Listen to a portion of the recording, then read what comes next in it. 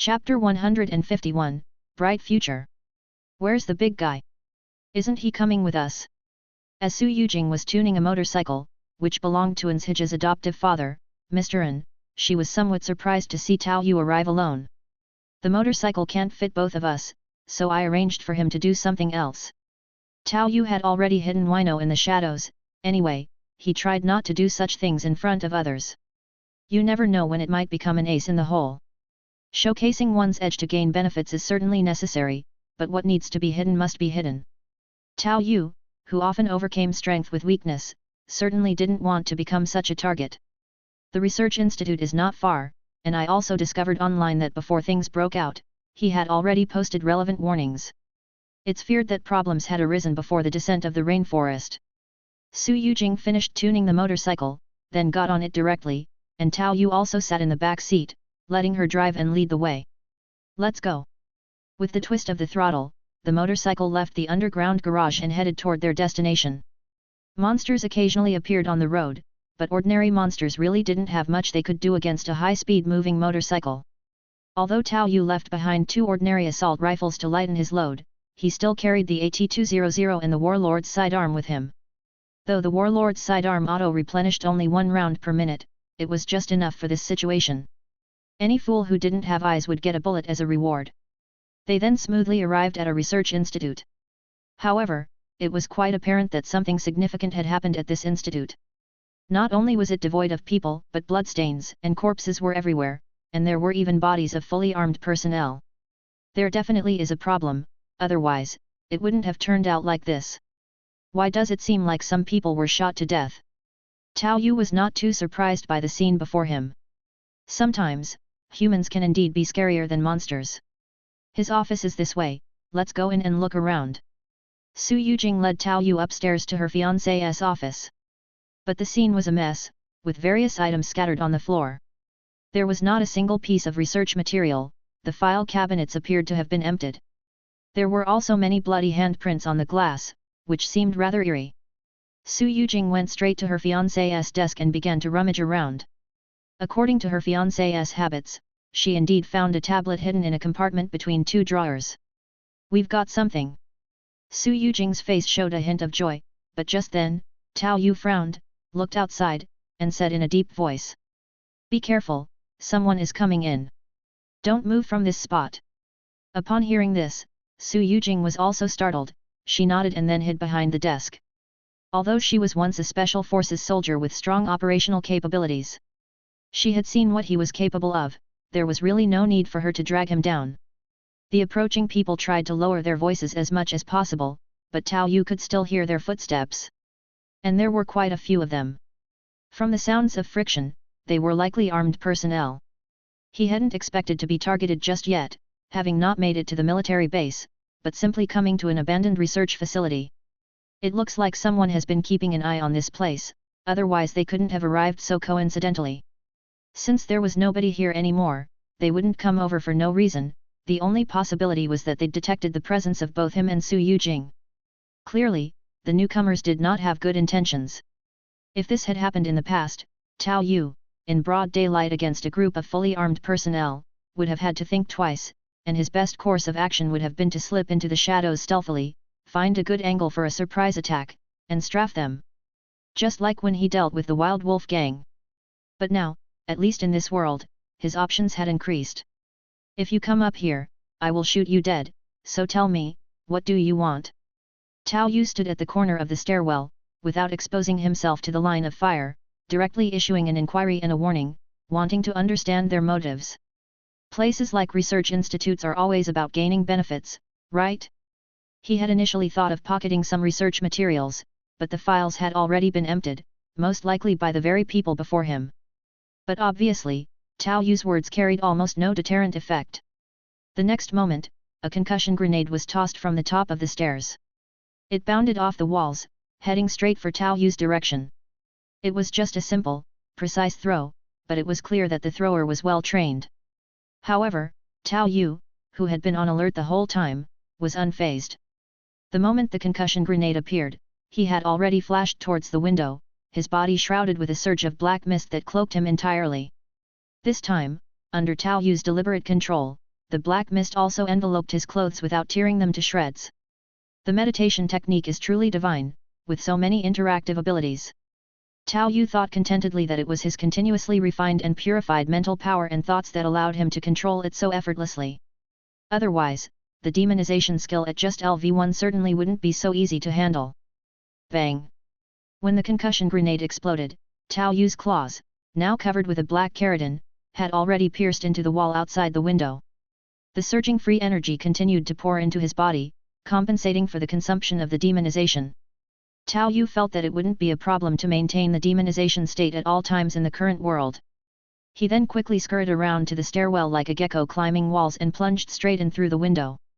An armed personnel who had just heard some noise and turned his head was immediately struck by a palm, which caved in his skull and slammed him against the nearby wall, killing him instantly. Roar! A tiger-like roar seemed to appear in the ears of everyone present. Amid the sudden assault and this intimidation, there was simply no time to react. With one swipe per person, Tao Yu killed the majority with his paws. In the end, only a team leader was left alive. I didn't expect the team leader to be a great beauty, quite the charmer, he mused.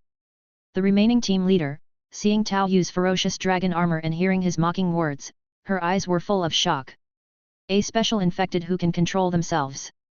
But before she could finish her sentence, Tao Yu's fingertip had flicked across her face, leaving a deep bloody gash. I really don't like your tone, you need to understand your situation. You're a rational special infected, you need to cooperate with our research, we can create a vaccine, we can save all mankind. The woman, ignoring the wound on her face, said somewhat hysterically. Save all mankind. Tao Yu sneered and flicked his finger.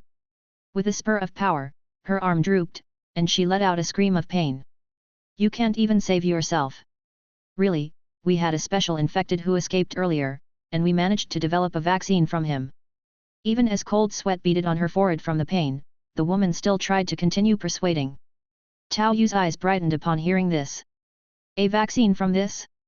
Where's the research data? I want to see to confirm. He hadn't expected that a purely conceptual thing like this would have a vaccine. The power of demonization was strong, even the ordinary version of demonization. The power, deriving from one's desires, could likely be complementary and cohesive abilities. A beggar's version of the kaleidoscope Sharingan for the physical body. But it's too contaminated, and besides, you need to withstand it for 15 days to acquire it, the side effects are too massive. This also led to a great decrease in the inherent value of the skill itself. If they really could develop a vaccine, then bringing it to Floating City for research could substantially reduce the side effects, enhancing the original value of this world. If the vaccine is hard to get, its very price is high enough to be exchanged for money. If the vaccine is easy to get, the price of Yuan Force skills in this world would increase. Either way, I profit. Tao Yu's heart gradually lifted with excitement. If it was the original version of demonization, the efficiency of hunting for Yuan Force might not be better than that of hunting aliens, but if the vaccine was easy to acquire, with the massive boost from this world, he could recklessly hunt. Even if not for the lacking talent Yuan Force, just with some time, before the prices of skills crashed, he could deify several key skills. At the very least, he could sell the rare and expensive vaccines at a high price, never a loss.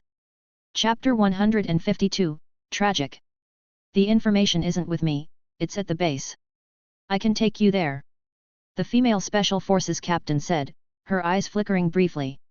Tao Yu's spirit perception could clearly sense her malice, yet he was fairly certain she was telling the truth. It seemed the data had been moved specifically to the base, and it was even possible that a laboratory had been set up there. Su Yujing's fiancé had also been taken there as a researcher. Are there really vaccines? Tao Yu focused his thoughts intently on her.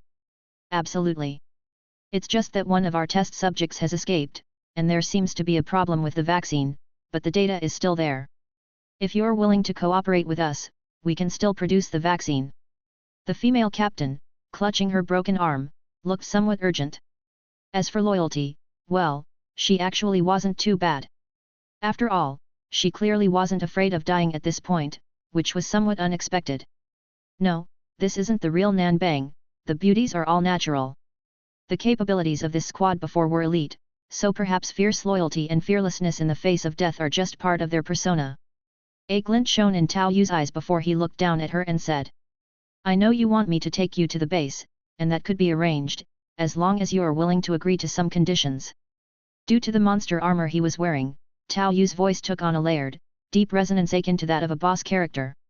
His image, with eyes dark and eerie as ink and the hot breath he exhaled, made for a visually striking impression. However, as if accustomed to seeing infected bodies, the female captain didn't take any notice and instead hurriedly said, "I'll agree to any condition. Even if you want me to serve you, it wouldn't be a problem." The breathless woman held her broken arm, looking up at Tao Yu. Even with a scar on her face, her natural beauty was evident. But this kind of response also struck Tao Yu as odd. Su Yujing's words had been impactful, and now this woman's were as well. Both from Nanbang's female special forces, what kind of bizarre persona was this? Especially since one of them was willing to risk her life for her fiancé, and the other was willing to die for her mission. Ah, this! Take a look in the mirror and see yourself now, what a sight you are! Tao Yu spared no mercy in his mockery, prompting the woman to purse her lips and ask in a deep voice. "Then what do you want? Just relinquish your resistance later, and don't fight back." "Okay." The woman's eyes filled with confusion. Was this the same thing she had proposed? But she soon understood what Tao Yu meant, as if something was about to enter her mind. Eventually, she indeed ceased to resist and emptied her thoughts. The next moment, an unparalleled sense of wonder burst forth from the depths of her soul, erasing all her pain, depriving all her perception, as if the world had been reduced to this single sensation. Then she couldn't help but make a rather unfortunate noise. Hiding in the room, Su Yujing started to feel the shock from the blast bombs outside, and she was a little worried. As a former member of the Special Forces, she knew all too well the formidable combat power of these special units. Though Tao Yu was powerful, she feared something might go wrong since the enemy was armed. But quickly, what followed was a one-sided scream, a very brief end to the battle, and it seemed that Mr. Tao, the boss, had won. As she was mulling over when to go out, a rather unfortunate sound suddenly came from outside, making her face turn red and she spat in disgust. In broad daylight, this is too indecent. That irksome sound kept drilling into her ears, involuntarily bringing to her mind the image of Tao Yu's perfect physique when he had transformed and burst out of his clothes. She then shook her head repeatedly to clear these thoughts and picked up her fiancé's tablet. Upon turning it on, she saw the background picture of happier times and started to calm down while trying to block out the atrocious sounds from outside, her fingers trembling as she began to enter the password. Soon, I accessed the desktop and saw a folder that contained a diary. This is not a disease, it's a curse, it's the desire in everyone's heart, and I too have been hunted by them. The diary clearly recorded the struggle of her fiancé against the curse, noting that they would tempt him in his dreams every day, but if he could withstand it for 15 days, he would be able to control this power. The only way to save humanity was to find a method from someone who could control the monster transformation. Even if I become an experimental subject, I must find a way to break the curse. As Su Yujing was looking at this information and feeling somewhat distracted, the bad noise outside suddenly changed, turning into a hysterical scream. It startled her. Could it be? Are they playing it up so much? Could there be a mistake? You didn't come after transforming, did you? Screaming so miserably. Enjoy new chapters from MVL. Su Yujing imagined some terrible scenes, shuddered, and after hesitating for a moment, she still took the tablet and quietly moved toward the door. There's no need to go overboard when taking someone's life. With an expression of a dead fish, Su Yujing watched Tao Yu merely placing his hand on a woman's forehead outside. But the woman, who seemed to have a broken arm and a streak of blood on her face, was lying on the ground, screaming hysterically in pain. Her face, pale from the pain, was dripping with a mix of sweat and blood, and it seemed even her throat had gone hoarse, leaving her with nothing but muffled groans. "Oh, you've come out. Did you find anything?" Tao Yu's fingers did not leave the other person, and he looked curiously at Su Yujing's peculiar expression. This person must have misunderstood something, right? The big sister of the society with a head full of paint. "Oh, yes, I found his diary. He seems to have controlled the monster transformation, but now I don't know where he is." "Oh, she might know, and it's almost over." Tao Yu raised his finger and looked at Park Ji-hyun, who was soaked in sweat and breathing weakly. There seemed to be drool flowing from the corner of her mouth. "Can you tell me? There's a reward for answering, and punishment for not answering." Tao Yu still did not exit the demonization, and the low echo of his voice sounded like a demon from the abyss. Especially combined with his current appearance, he seemed like a devil in the eyes of the weak Park Ji-hyun.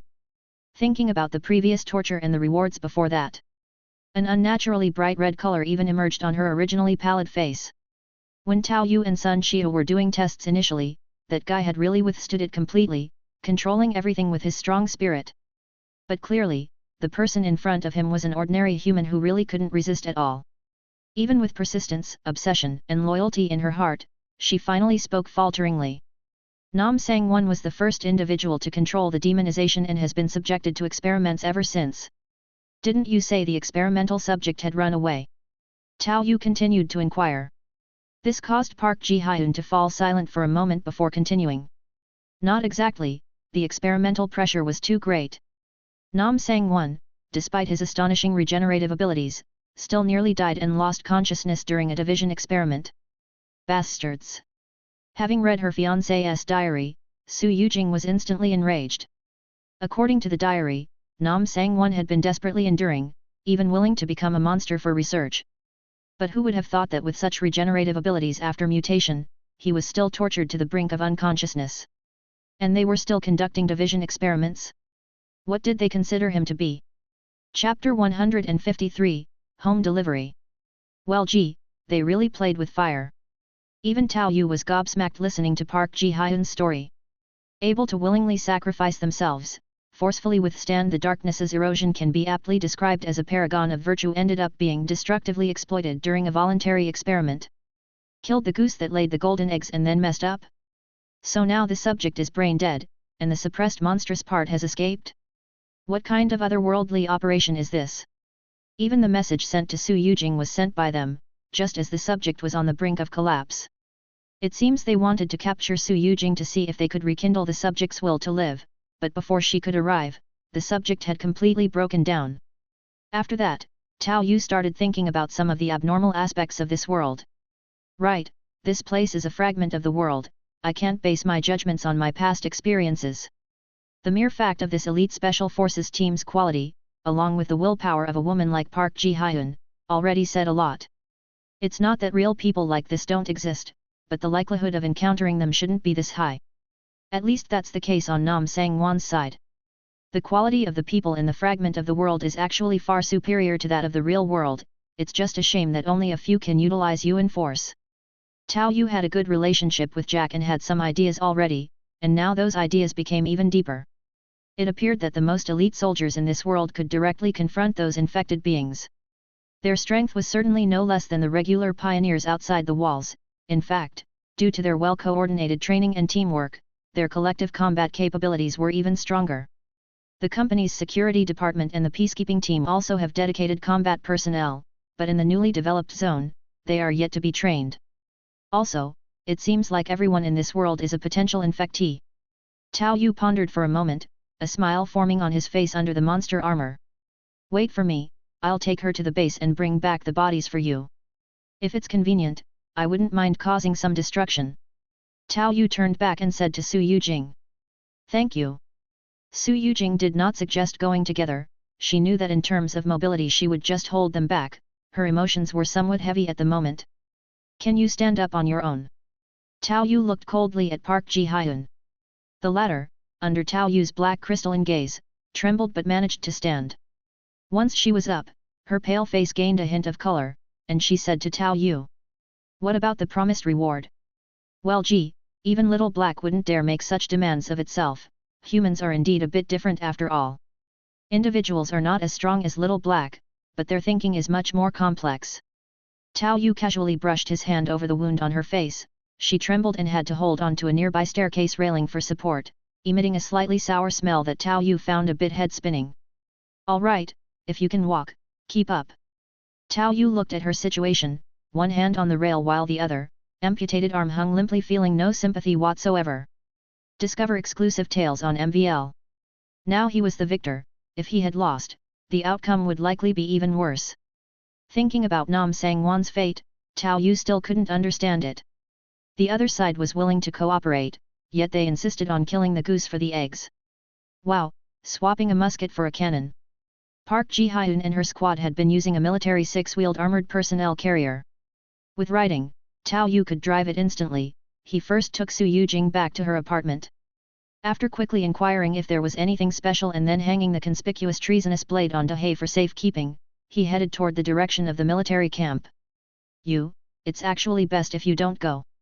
Park Ji-hyun, who had been persuading Tao Yu to go to the military camp this whole time, suddenly spoke up quietly from the passenger seat. Her arm was fixed between two planks and wrapped in bandages, with eyeglasses Guy, the medical student, and Ali, the nursing aide, helping her. No one knew how she got injured, and she had changed into a set of clean undergarments back at the apartment. The wound on her face was covered with a white gauze bandage in a crisscross pattern, which made her look a lot more refreshed. "Are you trying to tell me how to do my job?" Tao Yu glanced sideways at the other person, and with just one look, Park Ji-hyun's face turned slightly red before she turned her head away. This made Tao Yu somewhat astonished internally. The backlash of the taming technique really was a bit strong. At first, she clearly preferred death to deceit. But it was a good thing that the captain was a woman. If it were a man. Tao Yu briefly imagined the scenario, then immediately felt goosebumps all over his body.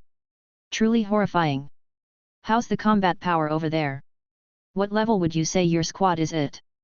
Although Tao Yu had easily wiped out the squad in a surprise attack, it was precisely because he had acted personally that he knew the strength of this squad was quite decent.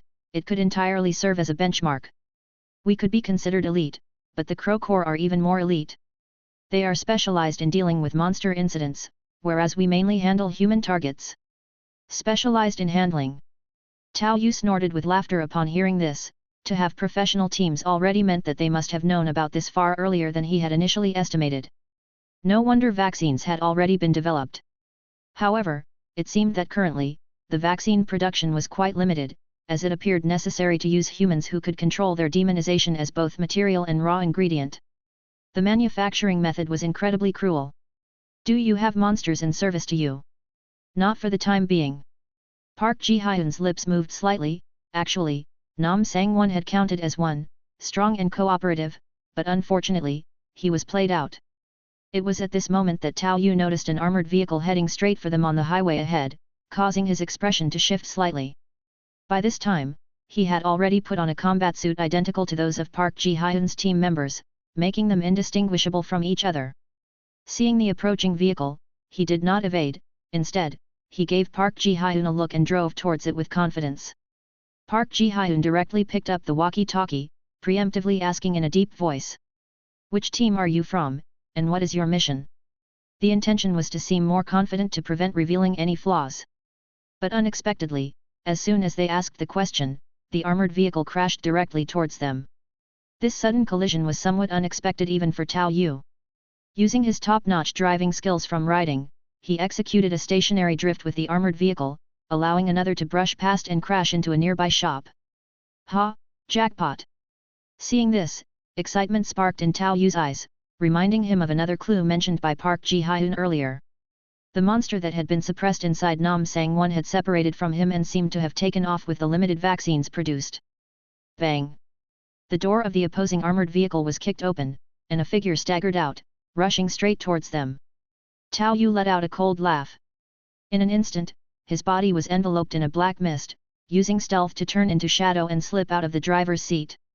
When he reappeared, he had already assumed his demonized form. And he appeared directly in front of the target. The dragon claws covered in black keratin, with a layer of flowing ink like shadow force, instantly pressed against the figure's chest. Powered by the chi and blood pill, the full force of his body burst forth and plunged into the figure's body in an instant. Without any hesitation or mercy. In a flash, the figure exploded into pieces, turning into a pile of black mud. Between the separated parts of the black mud, a fog-like shadow force was corroding it, preventing the pieces from coming back together. Just one strike had eliminated all the combat power of this infected creature. Looking at the still wriggling, trying to fuse back together black sludge, Tao Yu grinned. With the augmentation of the world, these monsters have both strong vitality and power. But unfortunately, I'm stronger with the augmentation. Chapter 154, Crushing. When Tao Yu produced the incendiary bottle, the mass of black mud immediately straightened up, not daring to move an inch.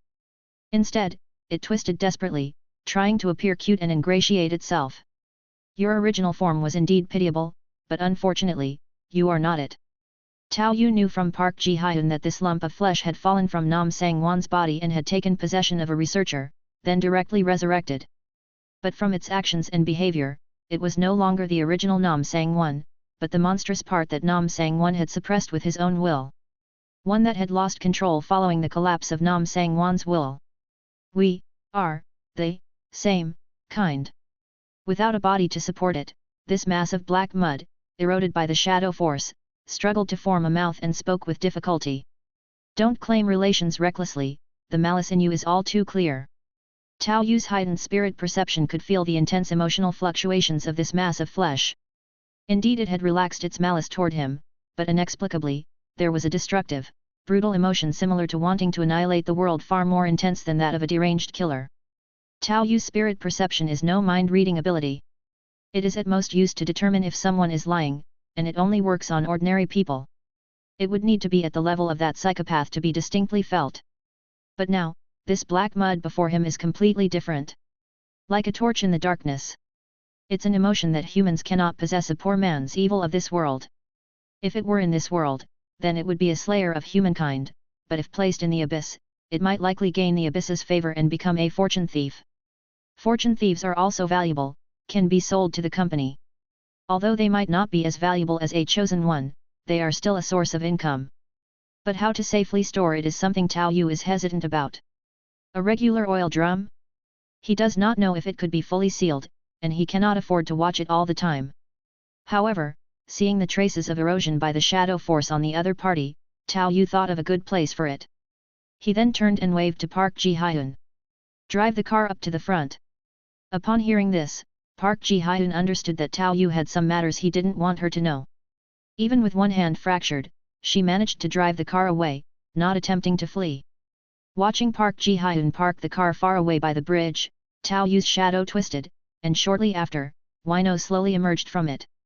You previously seemed to want to get close to nearby corpses, is it simpler to possess a corpse? Yes. A deep voice replied. Tao Yu told Wino to leap onto the mass of flesh.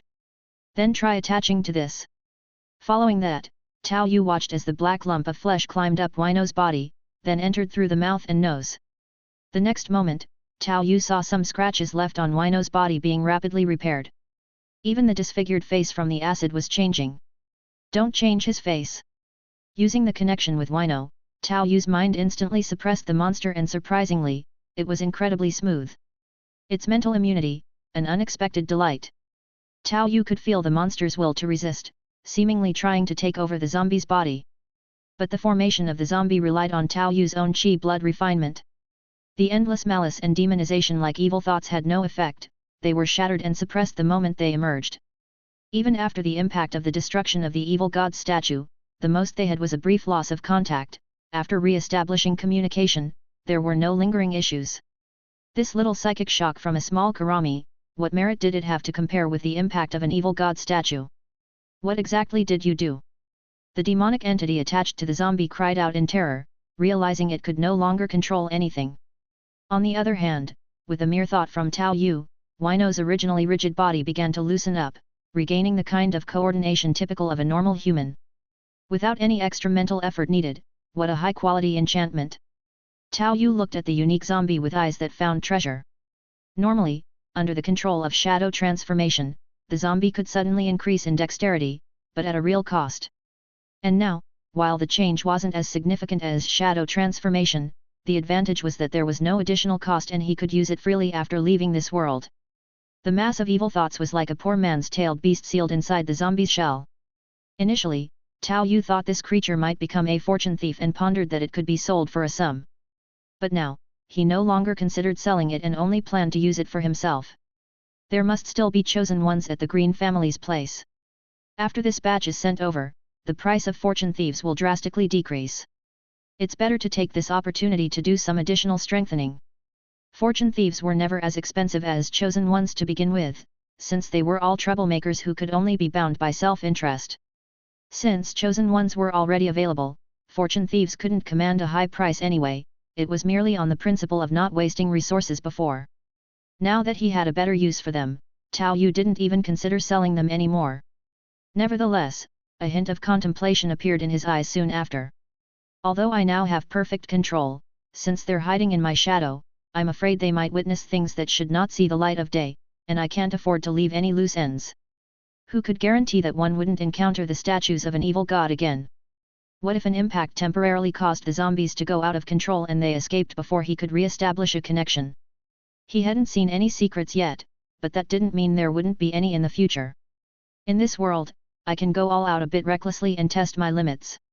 Tao Yu grinned, and then his previously dormant thoughts and spiritual energy began to spin and circulate slowly. Fist intention.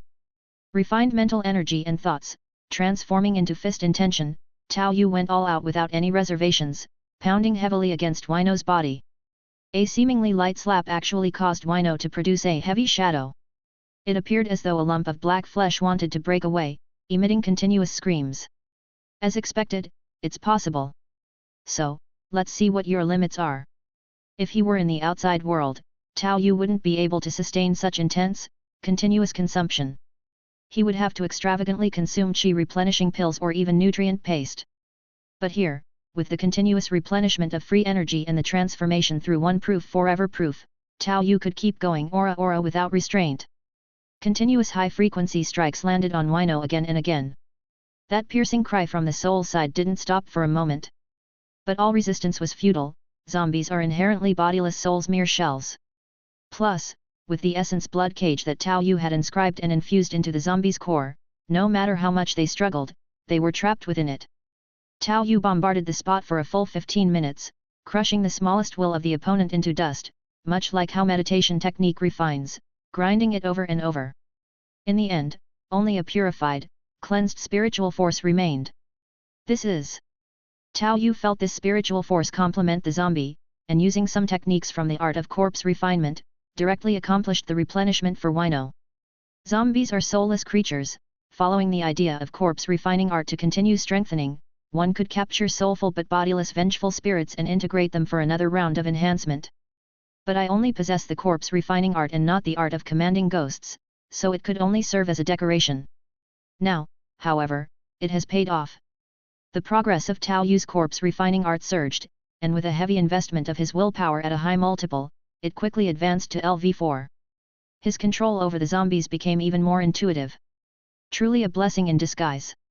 Yet even in this world, if I were to drive it with full power, it would be nearly too much, as before. Luckily, as long as I have time to catch my breath, I can recover quickly. Tao Yu felt his body ingest and exhale free energy, his spirit rapidly rejuvenating with the nourishment of qi blood, feeling quite satisfied. The monsters in this world also had their limits of recovery, and Nam Sang one had outright collapsed. But with the effect of a second deification along with the basic breathing technique, it was a different story altogether. Tao Yu took out a code-locked box from the armored car while reveling in Wino's changes, his face wearing a slight smile. Wino's strength now far outstripped Cao Shaolin. Allowing it to confront the muscular monster from before, it now had a method to kill the adversary. Afterwards, Wino once again transformed into a shadow, slowly merging into Tao Yu's own shadow. A spark flickered in Tao Yu's eyes, and he thought to himself. If zombies can merge into shadows and the equipment they wear can too, as well as support some small accessories, then. While thinking this, Tao Yu drew out the colossal lizard's fang and placed it above his own shadow, then let go. The next moment, the dagger sank as if into a quagmire, sticking into the shadow. As the shadow moved slowly, the dagger steadily sank deeper until it disappeared entirely. Wino, now having part of the demonization deformation ability, used his body as a container to forcibly absorb the colossal lizard's fang. It's a pity, though, that deformation has its limits. Otherwise, if it could be done in the manner of a pie crust, imagine how much could be wrapped up. Tao Yu sighed with some regret. He sensed that if he were to take the blade of profit from Dahei later, that would be close to the limit. It felt as though it was stuck in from the top of the head. Now, the colossal lizard's fang seemed to be wrapped by deformation inside the belly. This was also because the corpse refining art had risen to LV4, and manipulation became more intuitive. Changes could be made even within the shadow. Otherwise, he might have to summon it out each time before stuffing it back in. I can't have the deformation be too severe, the available space is still quite limited. Tao Yu closed his eyes to feel carefully, and made some related judgments. At least it's better than before, it's somewhat practical now. Then Tao Yu carried the box and walked towards the distant armored vehicle. Let's leave this one here, finish what needs to be done, and then drive it back to transport people. Chapter 155, The Hunt Begins. How do we open this thing? A fingerprint lock, seriously? Can we force it open? Tao Yu carried a silver briefcase back to the armored vehicle and switched places with Park Ji-hyun, who had a broken hand. Don't, forcing it open will destroy what's inside. Dr. Ren from the Research Institute should be able to open it, he's also at the base. Park Ji-hyun hastily stopped Tao Yu, who was attempting to break into the case by force. Fine. This was pure Yuan Force, and Tao Yu did not want to waste it just like that. We're going there anyway, might as well take care of everything in one go. Tao Yu's words made Park Ji-hyun fall silent once more before she spoke. They don't treat the infected as humans there, all those captured outside are merely research subjects. You are very strong, but you can't confront them head-on. Even if you can withstand rifle bullets, can you withstand a cannon? What about helicopter rockets? Or a tank's main gun? Ho, you are quite concerned about me, aren't you? That's what you're worried about, right? Hearing Park Ji-hyun's conflicting words, Tao Yu raised an eyebrow, ran a finger under her chin, and made her slump in the seat, breathing heavily. Whatever it is, I'm telling you the truth. Park Ji-hyun's voice trembled as she spoke, her breathing intense as her chest heaved against the tightened seat belt, giving Tao Yu an eerie feeling. The taming skill was too powerful. There was no direct feedback when using it on Little Black before. It's completely different on humans. Last time, that young lady was too strong and wasn't affected. This is the real effect when used on an ordinary person. What gave you the illusion that my forte is direct confrontation? Tao Yu chuckled, his eyes deep. At these words, Park Ji-hyun's expression froze. Even though you sneaked in through a window for a surprise attack, your monster transformation abilities seem more suited to direct combat, right? She knew she had no right to speak, so she just sat silently on the side, then suddenly said. With this vaccine that we've retrieved, I can get you an audience with the base commander, but you have to listen to me. Tao Yu raised an eyebrow at her and, after thinking for a moment, nodded his head. Fine. With his immense physical recovery abilities, just circling the military camp with shadow evasion, without stacking the double stealth extreme state, wouldn't be a problem. And given some recovery time, he could do another round right away, so taking risks wasn't out of the question. If he could control the commander first, perhaps the communication task could be taken care of along the way. Thinking about it, her act of rebellion by bringing him into the heart of danger posed a greater risk. He could withstand bullets and shadow evade, but Park Ji-hyun couldn't. But this was her choice, her life if she died. If she survived, he would put aside the previous offensive attack against him and use her as a tool. You will definitely suffer the vengeance of Dahan, and you traitor, we will certainly. Click. Tao Yu twisted the neck of the babbling General Han with resignation, pinching the bridge of his nose as he did. Park Ji-hyun wasn't bluffing, using the vaccine case as leverage, she directly succeeded in taking him to meet the base commander. Tao Yu was actually quite sincere, and he didn't start a fight right away. After taking control of the situation with an emotional appeal and logical explanation, he outlined the general situation of the abyss. Mutual benefit in cooperation, mutual harm in division. The sides complemented each other well. But what baffled him was that the high-ranking officers at the base didn't even want to pretend to cooperate and were aggressively demanding the entire time. Their proposition was to consider liaising with the company only if Tao Yu agreed to become the new test subject. This dumbfounded Tao Yu. Were these people sick in the head? Did they think all special infected were the same after seeing Nam Sang-won and assumed he would sacrifice his life for the company's grand plans? Please, he was just earning mission money. They wouldn't believe him even when he spelled it out, and they kept pushing him to the limit, so there was no choice, Tao Yu had to make them believe he really didn't mind killing people. Sorry, I didn't expect things to turn out like this. Park Ji-hyun also seemed somewhat embarrassed at this time, as if she had not only failed to help but had also caused a lot of trouble. No problem, wiping out the command layer is actually good, it makes things easier for later actions. Tao Yu looked at Park Ji-hyun with satisfaction. It must be that she found their treatment of Nam Sang-won too cruel and was moved by it. Afterward, Tao Yu briefly fell into contemplation before asking. What's your military rank? Captain. So, how many people here have a higher rank than you? After hearing this, Park Ji-hyun paused and then looked around the scene before saying. All the field officers are here, all dead. Then there's Dr. Ren, who still holds some measure of control, and there are a few other captains as well. Oh, I understand. Once Dr. Ren and the other captains are dealt with, you'll be able to take control, right? Tao Yu nodded. In theory, yes. But because of my gender and current injuries, it's not certain I can, and besides, the military camp and other places still have dedicated lines of communication. That means, in addition to cutting off the dedicated lines, all the troublemakers need to be killed, Tao Yu surmised. Tao Yu understood something else now. You could say that, but it would only be a temporary measure. After all, we can't shoot down every messenger that flies in directly. A strange expression appeared on Park Ji-hyun's face. Was this an attempt to directly promote a puppet to power after persuasion failed? However, unfortunately, this could only be temporary. The specifics still depend on individual people, everyone has their own thoughts. It isn't as simple as controlling the leader to make everything go smoothly. The room where Tao Yu was located was a conference room with excellent soundproofing. They hadn't fired a gun, so for the moment there was no alarm raised outside. The two guards were still standing at the entrance of the conference room, vigilantly watching the corridor ahead, their eyes sharp, constantly scanning back and forth. It seemed that not even a fly could escape their notice. The next moment, with a creak, the door of the conference room slowly opened a crack. This caused the two guards to turn their heads and glance over. What's going on? How come the door is open, but no one's coming out?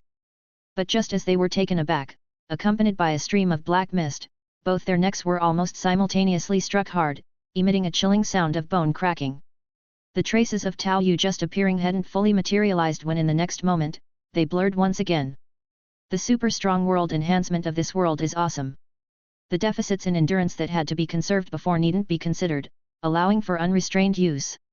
I really don't know when I'll truly acquire such skills. It's unclear how many people here saw Park Ji-hyun enter, better to play it safe. The mottled shadows receded from view. Tao Yu seemed to roam about the command center like an evil spirit, wandering everywhere. No gunfire was heard, nor any screams. There were only occasional muffled grunts and the sound of bodies hitting the ground, accompanied by faint sounds of bones breaking. Without sound or trace, there was only Park Ji-hyun left in the entire command center. Tao Yu immediately burst out of the building, wearing dark monster armor that made her seem like an alien as she jumped into the shadows of various structures, climbing on various blind spots. Using stealth in tandem with her high recovery ability, she went unnoticed the entire way. Hey! This one's a captain, send him along, send him along. Tao Yu made her way toward the laboratory. On the way, she saw a figure with the same rank as Park Ji-hyun leading a squad hurriedly toward a certain direction, unclear what for. But by now, the time was about right. This time, Tao Yu no longer used shadow evasion, but simply relied on alien-like stealth techniques to climb beneath the eaves, following the squad.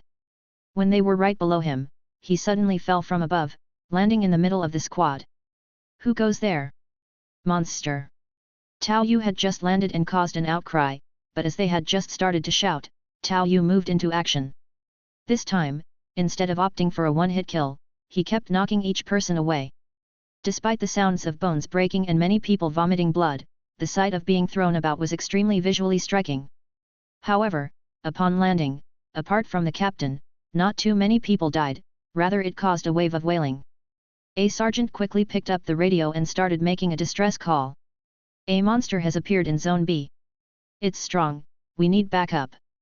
Chapter 156, Turmoil. The military camp alarm kept ringing. Squads of soldiers began to converge, and there were even armored vehicles rushing towards Area B. But as the camp was shaking internally, Tao Yu once again pounced on another squad, consistently imitating the attack of an alien in his demonized form. Overall, he behaved like an irrational monster, traveling quickly by crawling, so as not to make anyone associate him with a special infected body. What Park Ji-hyun said was right, Tao Yu's monster armor could resist ordinary gunfire, but if facing the cannons on armored vehicles or even heavier firepower, it still couldn't withstand direct hits. Occasionally, a few hits could be evaded with the use of shadow force to shift physical attacks, but not many times. After all, in this world stamina might recover, but shadow force was limited. However, combining high spiritual perception with inherent time control, Tao Yu's few exposures were all effortless. He even had time to hunt down captains by using his dynamic vision. It was almost as if he had circled around the entire military camp. Even without resorting to shadow evasion, just relying on his dexterity, mimicking the movements of the aliens everywhere, he still kept the Nanbang soldiers tired from running around. The various buildings and vehicles within the camp became natural covers. Over there. Area C is under attack. Captain Kim is dead. Damn it, where are the orders? Why are there no orders? The command center was attacked. All the commanders are dead. Bang bang. Now Captain Park is in charge of the coordination. It's back to Area B again. On the roof. Send the helicopter. Rocket launchers, use rocket launchers. Bullets are no use against this thing. Boom boom boom. Tao Yu deftly moved from rooftop to rooftop, then suddenly accelerated into a leap and landed on a helicopter that had just taken off, grabbing onto the helicopter's struts. With a flip, the force attached to his tail lashed fiercely against the glass. The bulletproof glass of the armed helicopter instantly dented inwards, riddled with cracks, and with a few more kicks downward, the glass was lifted off, and then Tao Yu plunged into it. Just as the helicopter started to fall, he jumped out again, rolled on the ground, and rushed under an armored vehicle to avoid the concentrated barrage of gunfire. Then with just a few climbs over the wall from the rear, he arrived at another side. This feels nice. Dancing in the bullet storm, Tao Yu moved like walking on a tightrope, his mind exhilarated. An abundance of stamina allowed him to rampage freely, suffering from overexertion before was really uncomfortable. And the sensation of bullets grazing past in a crisis also gave him an unconventional thrill. If I were surrounded in an open area by them fully armed, I would probably only be able to run away with my tail between my legs, but as long as I have covers to maneuver around and ample stamina, it doesn't matter at all.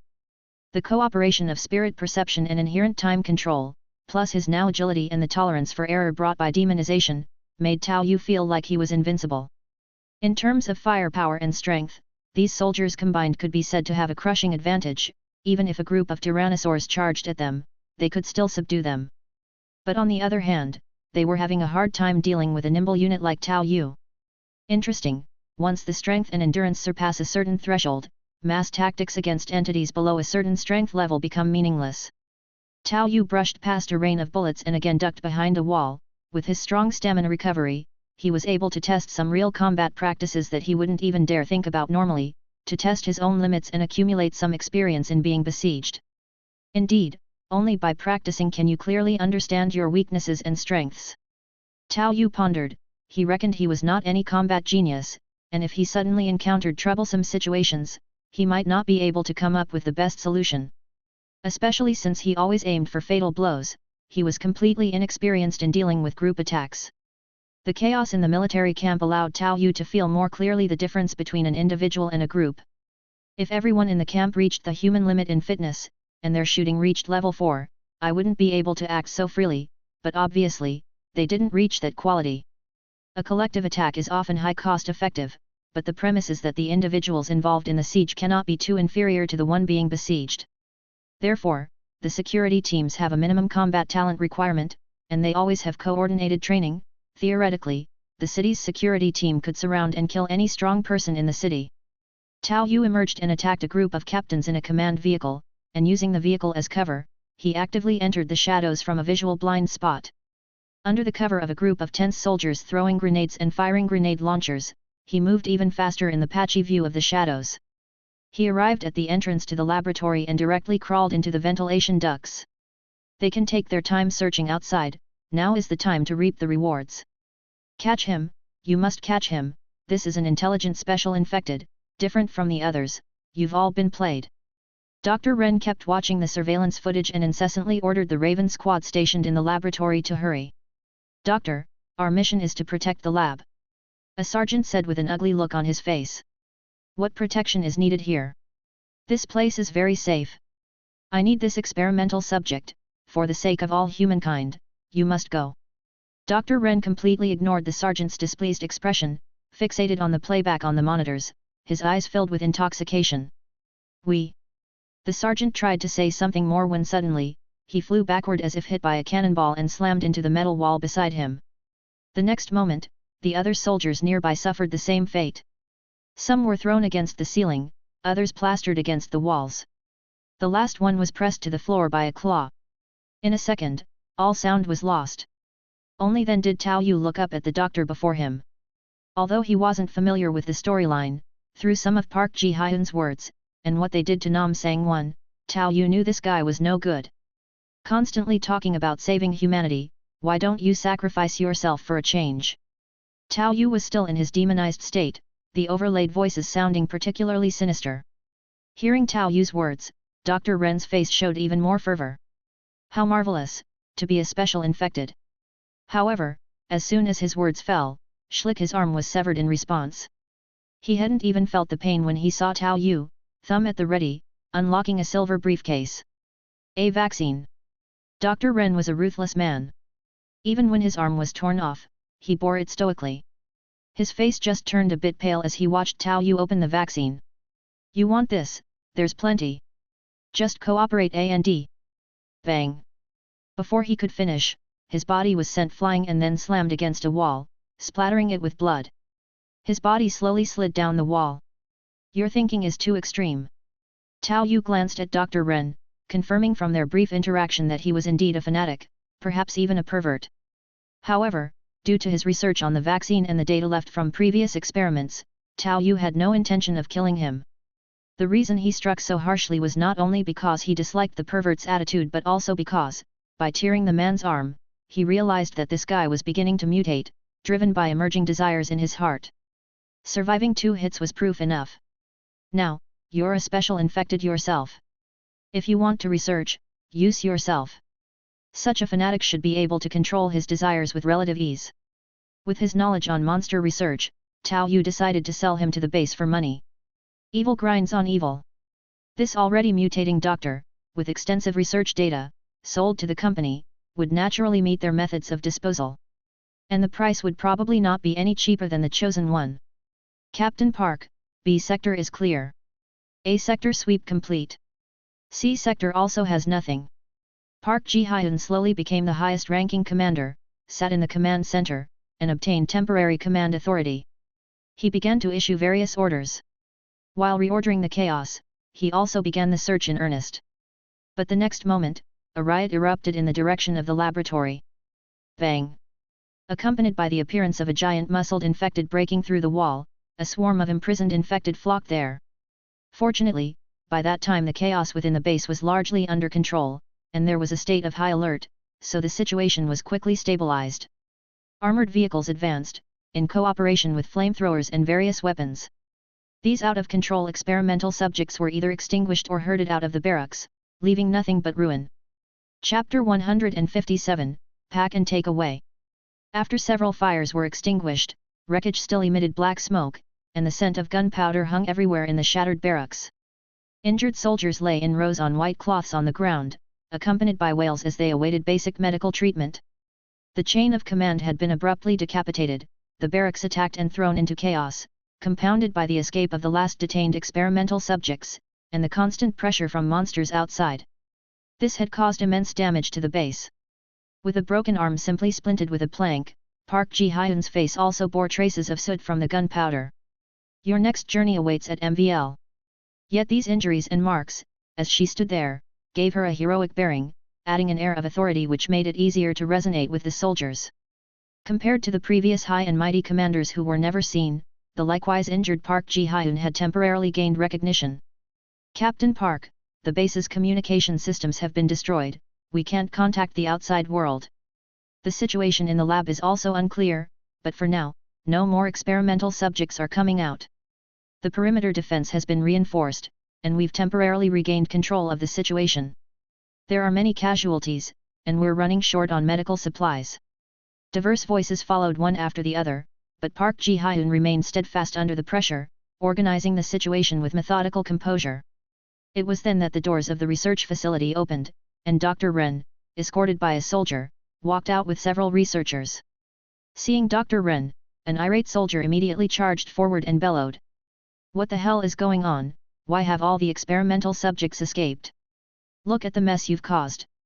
However, it wasn't long before he noticed Dr. Ren's severed arm and the fresh blood on his body. Dr. Ren was showing signs of mutation, but his arm was not regenerating that quickly. When he heard the soldier's accusation, he could only twitch the corner of his mouth and say, "There was an accident in the lab, we almost perished in there too. It's truly regrettable." Fear still lingered in the eyes of the other researchers, who nodded continuously in agreement. Tao Yu, the only soldier protecting them, also exchanged a subtle nod with Park Ji-hyun from a distance, their acknowledgement passing unnoticed. Since the team defending the research facility operated independently, being the only one left, it naturally fell to Tao Yu to represent them in negotiations, undeservedly famed for willpower translation, assuming a false persona unawares. After a staged conversation between Tao Yu and Park Ji-hyun, she swiftly made some decisions regarding the reorganization and arrangements for the barracks. For instance, going to the hospital to collect supplies, and because the research facilities were compromised, she personally led 3 elite crow squads along with the researchers to the previously abandoned research facility. The remains of experimental materials in Nam Sang-won's body were also carried along. In fact, Park Ji-hyun's decisions were somewhat irrational. The top priority should have been re-establishing contact with superiors. But after suffering so many blows, with most of the decision-makers killed, the soldiers who survived this baptism of blood had no complex thoughts left. Just follow the orders. 3 armored personnel carriers were transporting Dr. Ren and the researchers on the road. And the distance to the previous research facility was actually very close to Green's home. The Crow Squad comprises elites. I still have considerable command authority when they're deployed on field operations, Park Ji-hyun whispered to Tao Yu, who was driving. Their vehicle, chiefly carrying Dr. Ren and the researchers, was positioned in the middle. 24 members of the Crow Squad were spread across the armored vehicles in the front and rear, each highly trained in combat. Overall, they were on par with ordinary pioneers from the outer city. If everyone at the base had their level of combat proficiency, Tao Yu would have found it troublesome. Their tactical coordination and willingness to follow orders were far easier to manage than the pioneers from the outer city. Staying in the barracks could have led to orders from other directions. The current situation is actually just right. Tao Yu was quite satisfied with the current gains. Not only had he acquired research data and accessed the vaccine, but he had also diverted some elite forces his way. After all, Park Ji-hyun was only a captain. She could temporarily hold the scene but wouldn't have the clout to maintain it for long once orders from elsewhere started coming in. She didn't have the authority for such commands. So right from the start, there was no greed to take over the entire base. Tao Yu glanced back at Park Ji-hyun. Though her face was bandaged and smudged with soot, and her hand now in a cast, she still was quite attractive, a standard South Korean celebrity face. When Park Ji-hyun, sitting in the passenger seat, caught the look in Tao Yu's eyes, her cheeks reddened, and her gaze wandered as if her thoughts had drifted elsewhere. It'd be good to have her as a mount. Mind link would make communication so much easier, Tao Yu thought, scratching his head, pondering how to make her a mount. Hair pulling? Commander, this doesn't seem proper. The researchers are of immense value, we shouldn't take risks. A Crow Squad team leader spoke up hesitantly. Without disembarking, Tao Yu, posing in Dr. Ren's name, had announced that they had re-established contact with the outside world and were now preparing to meet up. This abrupt change of mission naturally aroused suspicion among the Crow Squad members. Sergeant Zhou, Dr. Ren has a high level of autonomy, and it is precisely because of their value that we need to protect them. Just follow orders, I am the captain. Park Ji-hyun calmly suppressed Sergeant Zhou's questions with his tone. With rank comes authority, and as the current highest commander, Park Ji-hyun directly took over the management of the 24 soldiers using Dr. Ren as an excuse. This caused Dr. Ren's mouth to twitch involuntarily at the side.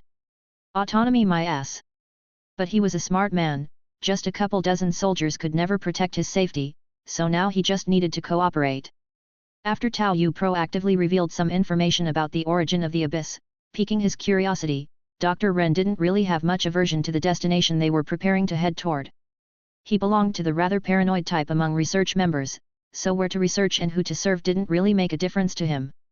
It would be difficult for Park Ji-hyun to take over the control of the entire base, but managing the current group of people was well within his capabilities.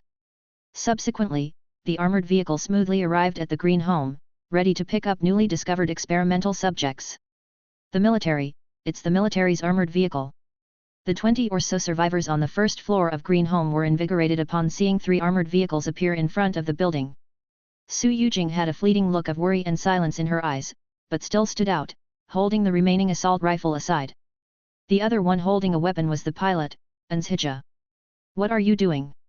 This is the military, the military. They must be here to rescue us, put it down quickly. A curly-haired individual was decidedly unsatisfied when he saw Su Yujing and Anshija on guard. Looking at the people coming down from the vehicle, their eyes were full of excitement. But the curly-haired man couldn't help but feel surprised when he saw a few researchers in white lab coats getting off the vehicle as well. Why are there researchers? Soon he came to a realization and cast a subtle glance at the still clueless Xiao Xian, the grocery store owners who were already showing symptoms, and the auntie who had saved 2 children earlier. The researchers must be here for them, he thought. If he acted quickly and reported them first, he would surely merit recognition. Green Home's survivors were barely able to stick together under external pressure and the threat of monsters. But with the emergence of a new power, particularly one that might offer protection from the military, many more than just the curly-haired man harbored their own little schemes. Tao Yu, dressed in a base uniform and wearing a helmet, matched the attire of Crow Squad and went unrecognized at first glance. Only Su Yujing, upon seeing the team leader Park Ji-hyun with his arm in a cast, raised an eyebrow and took the initiative to open the lift gate. The moment the lift gate began to open, the curly-haired man crawled out from under it, then quickly ran toward the convoy, all the while shouting. I want to report, we have people infected here. Dr. Ren, seeing the curly-haired man running towards them, also wore a look of embarrassment. If it had been yesterday, he could have been excited about this news, but now he was about to become an experimental subject. Kid, you're on your own. Are you talking about special infected? Tao Yu asked in a hushed tone, his head lowered as he approached. Yes, special infected, he can still control himself, but his injuries recover very quickly, and there's another one who's even more powerful, who killed all the monsters in the building. Because Tao Yu kept his head down, the curly-haired man didn't recognize him right away and happily approached him. It wasn't until he got close that Tao Yu slowly looked up, revealing a face that made the curly-haired man freeze in shock. Ah, this. He looks so familiar. Why are you trying to take my gun?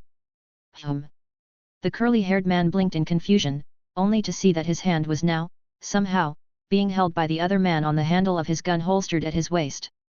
He knew that it was the other man's doing, but to others, it looked as if he was about to draw his gun but was restrained. Wait, this is... Bang! Park Ji-hyun didn't hesitate and shot the curly-haired man squarely between the eyes, then coldly reholstered his gun and said to Tao Yu. Soldier, be more vigilant next time. Yes, sir. Tao Yu watched the impressive figure of Park Ji-hyun, saluting her casually in response. Turning back to look at the people of Green Home, they were all now trembling with fear. The curly-haired man sacrificed himself, and it successfully spared them a lot of talking, making the journey that followed much smoother. Thanks to the repair capabilities of Limpy Uncle, the underground parking lot had suitable business vehicles, and during Tao Yu's time outside, 2 business vehicles had already been temporarily fortified. With the addition of 3 armored cars and the vehicle-mounted machine guns on the armored vehicles, the journey to Rainforest was fairly smooth. Endahay and Little Black on the rooftop were instructed by Tao Yu to follow at a distance for now, waiting to drop the act once they entered the rainforest. Chapter 158, Pioneer. A rainforest really did appear out of nowhere. This is so magical, how can this be? Is it really the end of the world? Seeing the rainforest that had suddenly appeared ahead, the survivors' faces were filled with disbelief. Although they had heard the news, seeing it with their own eyes was a completely different experience. Watching the world barrier, Tao Yu also stopped the vehicle in front of the barrier, and the researchers, the rainforest survivors, and the soldiers from the Raven Squad all got out of the car in succession. It was obvious that the rainforest in front of them was impassable by vehicle. Having reached this point, Tao Yu had no more concerns and clapped his hands. Actually, I am the one assigned to maintain contact with Dr. Ren from outside, and I'm about to lead everyone to a safer location, where you can exchange labor for the necessities of life. Tao Yu's words caused some commotion, primarily among the Raven Squad members. The rainforest lot had been thoroughly convinced by Tao Yu after he cleared the apartment of monsters. Whether it was the pervert who had been killed at first or Curly who died later, they all served as a warning to the others and stood aside without daring to say anything. But within the Raven Squad, the officer with the highest rank next to Park Ji-hyun spoke up again. You're from outside? When did you come in? We weren't aware of it. Officer, Remember your rank. You are a soldier who follows orders. Why should Dr. Ren inform you of his secret missions? I am the captain. Park Ji-hyun spoke up at this point, suppressing the officer, who after opening his mouth, ultimately could only salute helplessly and step down. Tao Yu grew increasingly satisfied with this useful individual. He thought that he had been a bit too heavy-handed at the beginning, breaking her hand which would take a long time to heal. Maybe he could reward her with a vaccine. As he thought this, Tao Yu also remembered the attributes of those vaccines, genuine Yuan Force items. Pseudo-demonization vaccine, a compound extracted from a special infected, difficult to manufacture, can help suppress the side effects of demonization. Those with dormant demonization potential can directly activate their demonization abilities, absorbing 50 Yuan Force. The Yuan Force that could be absorbed wasn't high, but the undeniable value was substantial. Paired with a complete set of demonization skills, such a set would fetch at least 10,000 Yuan Force as a baseline price. After all, others required hundreds of materials to trigger demonization. However, each original inhabitant of this world surely had the potential for demonization. Using it on an original resident could directly unlock their potential. But Tao Yu only had 8 doses in hand, which made him ponder, knowing that one was definitely to be saved for his third brother. Relying on the skill of demonization combined with a vaccine, even if recovery slowed outside the world, he should still be able to slowly regrow his leg over time. This kind of restorable injury, also benefiting from the ability to accelerate using Yuan Force, could be dealt with patience, even if it took several months or even a year without acceleration. He felt this was more reliable than a mechanical leg. Moreover, not only was mechanical modification more expensive, but it also required connections, which Tao Yu had always lacked. Now, he had enough materials and medication from his journey to suffice. Uncle Hu, however, didn't need it. He'd probably not be happy to have his own arm back. Actually, the fewer the vaccines, the higher the price. Using 1 or 2 more isn't a big problem, but I must choose the right people to receive them. Tao Yu decided to use 2 more doses. One could go to Park Ji-hyun, restoring her arm could be considered extra compensation for the cooperation this time. With greater strength, she could be more helpful at the base. The second dose. Tao Yu glanced at Su Yujing, but since the social queen was pregnant, he didn't consider experimenting on her. Then he looked at Uncle Han in the wheelchair. Giving it to him should also restore his legs. You try to cross first. Once everyone has tried, I'll help you. Little Xian and Auntie, as special infected, you may be stopped. Tao Yu's words made Che Xiangzihu nod nervously and then she stepped forward first. I'll give it a try. As she spoke, she reached for the barrier, and indeed, an invisible film appeared. Discover exclusive content at MVL. But in the next moment, the film disappeared on its own, allowing Che Xiangzihu to pass through.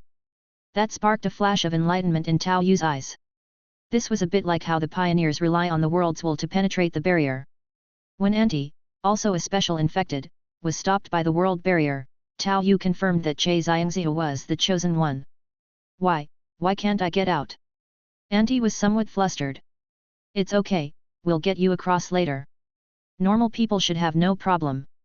Everyone else, give it a try. Why can't I get out either?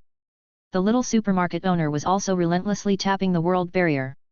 The barrier, seemingly fragile yet incredibly tough, didn't budge at all and coldly blocked him on this side. Tao Yu didn't find it surprising. Leaving this world, your infections will be suppressed. Let's see how many can pass. If an infected can suppress the demonization to become a special infected, they could leap from being an ordinary person to a special power wielder. Even if the boost from demonization lacked the magnitude outside of their original world, it was probably an ability that most of the outcity pioneers could never acquire. Chapter 159. With just a bit more training, they could be decent helpers there much better than the average local residents. Unfortunately, in the end, only the couple who were the superstore owners and the wheelchair man were selected. You damn cripple, why didn't you say you had a nosebleed? I didn't know, please stop mentioning it. The man in the wheelchair had a look of utter despair, he truly didn't realize he had developed symptoms too. This is a good sign, you might even regain the ability to walk. In the abyss, the stronger you are, the easier it is to survive. Seeing the man so pitiful, nearly bursting into tears, Tao Yu even offered a rare word of comfort, then laughed and said. But you're going to have to tough it out on your own, give me a break. Since the man in the wheelchair was showing symptoms, Tao Yu thought it best to let him try, as without the world's bonus the progression wasn't so rapid. If there was a problem, they'd deal with it then. It's truly a miracle. Is this the abyss? Dr. Ren's arm had grown back significantly. Actually, others could tell he was infected too, but with so many other infected around, one more didn't make much difference. At that moment, Dr. Ren's face was bright with excitement as he examined the membrane. Tao Yu also kept an eye on him, hoping that with some luck he might even be a fortune thief. However, it was a bit regrettable. Not all good things happen all the time. Dr. Ren was still blocked by the membrane. Useless. Tao Yu spat out in disdain, feeling like he'd lost at least 20,000 Yuan Force. He himself stepped away from the barrier to feel the difference between the two places. Compared to when he entered this world, because the heart enhancement was slightly off, this time leaving it, Tao Yu felt an extremely noticeable awkwardness and discomfort. It feels like I would get motion sickness if I jumped back and forth too frequently. Tao Yu moved his hands and feet, adjusting to the changes in the world's rules. Overall, it wasn't as bad as he initially imagined. Most of the benefits from demonization were retained, and there were no reductions in strength or any suppression. Whenever he wanted, he could still transform into his demon form. But the free energy of the world that could be rapidly replenished had declined sharply, and his endurance had reverted to normal. No, the endurance has actually increased a bit. The transformation still enhances my healing ability, but if I were to enter the full demonization mode and exert myself completely, the endurance would drop. As Tao Yu sensed these changes, he layered his fingers with monster armor. However, just using it partially, I can still extend the endurance a bit. The value of this ability remains quite high. After opening the world barrier and letting the blocked people through, Tao Yu turned and said, "2 of my pets will be coming over soon. Don't be nervous. There are many creatures like them roaming the jungle, and with my pets, we can avoid a lot of trouble." Having been prepared with gradual management, the arrival of Dahei and Little Black, although startling at first, did not cause too much of a disruption. After all, compared to the other creatures they had grown accustomed to seeing, aliens didn't seem entirely unacceptable. Find adventures at MVL.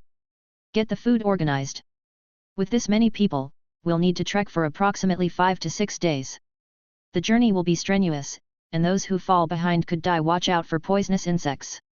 If Tao Yu rode Dahei directly and took a straight path, he could cross the distance in under 2 days. However, leading such a group naturally slowed things down. But it's all money. And they all had the potential for demonization, bound to him as chosen ones. He wasn't worried about taking a bit more time. The fully armed 24 members of the Raven Squad, along with several of the Green Homes fighters, managed to maintain order quite smoothly. With machetes, they cleared away branches and undergrowth to forge a path.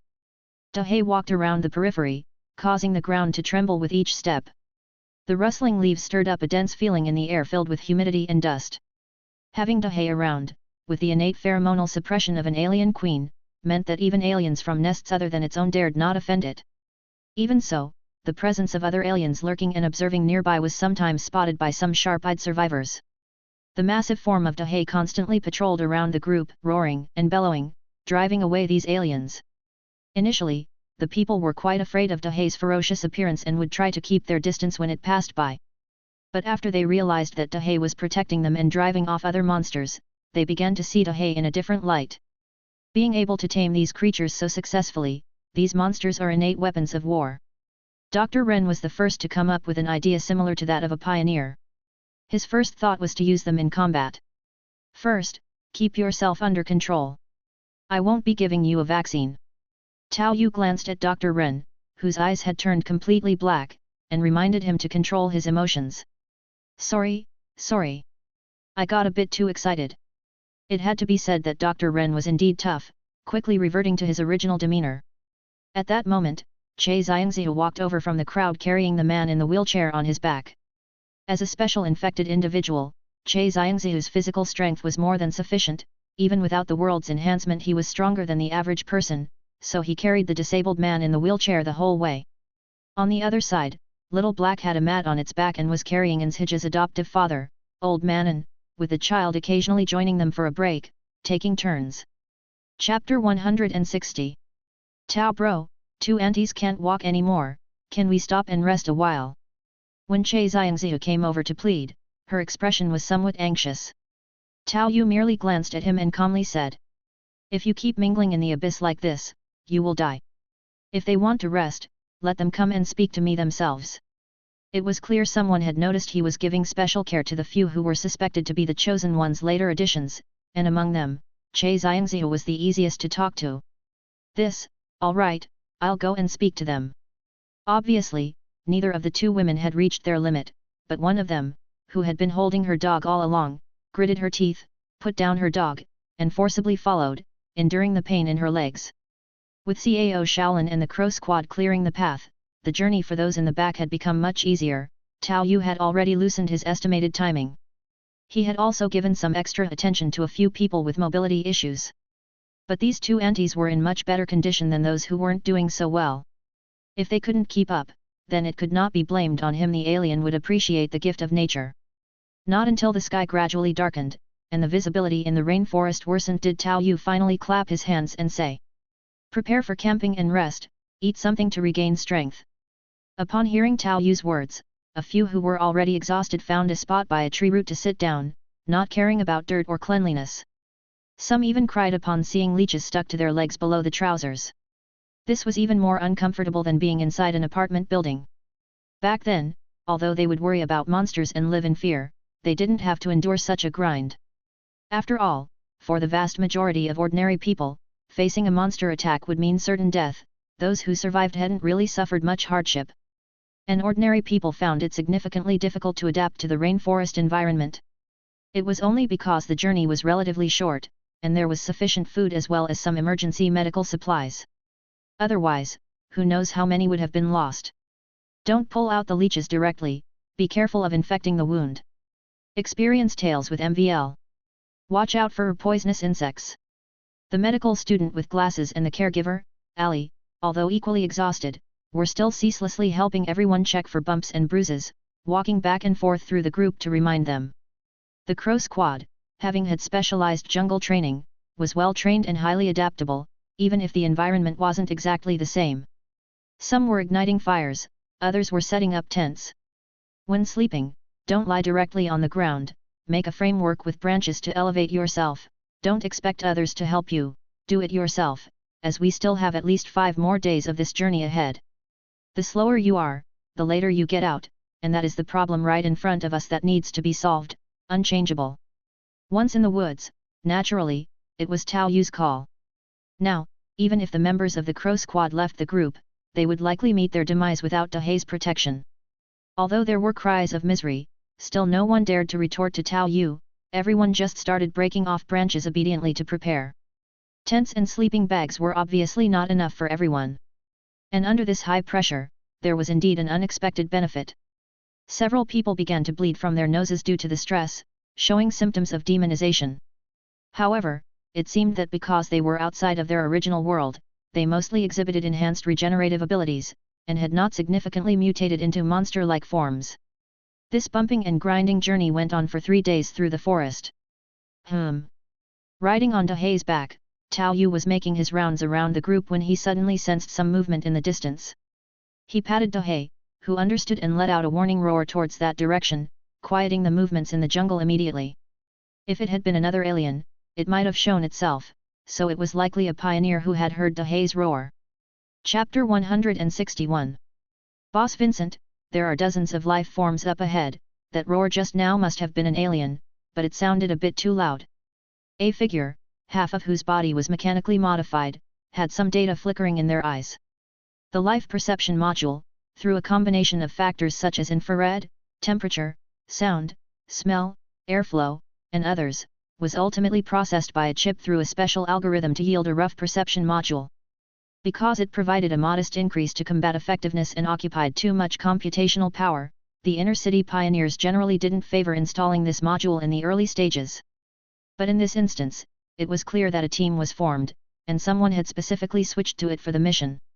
Not bad, a few dozen aliens could also count as earnings, but earlier the base sent news that a new world appeared nearby. It's just right to go and take a look, too many materials would be hard to carry anyway. Another figure, who also sported metallic modifications and half a face infiltrated with silvery metal, showed some mechanical red glints in their eyes. It seemed to them that a few dozen aliens posed not much of a threat. "Brother Vincent, I've said before we should have brought along a few mud-legged folks from the outer city, even as porters, they would have been useful. With just the three of us, it's easy, but there's no one to do the menial tasks." Another figure, about 1.9 meters tall and wearing lightweight chainmail, appeared a bit helpless in his complaints. "Aren't you the one doing menial tasks?" The previously mentioned half-cyborg with the life perception module smirked as they spoke. "Really, cyborg implantation is top-notch donkey work. Discover hidden tales at MVL. Roll away, can't beat boss Vincent, so you think you can beat me? Enough, something is off, there are voices over there." Vincent frowned as he adjusted his auditory receiving device, filtering out some of the noise to faintly discern what seemed to be voices of people talking. Dozens of people in a team in the rainforest? That's hardly likely, isn't it? That would be a bloody loss. The two bickering guys were also startled. Heading out on an operation didn't mean the more people, the better. Like the three of them, although only a trio, their strong abilities meant high speed and efficiency. At best, they could bring along a few qualified outer city mud-legged folks to carry the freight and do menial auxiliary soldier tasks. If the number increased, daily necessities like eating, drinking, and relieving oneself became an issue. An alien sneak attack could easily reduce their numbers, and the spoils of war obtained wouldn't be enough to go around, making it a complete loss. But soon enough, a voice came through, confirming this. "My friends, this is our campsite, and the aliens are mine. To avoid unnecessary misunderstandings, let's mind our own business, how about it?" Tao Yu casually activated his stance skill, and his voice rolled forward, louder than the previous roar of the Queen. With the proficiency of 5 forms as one, myriad streams breathing technique, and the second-level deification stance skill growing higher and higher, Tao Yu's control over his inner strength was becoming more and more skillful. Just the roar of an alien queen and his own voice speaking was enough to signal that they were not to be trifled with. He didn't want extraneous complications or trouble, he just planned to take this group back safely and securely. Inner strength. Vincent's eyes flashed with an electronic red glint upon hearing Tao Yu's voice. In the younger generation of the inner city, there should be no reason for him not to recognize someone whose inner strength had reached such a level. Not going for alien implantation, nor for mechanical modification, but relying purely on personal capability, the pace of early progress was far from comparable. Some still chose to have a few non-intrusive organs implanted for lateral support. Thinking of something, Vincent pondered for a moment before taking the initiative to say, "Friend, there was a cult incident at the temporary gathering site outside the rainforest. Your voice sounds a bit unfamiliar. I need to understand a bit more." As Vincent spoke, he signaled with his eyes, and the three of them cautiously moved forward. Dozens of people together in this direction, which was also the location of the New World, and they're so resistant, not wanting contact? There's definitely something fishy here. He intended to find an excuse for further confirmation. This response caused Tao Yu to raise his eyebrows too. "So it turns out you three are cult followers. Well, that simplifies matters." Vincent hadn't expected the other side to be even more aggressive. Here he had just wanted to find an excuse to approach, but the other party was directly looking for an excuse to kill? Damn! That's far too extreme. Before he could voice another word, a figure shot toward their direction like a cannonball. The speed was astounding, the force terrifying. But this blunt approach left the trio momentarily stunned. Are there really such fearless simpletons? The former half-cyborg figure immediately fired a shoulder cannon in response. Boom! The figure in the air was blasted backwards in flight. Is that all? Qianhai, the half-cyborg with the life perception module, was also somewhat baffled by his own achievement. However, there were no other approaching figures on his life detection module, supposedly. Before he could finish the thought in his mind, a sudden air pressure alarm crazily blared in his head. Fuck! The semi-automatic mechanical feedback, following the source of the pressure, automatically raised his hand through the control of the chip, and at the same time, a round metal shield popped up on his wrist. Clang! The round metal shield barely blocked a pitch-black whip kick that had just appeared. A black keratin layer covered the leg, making it seem like a long black whip. Though the round shield didn't shatter, it still forcefully pressed his mechanical arm against his chest due to an overwhelming force. A brutal strength bore straight through the round shield and metal arm, striking his chest. The metallic surface over his chest wasn't damaged, just slightly dented, but inside the precisely engineered artificial heart instantly burst. His whole body clearly took a heavy hit, strong enough to force his mechanical arm to slam back into his chest. But under the lash of the whip kick, he stood still on the spot as if he were a dummy, without even moving an inch. Blood and mechanical fluid continuously spurted from his mouth, and his electronic eyes flickered incessantly before quickly dimming. However, Tao Yu, after delivering this strike, directly rode the momentum of the kick's rotation to vanish into the shadows like a dispersing ink painting, eluding the dense barrage of gunfire that followed. Vincent's two arms transformed into a dense firing array, unleashing chains of bullets without a care for Qianhai, who originally could have served as a meat shield, thereby enshrouding him as well. The chains of bullets whipped through in a sweeping fire. Qianhai, who also had a body enhanced with mechanical modifications, was instantly torn apart under the dense barrage, reduced to several sections with sparks flying. Boom! A violent explosion occurred, severing an ancient, towering tree in half. Flames and high temperatures ignited the moist nearby vegetation. The shockwave rampaged outwards, stirring up a host of dead twigs and leaves and breaking off many branches. What the hell kind of ability is this? He's got to be dead now, right? Vincent felt both shock and fear in his heart. The opponent had previously penetrated Qianhai's defenses with a single blow, instantly fatal. Even if his own modifications were stronger than Qianhai's, if the target were himself. Vincent, who had just deployed a ring of guile thunder to protect himself, suddenly felt a terrifying chill. Ratatata! Continuous gunfire unexpectedly broke out from behind. How can he move so fast? As he was about to turn his firepower around, the attacking bullets had already hit the back of his head. Clang! Dual-layered gunfire, augmented by the refined spiritual power of his meditation technique, instantly sent him into a system crash, leaving him utterly unable to perform further operations. Even though his skull had been reinforced with special alloy strong enough to resist ordinary armor-piercing bullets. But as the bullets exploded, they were accompanied by dissipating shadows. A crack on the metal skull caused by the AP bullet seemed to gather, infiltrate, pry with a black mist. Crack! The metal skull shattered, allowing the bullets to wreak havoc. Boom! Another round of explosion followed, and Bao Wei, who had narrowly escaped the initial blast, again awkwardly dove behind a nearby tree. Feeling the sweeping heat and the trembling earth, he knelt on the ground in terror, continuously pleading for mercy. I didn't see anything, I don't know anything, please let me go, I didn't see you, I don't know who you are. However, right at that moment, he suddenly felt a lethal threat and instinctively jumped. A fleeting glint of cold light, which was meant to sever his head, instead split his torso due to his jump. In an instant, even with his body clad in chain mail, he was cut into two in midair, leaving only his upper body to fall to the ground, screaming pitifully. It had to be said that people implanted with alien bodies indeed had tenacious vitality, they could still scream so loudly even after being bisected. And a figure that seemed to be assembled from ink slowly appeared before his eyes. Now you see. Hey! The screaming Bao Wei, with only half a body, had a momentary blank expression, but before he could react further, the next flash of cold light split his upper body in two, vertically. Tao Yu resheathed the treasonous blade and kicked the few segments of the cyborg pioneers' corpses together. After a cursory search, he tossed a Molotov cocktail onto them, igniting a fiery blast with a boom. Turning to look back at the lingering flames from the two explosion sites, and considering the humid rainforest environment, Tao Yu scratched his head. It shouldn't cause any wildfires, I guess. You guys really are a curse, not even resting in peace after death. Chapter 162. Camp changes. Back at the temporary camp, although the others had heard two violent explosions, they still had no idea what had happened. Based on the loud shouts heard, it seemed as though they were encountering heretics. When Tao Yu returned, no one asked too many questions.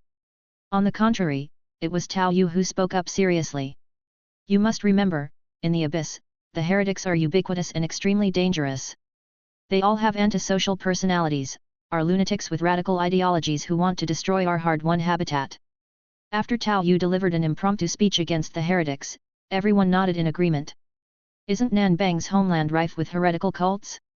Thus, many of them had a deep understanding. Who would have thought that even the abyss was infested with heretics, which sounded even more dangerous. Thinking back to the two explosions from earlier, they couldn't help but think of terrorist operations. Indeed, it was very dangerous. Having completed the pacifying explanation, Tao Yu continued riding on Dahei as if nothing had happened, hanging the treasonous blade on the sword rack beside him. This weapon was too long, so carrying it around was indeed a bit uncomfortable. Once this matter was settled, it would be hidden in Wino's shadow. The two self-detonating guys were completely obliterated, and that guy with the alien implant was a pauper, having absorbed less than 200 Yuan Force. The fellow with the alien implant might have been considered mid to low tier in the inner city, possibly even bottom tier. All his possessions were rubbish, the only valuable thing had been damaged by Tao Yu, and he had absorbed some Yuan Force from the broken equipment. If one chose to use Yuan Force to recover physical strength, it would still be a losing deal. While thinking this, Tao Yu ripped open a can of luncheon meat. I miss the blessings of the monster world, but my recovery ability has indeed improved, which is not bad. While eating the luncheon meat, Tao Yu's thoughts drifted. Another 3 inner-city pioneers had died. Alas, one could not know how many casualties among the inner-city pioneers were a result of their own actions. Generally, if there was no ambush by an alien swarm nearby, inner-city residents really did not face many threats.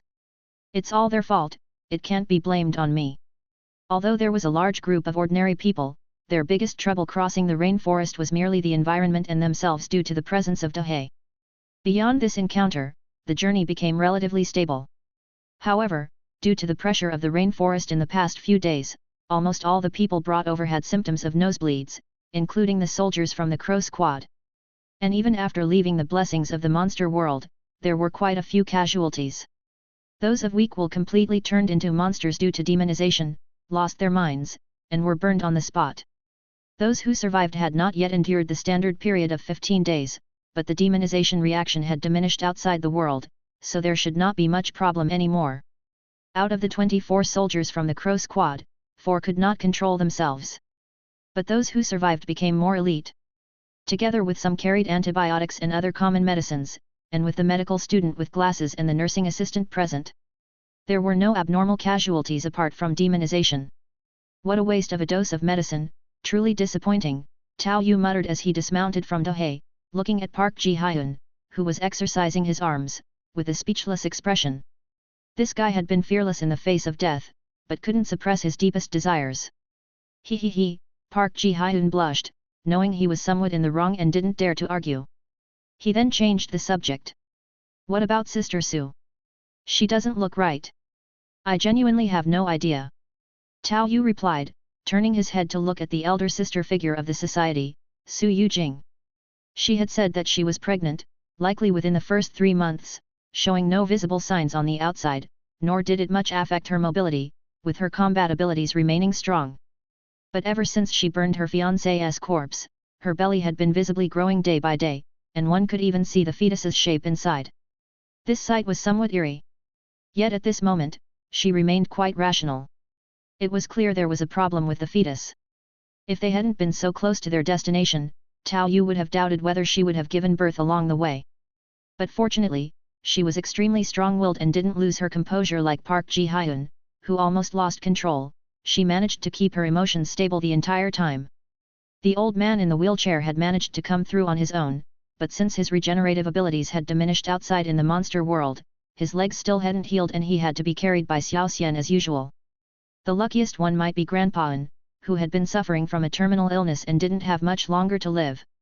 After the transformation, it was as if he had been given a forceful extension of life. He no longer complained of a sore back or legs and didn't need Little Black to carry him anymore. He was able to keep up with the team with a spring in his step, even showing off in front of the cripples now and then. The same was true for those researchers. Aside from Dr. Ren, 3 other researchers had persisted. The journey's trials and tribulations had unexpectedly turned a previously cumbersome ragtag army into a group of elite troops with exceptional foundations. Despite having witnessed the deaths of almost half of the others along the way and personally having burnt their bodies. When they arrived at the edge of the rainforest and saw the sunlight outside, the desert, and the faint silhouette of the distant city, everyone felt as though they had been reborn. Or rather, they had indeed been reborn. Although I've witnessed the sudden emergence of the rainforest before, coming back to this edge still amazes me at the marvels of nature, said Dr. Ren, whose arm's growth had slowed down since leaving the original world, and it was still dangling empty. He stretched out his remaining hand and poked towards the world barrier in front of him. Be careful, the world barrier here is one way outward, you can go out from the inside, but once out, you can't come back on your own, Tao Yu warned, then also looked down.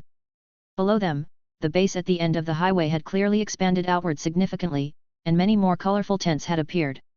It seemed that although a heretical incident had occurred, the base hadn't been abandoned, on the contrary, it had been expanded. It was unclear whether it was an official move or a partnership between several inner-city pioneers. However, Tao Yu quickly spotted some familiar faces. Panda, Kim and both partners from his own transport team in Huangjian and Nuasan, who had come back to complete a mission and helped transport goods for him twice, were all in this base. Besides them, Tao Yu also saw a familiar crocodile skin, which seemed to belong to Han Lin, who had apparently also joined the transport company.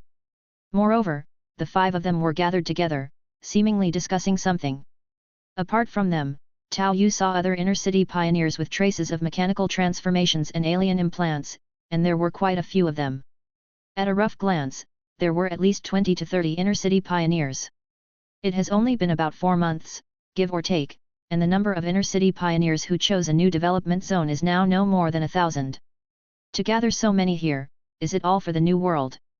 Tao Yu pondered, then turned to look at the gear he had brought back.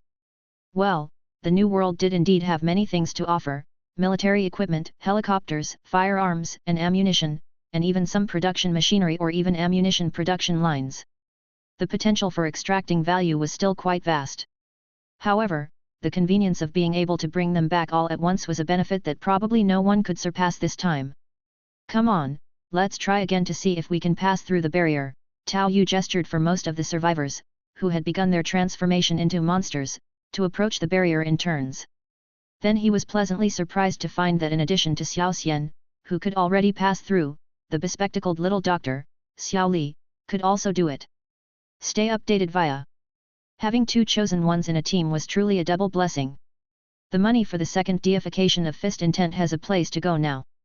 In Tao Yu's mind, after the talent deification was complete, the priority was to improve skills like the meditation technique, myriad streams breathing technique, 5 forms as one, and lurking, which were foundational skills that could increase limits. Next came auxiliary skills such as the swallowing fluid technique, riding, and taming technique. As for the individual myriad streams 5 forms, shooting, combat, and other skills that focused on combat technique, they were not as urgent. With the panel's improvement, a casual auto attack could surpass a former ultimate attack. Currently, the excess in his output was severe. From what he had seen of secondary deifications, the cost-effectiveness ratio of a second deification wasn't as good as the first, and not all skills were worth the investment. The daily increase in Yuan Force spent during a steady period tended to be higher than these later ranked skills. Moreover, if he was within an enhancement window, any deification would have to wait until after the daily expenditure. Unless some unforeseen fortune came his way, allowing him to train without worries in the short term, he wouldn't consider it. Chapter 163, Show of Strength. Even though Tao Yu's side had encountered uncontrollable demonization on the road and had already lost nearly half of their number, they were still a large force of more than 30 people. This was quite conspicuous at the temporary gathering place, as teams that usually entered the rainforest didn't have as many members. Around 10 was the most common size. Having too many or too few usually stemmed from other reasons. Watching a group of people deliberately hang ropes on the edge of the cliff that was over a dozen meters high and slowly climb down, one could tell that the strength of this group seemed quite average. Most of them were fully armed members who seemed well trained, but their overall actions were only on par with the standard of outsider pioneers. Discover exclusive content at. A few who were closest and having a smoke on the edge of the campsite brightened up at the sight. By the looks of it, this seemed to be a mechanized inner-city person leading 4 or 5 outsider pioneer underlings, immediately taking advantage of the distance to approach them. He walked over while smiling and said, "There's quite a crowd here, need some help? Where are you brothers from?" His mechanical electronic eye kept locking onto the expressions of the people in front of him. When he saw that they all had a look of confusion, obviously unable to understand the common language, his eyes lit up even more with ecstasy. Natives! And so many of them!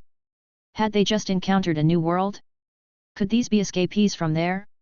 Judging by their attire, were they combatants from that world? It's my lucky day to run into such good fortune. Everyone! Roar!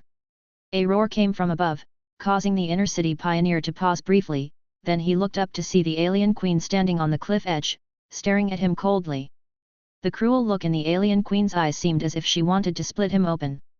Yet, for an inner city pioneer, the threat of a single alien queen, in terms of combat power, was mostly not something to fear. Especially for those who were mechanically augmented, direct firepower could easily eliminate the target. But the presence of the person riding atop the alien queen, whose face showed a lazy expression in a carefree manner as he looked down upon him, gave the inner city pioneer a slight pause in his heart. Then he greeted with a smile. "Brother, you've caught an alien queen, eh? Nice luck. Are these people from the New World? Didn't you say you wanted to help? Didn't you see someone's about to fall down? Why don't you lend a hand?" Tao Yu did not answer but just urged them to work. This made the inner city pioneer halt mid-sentence and instead looked back at his few outsider underlings, signaling them to go up and help catch the people. Afterward, he kept glancing around Tao Yu, seeming to flicker with uncertainty, wanting to see if there were any other people nearby. "Stop looking, I am the only pioneer here." Tao Yu, as if knowing what the other man was thinking, spoke indifferently. He remained on Dahei's back at the edge of the cliff, seemingly looking around at something and not really giving the inner city pioneer a proper glance. "I've killed too many, no desire to kill again. These self-destructive crazies don't even offer much loot, their hard bodies blunting blades when chopped. Brother, I did lend a hand, so I should share in the spoils." Whoosh! Tao Yu leaped from Dahei's back and landed directly in front of the inner city pioneer from the cliff that was over a dozen meters high. "Share what?" Tao Yu's assertive manner left the inner city pioneer speechless, suppressing the words in his mouth and forcing a smile to change the topic. "Nothing, brother, you seem somewhat unfamiliar. I am just an outsider commoner, not very good with manners, please forgive me." As Tao Yu spoke, his hand was already resting on the hilt of the blade he conveniently took from Dahei's back. This made the inner city pioneer's heart chill. He truly lacked manners. At the same time, this caused some irritation in his heart. How dare an outsider? "Brother Tao!" At that moment, a voice traveled over, and he turned to see Panda's towering 2.3-meter stature, approaching like a brown bear. Kimin, Hanlin, Huangjian and Yuasan were also with him. "Big Brother Tao, we meet again. When I went back to submit the mission, I ran into Panda, and as we talked, we realized we all knew each other." Huangjian also smiled as he spoke. "Big Brother Tao, hello." Kimin, who had been somewhat defiant towards Tao Yu, had been humbled ever since witnessing Taff being killed in front of him, now respectfully lowering his eyes. "Brother Tao is back, seems like a good harvest. Huangjian said you guys discovered a new world together. Is this stuff from the New World?" Hanlin and Tao Yu were the least acquainted since their only interaction was a previous confrontation with Taff. Yet because of having witnessed Tao Yu's capability and decisive action, he now spoke with a teasing tone. "Suppose so." Tao Yu nodded his head. Now that Hanlin had also invested in the company, without having divided any benefits for himself but was able to bring in profit, it was surely worth acknowledging him. "It's just like Brother Tao. I'll be heading back for a trip in the next 2 days. If you need anything, you can come to me." "All right." Having 5 inner city people calling him Brother Tao in unison made the pioneer across from Tao Yu utterly dumbfounded. "Damn! He's just a bumpkin from the outsider, where's your inner city pride? Brother Tao turns out to be an outsider hero. No wonder I haven't seen you before, haha, it turns out I'm the one who's out of the loop." Even though his mind cursed, he still had a smile plastered on his face. Who cares who it is, just follow along and call him that. The weakest among these 5 guys was already on par with himself, and Panda was a somewhat famous skilled worker. His recent transportation company endeavor was thriving. Seeing that the opponent was admitting defeat straightforwardly, Tao Yu wasn't some kind of homicidal maniac. In broad daylight like this, it wasn't possible to really do anything. He simply gave a glance and didn't pay any more attention to it. Instead, he turned back to Panda first. "How's it going? The company hasn't had any issues lately, has it?" Panda had previously advanced him the dividends for the 2nd month. Otherwise, he wouldn't have obtained innate time control so quickly. Although he hadn't encountered any emergencies that required using it, this favor still needed to be acknowledged. He still had a share in the company, and if there was a situation where he could lend a hand, he definitely would. Hey, what issues could there be? It's just that the following income has decreased somewhat. Counting the advance from before, the second month can at most make up 10,000 Yuan Force for you. Panda briefed Tao Yu succinctly. Now, the number of pioneers arriving at the base was also increasing. Many pioneers would first traverse mountains and rivers to report to the base and then take advantage of the early benefits to claim a dormitory where they could live. Afterwards, they all began to operate with the base as the center. This low-threshold moving activity was undoubtedly the most comfortable income for the ordinary outsiders. A swarm surged into the city, starting to transport all sorts of trash. Even if they couldn't sell it, they could take it back home to make ends meet. Chairs, broken glass, cloth hangers, and such Tao Yu's own home windows were still pasted with cardboard. It was perfectly normal to take a bag of trash back with him when he was ready to head back. Moreover, as the more valuable goods had been mostly swept up, the income now was like a cliff falling off. Well, there's nothing we can do about it. It's already good enough to get a taste of the first soup. What are your plans for the future? Tao Yu had some plans in his mind. With good relationships with the original residents like Jack, Tommy, and Judy, and now having brought back a group, combined with Panda and the others, they were sufficient to form a makeshift team. He hadn't thought of keeping it all to himself, and didn't even consider taking the lion's share, but Tao Yu was looking to earn dividends from the shared stock. Yet, I have some plans. Since the income has decreased, we have mainly left the outsiders to oversee the transportation. There will still be a trickle of income each month. Then, coincidentally, I met with Huangjian and the others, and we plan to set up 2 ammunition production lines. Panda's words made Tao Yu's eyes light up slightly. Trust a big brother from the inner city to have quite a few ideas. By today's standards, the caliber of firearms and bullets were inconsistent. Although ammunition was still available at the moment, they were just sitting and depleting resources. But if they could obtain bullet production lines or other types of machining equipment, that would also count as setting up a factory in the new development zone. A bullet's consumption was a very tangible and inevitable expenditure. Both the monster world's Nanbang and the zombie world's beauties were places where such production lines could be found. It was just that assembling, calibrating, and transporting these required a lot of effort and energy. If there is anything I can help with, just let me know. Tao Yu's face was full of a pleasant smile, quite approachable. Of course. This time we'll set up a new company separately, with the transportation company also under the new company's wing. Then for production, we'll create another subsidiary. With your relationship with the young master son and your strength, Brother Tao, we definitely need to form a strong partnership. It's a win-win situation. Panda was also quite aware of the current situation. If it was in the old development zone, indeed they wouldn't need the other party. They could simply rely on their family's influence.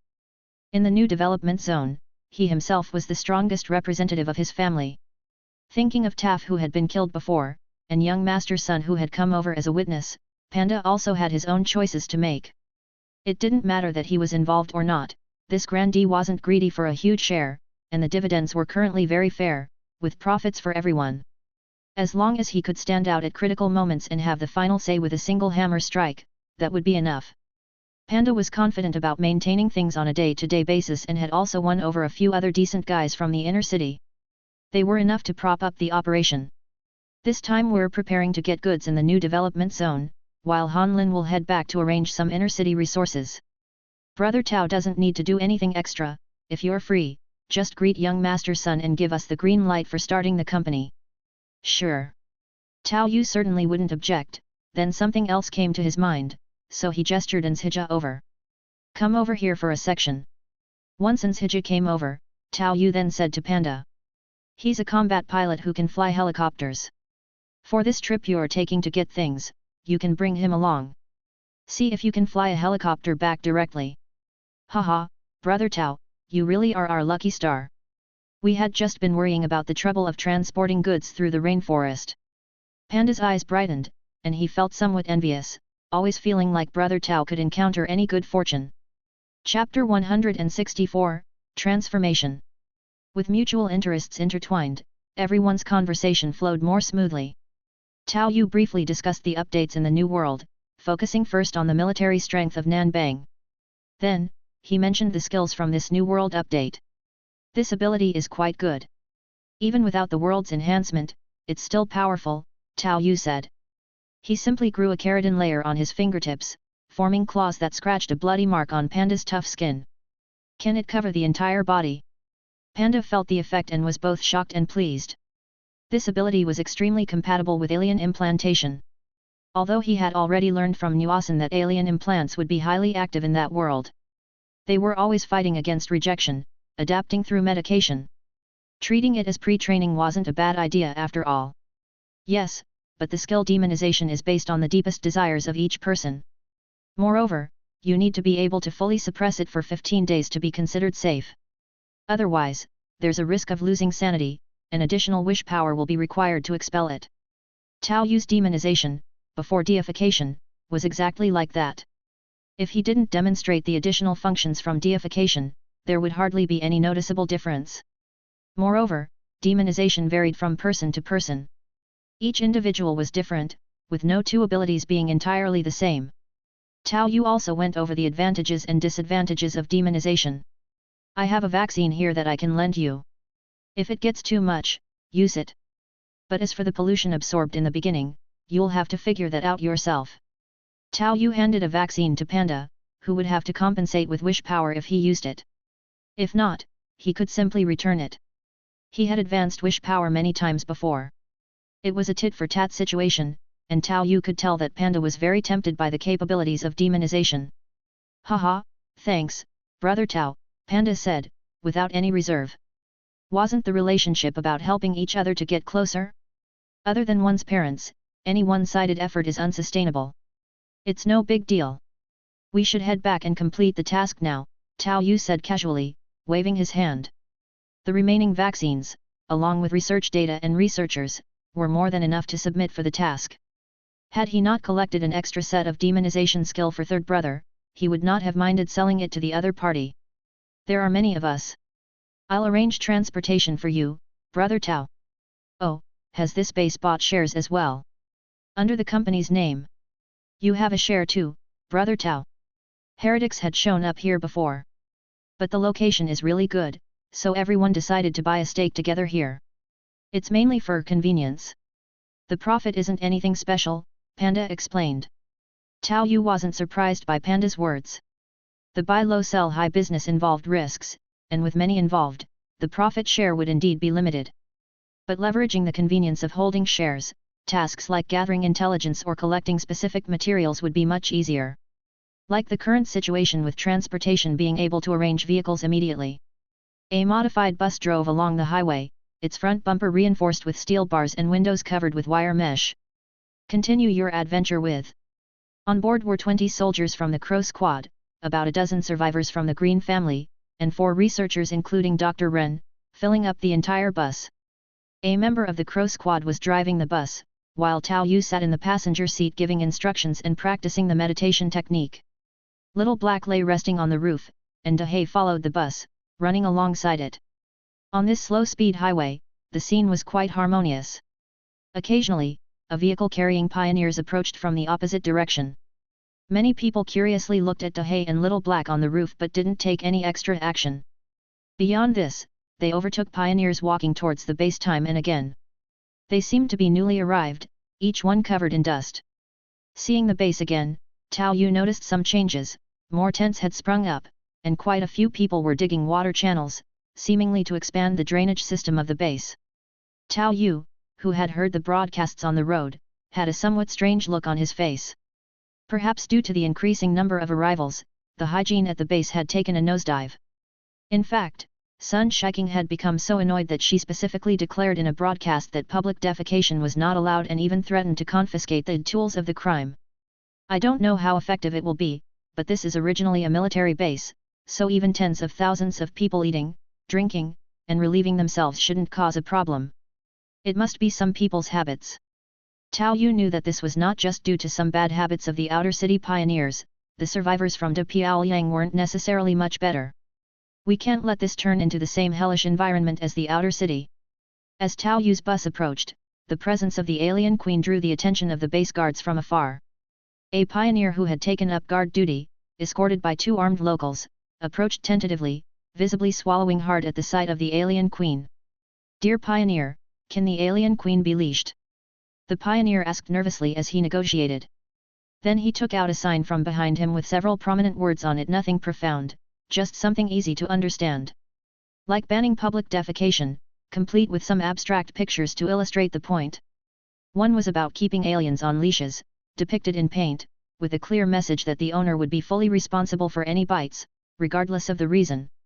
It's just aliens written there, not the alien queen.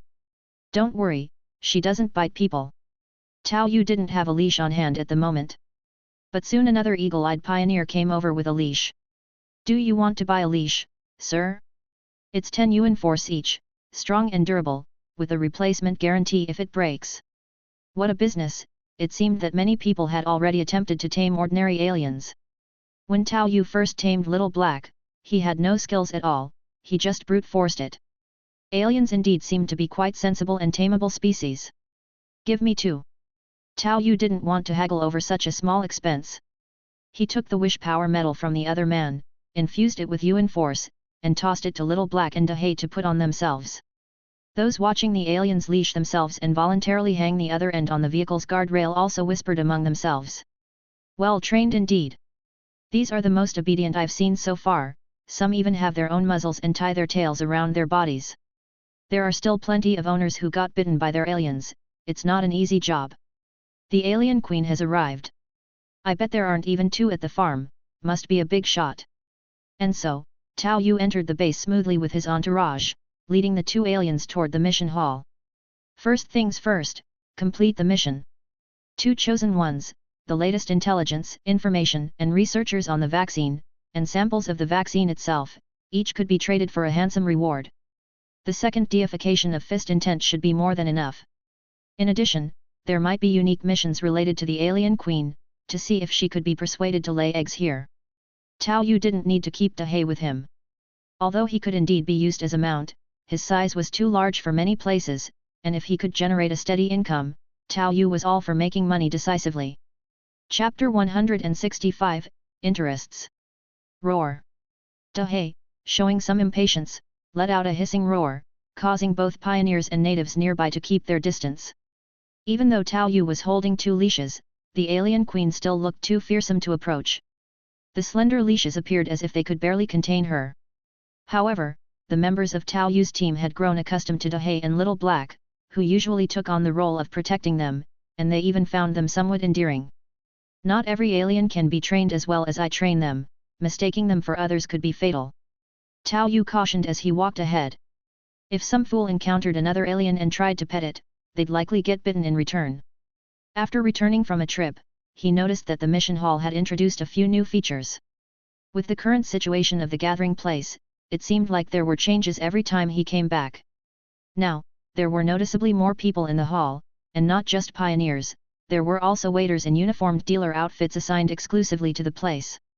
Next to it was Las Vegas, and Dada Company's convoy had been coming and going for so long that, naturally, they had complete sets of uniforms. Moreover, donning dealer outfits seemed fitting for the Las Vegas natives, considering their local specialties. They were probably natives tasked with liaising and explaining, to streamline the task system as quickly as possible. Sir, are you here to submit or accept a mission? Do you need any assistance? A female server, who didn't possess stunning beauty but whose uniform was a plus, carefully approached Tao Yu despite her fear and inquired. Submitting a mission, regarding the alien queen, plus some new world discoveries in the rainforest, and also selling some research materials, including a few researchers. Tao Yu spoke directly. I'm not quite sure about that. Please wait a moment, I'll get a manager. The server was clearly taken aback and then repeatedly apologized. Go ahead. Tao Yu reckoned that those hurriedly trained for their posts probably couldn't handle complex issues but were likely prepared for the usual types of problems. Your next journey awaits it. The missions in question involved at least hundreds of thousands of Yuan Force, so it was normal for her not to know. Tao Yu didn't have to wait long before a young, handsome man with a fair complexion, no beard, and wearing gold-rimmed glasses, exuding a refined air, came out to meet him. He was very young, so Tao Yu could reasonably assume the man was a pioneer. Although there were no signs of alien implantation or mechanical modification on his body, being in such a position likely meant he was an inner-city pioneer. Good day, sir. My name is Frank. I hear you have some major business to discuss, please follow me to a private room. Frank looked at Tao Yu with a warm smile, his words polite. Sure. After finishing speaking, Tao Yu turned to the others outside and said. Wait here for a bit. Captain Park, could you please keep an eye on Dahe and Little Black? Of course. Park Ji-hyo nodded her head. Along the way, the once disorganized team had somewhat fallen into order. Tao Yu followed Frank into an office within the mission hall. This place was originally an office in the military barracks and was ready-made. It was clear that the inside had been cleaned. Please take a seat. Would you like something to drink? No, thank you. Let's get straight to the point. What kind of projects and support does the base have here for research materials and the alien queen? What's the situation like? First, I would like to hear what you have to offer, Mr. Tao. Even though Frank always maintained a polite smile, he did not give in an inch during the negotiation. As Tao Yu intended to sell the goods, he naturally outlined in detail the various advantages of the items he possessed, including a glimpse of some demonization materials to the other party. Frank asked pointed questions and gained a thorough understanding. Mr. Tao is a partner, right? Frank suddenly asked, causing Tao Yu to pause. Yes, a junior partner. Choosing to be a partner with grade A talent, Mr. Tao, you have quite the vision. Frank seemed to ponder something. You could say that. Tao Yu frowned slightly because he had begun to sense a trace of malice emanating from the ever-smiling Frank. The malice was not intense, certainly not indicating an intention to kill or attack himself, but it was definitely there. Well, Mr. Tao's belongings are quite valuable. If we can get the alien queen to build an incubator to start laying eggs, plus all the researchers and data samples, I can offer 100,000 as a starting point, to make friends. Frank said with a beaming smile as he made his offer to Tao Yu. Tao Yu raised his eyebrows in response. You're making the offer? Isn't it the company's purchase? I think these items are very valuable.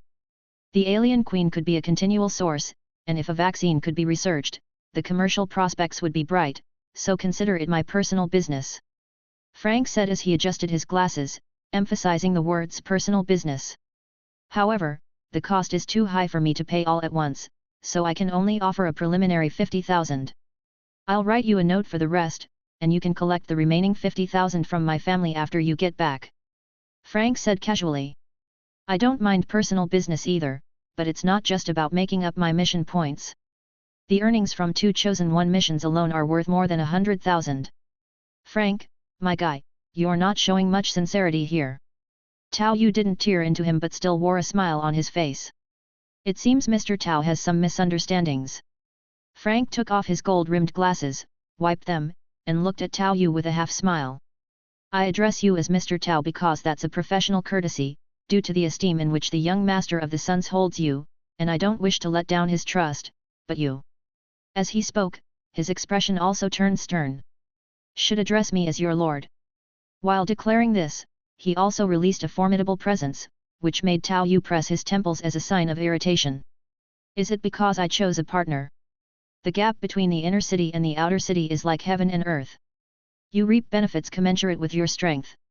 Isn't 100,000 Yuan Force enough to satiate you? Greed will get you killed. Frank's tone grew progressively colder. I don't like your attitude. Now it's only 50,000. Take it and leave. And who knows, maybe I'll be able to do you a favor in the future. Frank brought out a Yuan Force magnetic card and started injecting Yuan Force into it before pushing it across the table towards Tao Yu. This generosity stunned Tao Yu, and his gaze softened considerably as he looked up at Frank. Then he quickly grabbed the card and began absorbing the Yuan Force within it. Seeing Tao Yu take the card and start absorbing the Yuan Force, Frank's face also revealed a hint of a smile. Excellent, the deal is done. A wise man adapts to circumstances. I have high hopes for you. Then he saw Tao Yu, who had finished absorbing all the Yuan Force, quietly slipping the card into his pocket. Trying to fool me with an empty magnetic card, you're being insincere. Holding such a key position but wanting to line your own pockets, I'm going to press you to see the lady. Don't resist, or it might get you killed. As Tao Yu said this, he pressed the play button on his watch, bringing up the earlier conversation between the two of them. This left Frank looking astonished before he burst into a rage. Kid, do you realize what you're saying? Do you know what I represent? I don't care who's behind you. Tao Yu raised an eyebrow. You claim to be from the inner city, how does that compare to the lady? How dare you? Frank was fuming, and as he got to his feet, he reached out to grab Tao Yu's wrist. He hadn't anticipated an outer city bumpkin daring to defy his authority. Wasn't the partner selected out of fear supposed to be timid? This is not what being timid looks like. Tao Yu, sensing the hand reaching for him, showed a hint of surprise in his eyes. Yuan Force. He then twisted his wrist and counterattacked towards the approaching claw. I can do that too. Seeing Tao Yu fight back, a cruel smile crept on Frank's lips. Someone from the outer city. Bang crack. The sound of snapping bones resounded as Frank's fingers, shaped like claws, twisted grotesquely in an instant. Then the wrist, elbow, arm, shoulder. Bang! The devastating force pulverized all the bones in its path. The brutal force ejected fragments of bone from Frank's shoulder, spraying out. They embedded into the wall behind him like bullets, surrounded by countless droplets of blood. Chapter 166, Deification Fist Intention. Power, how is this possible? It hasn't been that long. Frank clutched his severed arm, his face as pale as death, as he lay on the ground watching Tao Yu sending voice messages, his eyes filled with shock and disbelief.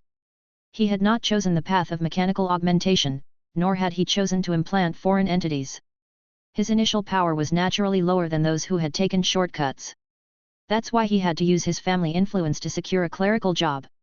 Even within the base, some inner-city pioneers were needed to maintain order.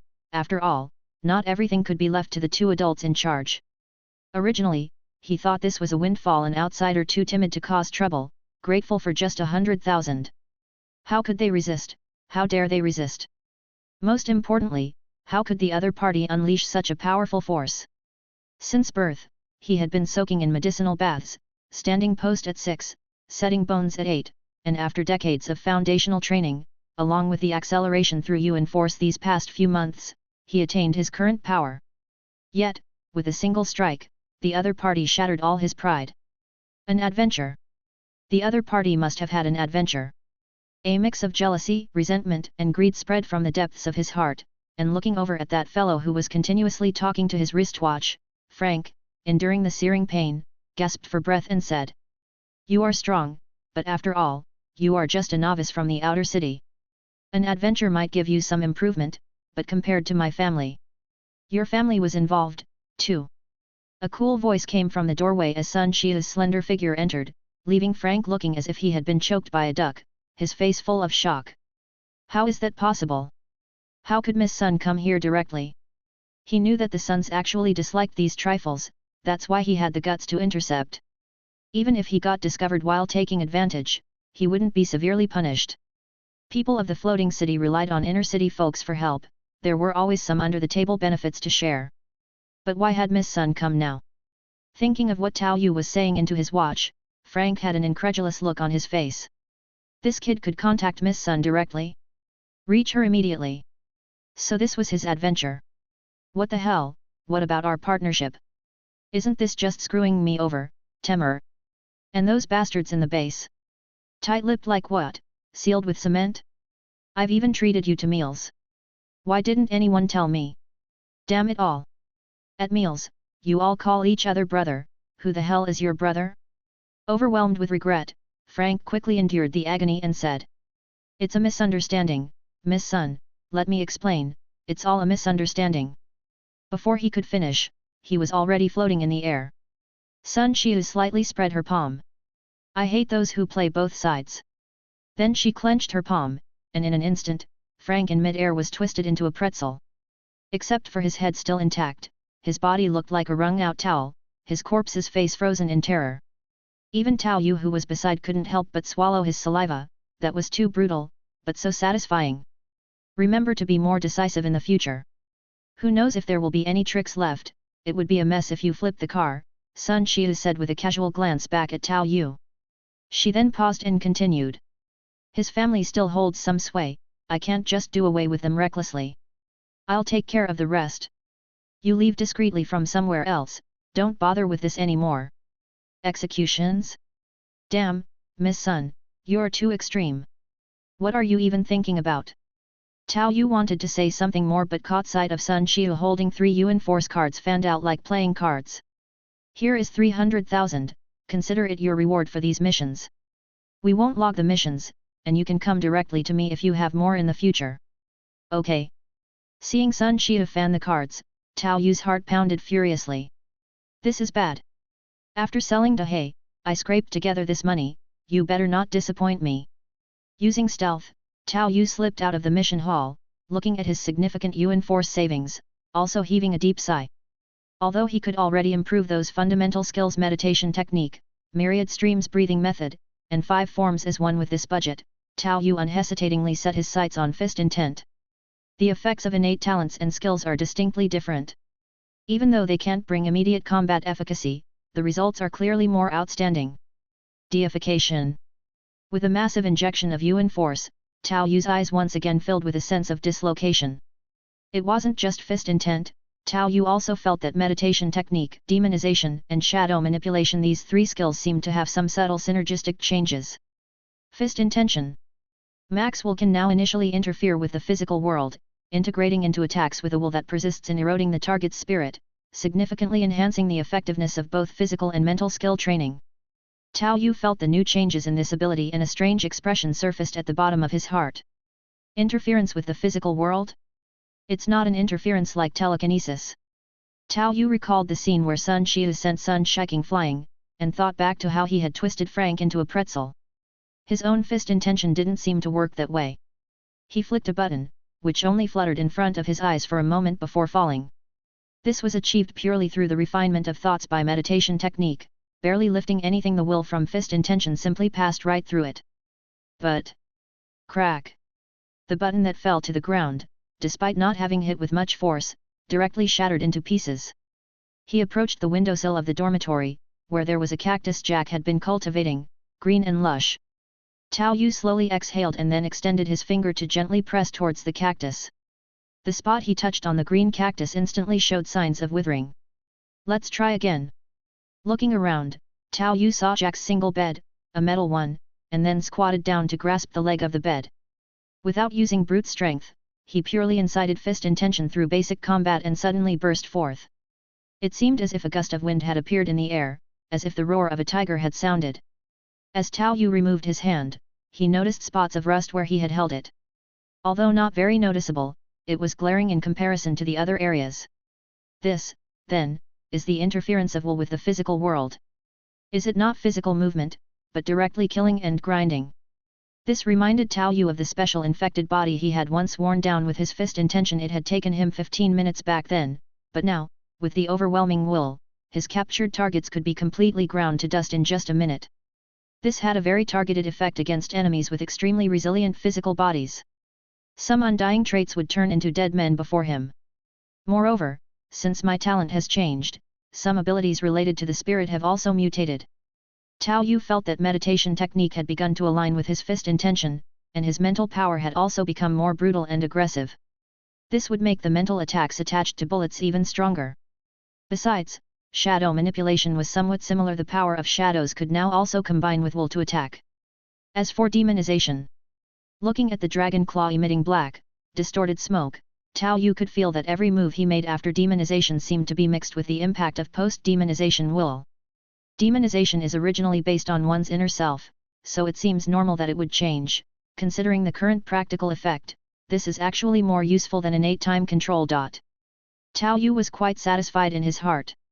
Innate time control was powerful, involving time, and under extreme conditions could greatly increase his own strength, especially if Yuan Force was continuously restored. Anyone who couldn't block his attack would die. But in reality, he rarely needed innate time control. The level of bullet time was usually enough. On the other hand, the second deification of fist intention was more down to earth. Less exaggerated than innate time control at the limit, but almost usable in any fight. One is a constant, the other is a limit, a perfect pairing. Feeling the remaining Yuan Force within him, Tao Yu turned his gaze back to stealth. He had 2 versions of stealth, one costing 60,000 and the other 90,000. Functionally, the 90,000 one was stronger, but that was only in quantity. Considering the daily expenditure and for emergencies, Tao Yu chose the Python version first.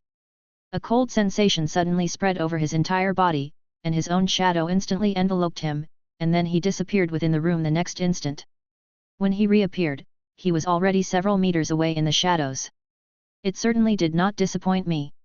Stealth Mark II can enter into shadows for accelerated movement, short distance shuttling where shadows connect, and can additionally absorb the scattered shadow force. Apart from the strengthened original ability, two very practical new skills have been added: the short distance shuttle where the shadows connect, which can be seen as a neutered version of small range teleportation. Plus, the extra absorption of scattered shadow force also complements the origin of the shadow force's weak point. Being able to accelerate the filling of shadow force stored in the shadows, while not increasing burst potential, can be seen as adding to the endurance which had always been his weakness. Barely considered to have laid a good foundation now.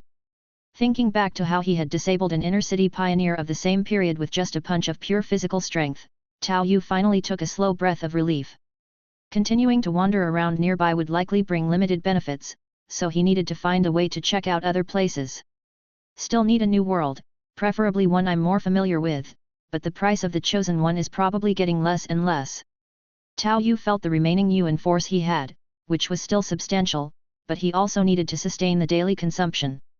As his strength grew stronger and stronger, so too did the acceleration of the consumption of Yuan Force. It's been over 2 months, time to go back once. Being too conspicuous isn't good, just right to sort out Big Brother's leg. Chapter 167, Return. Chief Steward, I've brought the people to you, let them get familiarized first, I'll go back and rest for a few days. Tao Yu had brought the 20 members of the Crow Squad, as well as several folks from the Green Home apartment, over to Jack to help look after them. As the representative of the base's original inhabitants and the major domo in charge of daily affairs, Jack, even if busy to the point of not touching the ground, still agreed to Tao Yu's request. All right, just so happens I'm short on trustworthy folks, I'll borrow them for a few days. Those from the lab had already been handed in as tasks along with the data and vaccines, and Dahei had been locked up in the alien farm. Now only the members of the Crow Squad and those from Green Home needed to be settled in. Once they gradually became accustomed, and after Panda and the others managed to get some machine tools, they could also join in on the company's affairs. Now that he barely had enough resources for self-preservation, Tao Yu had already started thinking about traveling afar. With reliable friends here to help look after things, when he was back in the real world, he could remotely keep track of things, and the gains and tasks could be directly brought back to the real world for completion, as the basics were already sufficient. Let's leave Cao Shaolin and Little Black here for now. With Wino following in the shadows, that's enough for now. Keep Little Black in Jack's room, let him take some time to feed it, and first give Cao Shaolin a temporary authority to keep Little Black in check. After more than 2 months, he had returned. Looking at the familiar room in front of him, Tao Yu also felt a tickle at the tip of his nose. Show them my money-making speed, and maybe spruce it up. Forget it, it would probably suffice just to find a place in the inner city, I'll see about it later. Tao Yu originally thought about renovating the home. But considering the earth-shattering change in his strength over the past 4+ months and his steadily rising status, he felt that he should instead use all the remaining Yuan Force for strength training acceleration, as even the pure strength that he could openly display would be enough to establish a foothold in the inner city. That Frank was quite full of himself, but his power was much less than our gym leader's brother. Compared to mechanical augmentation and alien implantation, his strength is clearly a notch lower. Tao Yu pondered in his heart that not everyone in the inner city had the wealth of the likes of Joseph and Wino. There were lower rungs in the inner city too. And the strength he could show openly in the inner city was, by now, not at the bottom level. Better take it slow for now, digest this first, then see how things go next time I come back. Aside from the hundreds of demonization materials in his backpack, he had casually brought some daily necessities home, including some cigars for Uncle Hu. The materials gathered locally in Las Vegas didn't require any extra spending, this was also a habit among the pioneers. But just as Tao Yu was getting ready to leave the house, he happened to hear some voices from the living room. It was his father's voice, sounding a bit anxious. Tiger, why hasn't the 7th son come back yet? It's been over 2 months, it's too long. Over 2 months is indeed a bit long. But the boy has improved so fast in strength, didn't he arrange to come back and let you know he was okay not too long ago? I don't see much trouble in it. It was Uncle Tiger's voice. Tao Yu had actually planned based on the gym leader's assessment of Wino, saying that Wino's strength could last at least 2 to 3 months, and he even specifically arranged a task to come back and report that all was well. But his own family's understanding was limited, they were still filled with concern. In contrast, Uncle Tiger's voice was markedly steady. Uncle Tiger himself should also be able to last more than 2 months. Dad, Uncle Tiger, stop discussing, I'm back. Tao Yu, carrying his stuff, pushed open the door. He saw his parents, his third brother and sister-in-law, his younger brother, and Uncle Tiger all there. The assorted motley stools were all taken, with some sitting and others standing. Anxiety was clear on his parents' faces, while his third brother and younger brother were also somewhat worried. But at the sight of Tao Yu, their expressions turned to surprised joy, as though a heavy burden had been lifted from their hearts. Good lad, your rate of strength improvement really is beyond what I expected. Uncle Tiger, looking at an even more robust Tao Yu, now possessing a robust and handsome seriousness, with a conspicuous long knife hanging at his waist, stood up with a trace of emotion on his face. When he knew that Tao Yu had grade A combat talent, he thought that if the kid grew up, his future achievements would not be low. With a bit of effort, and within his lifetime, he might even enter the inner city, make a good place for himself there, and bring his whole family in too. The chance encounter with the new development zone did make it understandable why his strength improved so rapidly. But he hadn't expected that in just 4 months. He could now easily last over 2 months, that was too fast. Tao Yu could do it himself, but he wouldn't take that risk. So seeing Tao Yu with his bags, Uncle Tiger still offered a word of caution. I know your strength has increased quickly, but don't take such risks next time. This accumulation is not just about strength, sometimes it can vary from person to person and even be affected by poor condition. Thanks for the advice, Uncle Tiger, I will be careful. Tao Yu could distinguish between what mattered, he wouldn't brazenly rebut with how strong he was when someone offered him advice with the best of intentions. While he was saying this, Tao Yu also took out the cigars he had intended to give Uncle Tiger. Here, this is the gift I brought back for you, Uncle Tiger. Uncle Tiger didn't stand on ceremony, reaching out with his mechanical arm and took them nonchalantly. He took one out, sniffed it close to his nose, then his eyes lit up slightly. Not bad, pretty strong. But remember what I told you before, joy doesn't look like good stuff, don't mess with it. Before, Tao Yu's family didn't need to worry about this, because they had no money. But after he had Tao Yu, Uncle Hu still shared some of his experiences. The security team had dealt with many cases and seen all kinds of people. Even though happiness was now openly sold, they could see things more clearly than the average person through various examples. Thank you, Uncle Hu. I'm pretty averse to that stuff. It turns people into something neither human nor ghost.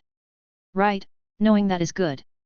Since you're back, I'll be heading out, I've got some things to take care of. Uncle Hu nodded. The Tao Yu family all went out to see off Uncle Hu. Tao Yu also watched him ride away on the motorcycle he had given him, his short legs pumping like pistons, as he zoomed off with a buzz. No idea how he manages to park it, though. It's good to have you back, really good. Honestly, it doesn't matter if your strength improves slowly. It's cheaper that way, and there's no need to push yourself so hard. Tao Long felt as if a great weight had been lifted from his heart. In his eyes, the faster you accelerate, the less cost-effective it becomes. Once the initial danger period was over, there wasn't such an urgent need. After all, he was in a gathering place now, he might as well take it easy, there was no need to take unnecessary risks. Don't worry, I'm very careful. Mainly, I'm just doing some transport business with friends. And you know what, the new development zone is quite profitable. Tao Yu casually let slip some information. His parents worked diligently, and their daily Yuan Force income was equivalent to the price of a single alien tethering rope in the development zone. Of course, this was also because, in the beginning, some people found an opportunity and caught the trend. As more and more aliens were tamed, this business was bound to get competitive. With such a low threshold, it was all about speed being first to the feast and last to the famine. Doing business is good, transport is safe, Tao Long remarked, though he didn't quite understand, but piecing together what he knew of the old gathering place, he still thought it was feasible. After hesitating for a moment, he added cautiously. But be careful, if the profits get too big, it's better to let some go. You can only eat as much as you can digest, otherwise, it will bring trouble. Tao Long's advice was derived from decades of experience and the cautious instinct of an outsider. And Tao Yu took it to heart. After all, there had been several inner-city pioneers who had died by their own hands, and even more from the outside. Don't worry, I know my limits. Plus, I'm on very good terms with both the Miss and the young Master of the Suns. Tao Yu took the opportunity to clarify his connections. It would be best if this news spread gradually. It might just reduce his troubles. There was a vast difference and much less hassle stopping a thought in the inception than after someone had acted upon it. Having had different experiences, Tao Yu knew this well. However, it was undeniable that sometimes the extra windfalls were quite substantial. Thinking of the Yuan Force that Frank had contributed, Tao Yu felt some satisfaction. If all the trouble were like this, he certainly wouldn't mind it occurring more often. It's just unfortunate that oftentimes, they were self-destructive maniacs who not only didn't give any Yuan Force but also left no equipment behind. Hacking at them was a waste of a good blade. The Suns, influential people, SSS. Tao Long gasped in surprise, never having expected his son to gain such favor. For someone who had spent decades in the outer city, he had no idea how to handle it. He was both shocked and delighted, but soon managed to compose himself. It's easier to meet Yama than to deal with his underlings. They are not the ones handling specific tasks, and at best, they only look upon you favorably. That's still different. Tao Yu rolled his eyes at his father's suddenly eloquent words, throwing back at him the same kind of talk he used on his son. Why are you speaking so fancily all of a sudden? Where did you learn that from? You little rascal! Before Tao Long could become annoyed, Tao Yu hurriedly took out his backpack and said, "Here, these are the things I brought for third brother. Along with this vaccine, he should be able to slowly recover the use of his legs." Upon hearing this, the room fell silent, and everyone was dumbfounded. Something that could regenerate lost limbs? He'd managed to get it in just 4 months? Wasn't this speed a bit too incredible? It was only Tao Shi's youthful curiosity that couldn't hold back, breaking the silence as he asked. "Bro, can this stuff really regenerate limbs? It must be expensive, right?" Tao Shi, who often hung around the Chaoyang society, had a bit of a discerning eye. For outsiders, limb regeneration was almost an unsolvable issue. Whether it was mechanical arms or something that could regenerate limbs, neither was affordable for outsiders. In the past, with Tao Hu's grade A talent, there was indeed a possibility of this. They believed that once Tao Yu grew up, there might be a chance to solve this problem. But that was for when he grew up. At least it would take a decade, right? Tao Tong didn't dare to harbor any hope so as not to pressure Tao Yu. The current priority was to let Tao Yu grow up. But what was this current situation? It had been just over 4 months, and he'd already managed to obtain such incredible items. Hey, it's a specialty product of the new development zone. But it has some serious side effects. It started with over 100 fragments, each one is heavily contaminated. Just absorbing them would take third brother at least a month. After waiting so long, we can't rush it now. Chapter 168, Family. Little 7, have you gotten yourself into some trouble? There are some deals you just can't do. Tao Long said to Tao Yu with a hint of trepidation, the wrinkles on his face all squeezing together. In his limited understanding, getting so much money must mean risking one's life. And even risking one's life wasn't enough. At least, apart from little 7 who had grade A talent, the entire family combined wouldn't suffice. To put it bluntly, they weren't worthy of such income even if they risked their lives. Little 7 had grade A talent, and if he were to sign his life away to some major power, there might be a glimmer of hope. Hey, you just lack experience, don't you? I'm riding on the coattails of the 2 masters from the Suns, even the slightest windfall from them can bring infinite benefits. Tao Yu imitated the expression Joseph had once worn as he mockingly gestured towards the floating city in the sky. It couldn't be helped, his family's knowledge was too limited, bringing out his powerful patron's identity seemed the only way to stop their worries, as there didn't seem to be any other method. If he didn't brag a little, he estimated that even if he gave them some pocket money, they would be reluctant to spend it, saving it all instead. Hiss, do those noble people really value you so much? Tao Long was shocked, his face failing to hide his astonishment. Yes, do you know about the legendary Child of Destiny from the Abyss? Tao Yu explained bluntly. Child of Destiny, Tao Yu had heard some stories and legends about it, mainly from his parents. They all nodded, indicating they knew. This child of destiny has another name, called Chosen One. When they stay at the base, they can reduce the probability of the base falling into the chaos of the abyss, so they are quite valuable in the early stages, and I found one for the base. This was something that could be discussed openly, so he could say it candidly to his family members. However, seeing their somewhat blank expressions, they still didn't grasp what this meant. Tao Yu pondered for a moment before adding. You can think of it as each one granting a reward of 100,000 Yuan Force. The actual price was not calculated like that, but it did not prevent Tao Yu from saying so, as it made it easier for his family to accept and understand. At these words, Tao Long almost lost his balance and nearly fell. He steadied himself against the doorframe for a long while before quickly darting out the door, cautiously looking left and right, and then coming back to bolt the door. You can't talk about this outside, it could get someone killed. Tao Long warned gravely. Generally, pioneers killing each other don't lead to loss of Yuan Force, and robberies are quite rare. Unless there is some equipment or goods involved. But if someone has too much Yuan Force on them, there could be jealous people or desperate outlaws willing to take a chance. What if they can't withstand torture and spill everything? In the outer city, 100,000 Yuan Force? Even 10,000 is enough to wipe out a family several times over. Is it because you don't believe me? We believe, we believe. The family members all nodded rapidly like pecking chickens, their cautiousness bringing a slight smile to Tao Yu's face. It's good to be cautious, although they might miss some opportunities, safety is paramount. After discussing the details and matters of attention for absorbing the demonization skill with his third brother, fearing his sister-in-law couldn't handle it, Tao Yu also instructed Tao Shi to stay at home to oversee his third brother's absorption process for the month. A maximum of 3 per day, and if anything felt off, he would have to stop absorbing. You can begin the vaccine injection after starting absorption, just in case. What's infused into one's own body is the safest. I understand, don't worry, we've waited so many years, we won't mind a bit more time. A smile appeared on Tao Tong's face. The years of repression finally seemed hopeful, making him feel as if he was dreaming. Initially, he was fully aware of what losing a limb meant in the outer city and had resigned himself to fate. It wasn't until his younger brother revealed his grade A talent that he nurtured a faint hope, yet even that hope would have meant waiting another 10 or even 20 years. After all, it was essential not to impede my younger brother's own progress, priorities must be kept clear. But who would have thought that in just a few months, such a surprise could come so unexpectedly?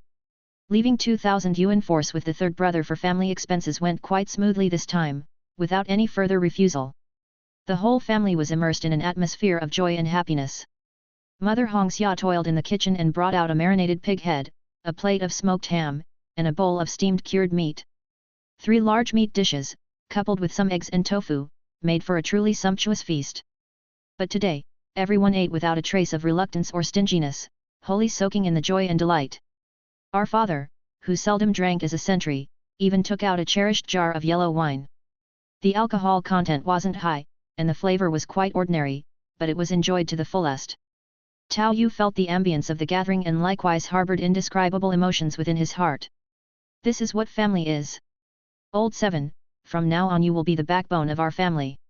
You have ideas, and we won't rush or decide for you, but you still need to find a way to pass down your exceptional talents soon, Tao Long said, his face flushing a bit as he alluded indirectly. Yes, I've been worn out by all the matchmakers coming lately, I actually saw a few decent prospects. Hongxia was much more direct, as older women often enjoy this kind of topic. You don't have to worry about that, if I'm going to choose someone, it would at least be from the inner city, I'll refuse anyone from the outer city, said Tao Yu, not outright opposing the idea but rather expressing his own ambitions. It's good to have aspirations, but actually, that's not an issue. There are plenty who would like to take advantage of good talent. Hongxia continued to speak, but before she could finish, Tao Long interrupted her. Enough, what vision do we possess? It's not even comparable to that of Seven's experiences these past few months. Let him make his own judgments, he said. Tao Yu also felt a chill deep down, was she about to say something incredibly crude just now? However, it seems like that would be normal, not just in the outer city but even within the inner city. Because the development zone now had a terminal, Tao Yu had completed all the tasks he could, and for those he couldn't, Sun Xiu had already provided Yuan Force for direct subsidies, so there was no further need to visit the task hall. But with the cost-effective qi replenishing pills and the availability of qi tonic soup, Tao Yu still went to the Wanlu dojo for his daily training. Master Tao. Good day, Uncle Master. Master Tao.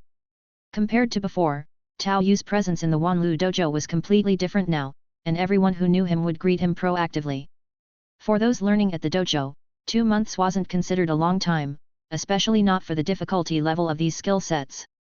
Tao Yu even spotted a few people who had first entered the dojo with him still engaged in group practice with the larger group, apparently not having finished yet. But for Tao Yu, these times had seen earth-shaking transformations. His initial deification upon returning, followed by the secondary deification of 2 talents after 4 months. Though compared to the expenses that will follow, it seems to be a long process of accumulation. Tao Yu sighed slightly. His journey in the abyss could be described as smooth sailing throughout. The fractured heart of the world, the chosen one, vaccine information and samples, the wealth secured from these pioneering conquests of the new world, added to the haulage tasks during the initial clearance of the development zone, had earned him a hefty first pot of gold.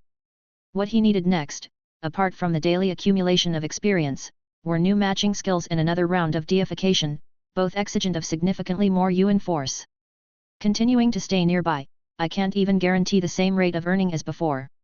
Tao Yu thought, as he arrived at the practice fields behind the cafeteria where he often trained, beginning today's exercise regimen. Chapter 169, Accident. Junior brother, have you already manifested your Yuan Force? Lu Yi looked at Tao Yu's rhythmically smooth practice, his eyes filled with surprise. Too fast. This effortless, natural feel, at least LV5. Brother, as you know, I've been quite lucky and caught the attention of some big shot in the floating city. Tao Yu continued to practice without pausing, smiling as he spoke to Lu Yi. He emphasized his connection with the influential figure again. Even if news traveled slowly in the outer city, as long as he took any opportunity to mention it, the information would eventually spread, at least within a small circle. There was no need to spell it out, the other party would imagine that his progress was due to the recognition from a person of high status. That's because you have the abilities and talents to be recognized. Otherwise, why would they not recognize someone else? Impressive indeed. As Tao Yu finished his round of practice, he was ready to pause and chat with Lu Yi, seeking some advice. Brother, you've seen and known much. I'd like to ask about the requirements for settling down in the inner city if one wishes to do so. Indeed, his home was both dilapidated and ancient, and the mosaic-laden landscape and smells of the outer city were somewhat overwhelming. He wasn't planning to move in immediately, but it was always good to learn more about it. Lu Yi, the senior brother, was eligible to enter the inner city but hadn't done so, therefore, he certainly knew about such matters. Upon hearing Tao Yu's question, a smile appeared on Lu Yi's face. Come, let's talk over some tea. He then led Tao Yu towards his own little hut. Lu Yi was more than happy to share this information with Tao Yu. In some respects, Tao Yu had become a potential competitor to him. A grade A talent, appreciated by high-ranking people, and making quick progress if he were to open a martial arts school in the outer city, the similarity would be too great. Even without opening a martial arts school, as long as Tao Yu kept mingling in the outer city, he would inevitably carve out a niche for himself with his strength and ambition. The same sized cake for everyone else at his level would be reduced, leading to fiercer competition. Desiring to move to the inner city was a good thing. Junior brother is primarily focused on the abyss, unlike someone lazy like me. Lu Yi began by complimenting Tao Yu, whose main source of income was from his martial arts school, which is why he could not possibly move to the inner city. However, his status was clear, and he was well informed about certain channels. Entering the inner city is both simple and difficult. Essentially, it boils down to 2 issues. As he spoke, Lu Yi also raised his fingers. 1. The qualifications and identity for the inner city, for example, you, junior brother, as a partner. If you reach the status of a mid-level partner, you can gain eligibility for the inner city, and being a mid-level partner in the inner city is a reasonably respectable status. You could already bring your family in with you. Lu Yi seemed to know about Tao Yu's family situation, which made Tao Yu nod in agreement. Secondly, the cost of living in the inner city naturally comes into play. You can't just build houses there willy-nilly. You either rent or buy. As for the price, well, the cheapest single rooms cost at least 1,000 a month. Some outsiders who have obtained temporary work permits opt for shared bunks, which are somewhat cheaper. Hearing Lu Yi's words, Tao Yu had a clearer picture in mind. In fact, he had some understanding before, because his sister, who had already married and left home, worked as a garbage cleaner in the inner city, getting up early to queue for entry and returning before night to rest. His brother-in-law seemed to be a plumbing repairman in the inner city and occasionally stayed overnight. Both of them had standard work permits for the inner city. Work permits also seemed to be graded. For example, his sister couldn't stay overnight and had to enter in the morning and leave in the evening, while her husband could rent temporary bunks. However, unless necessary, they would not opt to stay overnight in the inner city, as the cost was too high. Income-wise, they earned a bit more than their parents, probably between 500 or 600 Yuan Force a month together. But because there were only 5 days each month to explore the abyss, there were rarely any subsidies for living essentials. Even if a meal was provided at work, the other expenses weren't small, and as a result, it was hard to save any money. Moreover, settling in the inner city comes with some additional monthly costs like garbage disposal, that's 110 per person per month. If your residence includes utilities like gas, water, and electricity, those are also a cost. Sometimes there are local taxes in different districts of the inner city, like the singles tax. Lu Yi smiled at Tao Yu. What do you think, junior brother? Do you have any thoughts about starting a family? I could introduce you to a couple of people. It's okay if you don't want to settle down, young man. It's okay to have a bit of fun and relieve some stress. These aggressive words made Tao Yu feel like he was back in his previous life, under the pressure to marry. However, the difference here was that everyone he was introduced to didn't mind if Tao Yu was just having a bit of fun. The disparity was quite significant. By the way, I've heard some news recently, related to your uncle. I don't know if he's told you. At that moment, Lu Yi seemed to recall something and looked at Tao Yu. Ah? Uncle who? What's the matter? Tao Yu had 2 blood uncles, but each family visited the abyss at different times, so he hadn't seen them in a long while. It must be about Uncle Hu. It seems you haven't heard yet. Recently, there's been a hitch with his position as the vice-captain of the security team in South City. Someone found a connection in the inner city and wants to replace him. You know, he's still just acting in the role, not formally appointed, so anything is possible. Lu Yi was a standard boss in the outsider area, even more informed about the inner city folks' news than they were in the outsider area. Normally he couldn't be bothered with such matters, just staying informed in advance. But he thought of the time when a big shot from the floating city literally dropped from the sky. Merely making an appearance made things a lot more convenient for his gym settlement. So, it was also a kind of heads up for Tao Yu. If there were any channels to try, then go for it. If not, just take it as hearsay. TCH, this does have something to do with me. As Tao Yu left the gym, he mulled over this information. To talk about connections in the inner city, Uncle Hu had his own, as clearly shown by his mechanical arm. Moreover, he obviously maintained contact with his backers, so following the destruction of the Li family, he conveniently took over their position. That was the power his network brought him. Normally, it would be a foregone conclusion for the word acting to be removed from his title. But trouble started brewing when the Wild Wolf Gang and Skull Gang had a fierce showdown, culminating in the annihilation of the Wild Wolf Gang. It was rumored that the fate of an inner-city young master was uncertain. Even though Uncle Hu solved the case quickly and uprooted the Skull Gang, with Old Skull admitting guilt and already executed publicly, it still provided an excuse for Uncle Hu's rivals. The position of vice-captain in charge of the South City security team offered both lucrative benefits and real power. The security team members were at least grade D and in combat talent, and they rarely trained for coordination.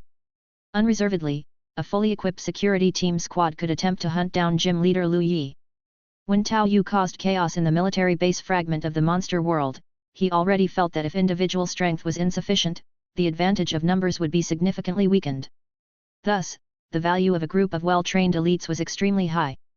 If back then the soldiers in that military base had been at the average level of the security team, Tao Yu would have found it quite troublesome.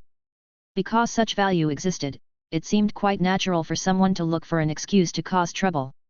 TCH, I stirred this up, so I should at least help clean up the mess. Tao Yu's eyes grew cold for a moment, but then he pinched his own face. If someone dies at a time like this, wouldn't all the blame fall on Uncle Hu's head? It's better to look for other solutions. Looking down at his watch, it seemed the two from the Sun's family hadn't returned yet, and Panda and the others were getting ready to move the machine tools to the new world. Ultimately, it's still because my strength isn't strong enough.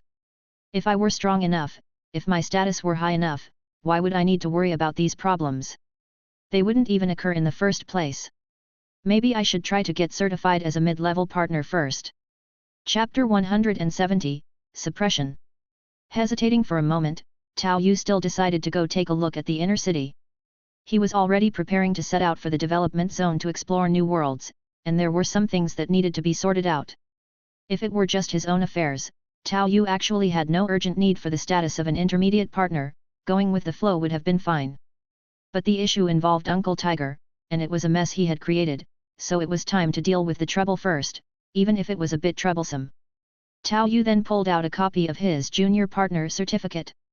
Being a junior partner not only provided various conveniences but also served as a temporary pass to enter the inner city, and could even allow for short-term lodging at some inns. Moreover, compared to a temporary work pass, the junior partner status offered more conveniences, such as being allowed to carry weapons and the like.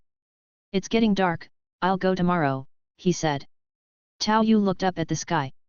Later, I'll check how many points are needed for an intermediate partner. Although I haven't completed many tasks, the quality has always been high, right? It's a pity that someone died last time, and a few tasks were not counted. Tao Yu had entered some information in his wristwatch, including plenty about partners. He just hadn't realized before how many high-difficulty tasks he had completed, so he hadn't paid much attention to it. Total points, the number of tasks meeting the difficulty level, and the assessment application. It's no wonder that intermediate partners have a certain social status in the inner city, he mused as he lay in bed looking over the relevant content. The total score speaks for itself, whether it's through completing high-difficulty tasks or stacking up low-difficulty ones. Once you reach the number required, that's enough. Then, the application for an intermediate partner status must include the completion of at least one task with a difficulty coefficient that meets the threshold for intermediate partner tasks. Tao Yu estimated the difficulty coefficient, which he figured was about the same level as the task of venturing deep into the alien nest to kill the alien queen. It was possible for multiple people to complete it, but credit would be given to only one person. Even if the latter tasks weren't properly submitted, the earlier chosen one and base location selection tasks should already meet the standard, and thanks to the company I'm listed as operating, the total points are almost there. Tao Yu checked some related information on his watch. Despite not being overly demanding in terms of personal strength, the chosen one and base location selection were definitely considered standard achieving tasks. Afterward, because of the company establishment, the points from the transported goods would be distributed to him according to his registered shares in the company. Once he arrived at the new development zone with his terminal, those points would synchronize regularly with the real world, providing Tao Yu with a stable source of income without the need for any action on his part. Whether it was material transportation or the chosen one and base intelligence, both provided incomes exceeding 100,000 Yuan Force. In the beginning, when Joseph and Wino, as moderately well-off families from the inner city, had a start-up capital of about 10,000, hence, it was normal that in such a short time, he had nearly reached the required points. After all, the development zone does have its unique benefits, not only providing more Yuan Force, but also allotting more points for tasks. It's still a bit short, though. This time, when I go to the inner city, I'll take on some tasks to make up the difference and then start the certification assessment. Tao Yu made an estimate as he looked over the situation. Originally, if the income from Monster World were all counted as task achievements, he would have enough points for intermediate partner status. But, unfortunately, that was not the case. Luckily, Tao Yu didn't mind, he knew that the wealthy young lady did it for his sake, to avoid unnecessary troubles. According to his senior fellow disciple Lu Yi, reaching the status of an intermediate partner meant one could support their family living in the inner city. Though not enough to establish a familial power, one could still be considered part of an ordinary family in the inner city. Talking about the intermediate partner in itself, it was already a quite prestigious status. Tao Yu guessed that this might be comparable to, in his previous life, a small business owner with some standing in a fifth-tier city or the head of a certain department. Back when the Wild Wolf Gang were making wild guesses, that Lone Gunman and Wilderness Hunter were just intermediate partners, albeit ones with some fame among them, while Lethal Bullet was a grade A partner, he recalled. At first, when he heard them shouting names, Tao Yu was quite curious, and later on, he managed to understand a bit through indirect means. Upon reaching intermediate status, partners also got to officially choose their code name, a symbol of setting a firm foothold in the inner city. If he managed to get it done, it should indeed help with Uncle Tiger's current troubles. Going into the inner city. The next morning, bright and early, while still on leave at home, Tao Long was patching a leaky roof when he heard Tao Yu's call. "Wait a moment, little seven. Help bring something to fourth sibling. She just gave birth and needs to replenish some nutrition," he said. Saying so, Tao Long deftly jumped down from the roof and went into the kitchen to whip something up. "She's given birth again? That's the fourth one, right?" Tao Yu was stunned. His fourth sister had been married for several years already. Going by this rate, it was practically one child less than every 2 years, in quick succession. He seemed to only hear news about his fourth sister when she was either pregnant or had just given birth. Yes, her own work points aren't high, so she has to have more children. Luckily, her physique is still quite robust, Tao Long replied. Even though she had married off, Tao Long and Hongxia were still very concerned about her. But their jobs required them to spend most of their time in the abyss, and when they did come back, they could only rest and repair briefly before hurrying off again, almost completely missing the couple who primarily worked in this world. Tao Long brought out the stuff, mainly 2 smoked hind legs of some unidentified animals, along with a basket of eggs. "Let the fourth child replenish herself more, don't skimp on eating. I reckon she'll have to go back to work in a couple of days." Hongxia carried out the basket of eggs. Hearing Hongxia's words, Tao Yu opened his mouth too but ultimately said nothing. It seemed like this was just the norm for the outer city. Back home, when they were younger, the older sibling would take care of the younger ones, with the babies being tied to their mother's chest and taken to the factory. During the breastfeeding period, the mother's job would be slightly accommodated to allow her to work in this world, but that was all. Even now, the 8th child was in a state of benign neglect. Even if it weren't for Tao Yu's own grade A chosen one ability, which directly eliminated the concern of being cannon fodder, they would probably have to consider having a 9th child. Although he always knew the world was fucked up, hearing about his sister's situation suddenly made Tao Yu feel helpless. But now that he had somewhat found his footing, he thought he might as well lend a hand. His sister lived at her in-laws, which was on the way to the inner city. Since they had to line up to enter the city every morning and come back at night, they tried to choose a place to live as close to the inner city as possible. Walking on the muddy streets of the outer city, Tao Yu carried 2 smoked hind legs and a basket of eggs, attracting quite a few glances. This was considered a big spender in the outer city. The rainforest world might be abundant with meat, but besides the difficulty and unpredictability of hunting, just transporting it back and forth was a hassle, let alone the fact that most people's areas were not suited for such hunting environments. However, Tao Yu had developed a more masculine presence, and as he walked with a fierce determination, no one was foolish enough to do anything rash for the sake of the meat. Trudging along the way, Tao Yu arrived at what he remembered to be his sister's-in-law's place, which didn't seem to have changed much, a small house pieced together from scrap, surrounded by a makeshift fence. There was a hen that could lay eggs clucking away in a metal chicken cage. A woman who looked about Tao Yu's mother's age was cleaning up some chicken droppings, constantly hurrying someone inside the house. "Hurry up, dear, or we'll be late." The voice from inside the house was chaotic, as if there were many people, along with the sound of a child's crying. But soon enough, a grey-haired, dark-skinned old man came out with a gun in hand. From his attire, he appeared to be a city fortress guard, which was quite a decent job. Upon coming out, he took a glance at Tao Yu, who had just arrived at the doorstep. Even though they had met, the encounters were rare, and considering the changes in Tao Yu after his cultivation, the old man did not recognize him at first. "Uncle Gu, Auntie Gu, I'm the 7th child of the Tao family, Tao Yu. My sister has just given birth, and I brought some things over." Tao Yu lifted the goods in his hand a bit higher. The old couple was startled by this. "Oh, this really isn't necessary, it's too precious." "Yes, we'll accept the eggs. You're Tao Yu, right? I remember you were so little the last time I saw you. You've grown up, grown up. I recall that you have a grade A combat talent, don't you?" Uncle Gu immediately recalled Tao Yu, mainly because Tao Yu's grade A combat talent wasn't particularly hidden. As relatives, they definitely knew. Each family has almost non-stop work to do though, plus Tao Yu himself was frequently coming and going to the abyss, so there wasn't much interaction. It was possible that after Tao Yu entered the abyss, a visit to congratulate each other was all that took place. Yes, I'm in the development zone. With a good talent, money comes faster. Just take these, let my sister eat well.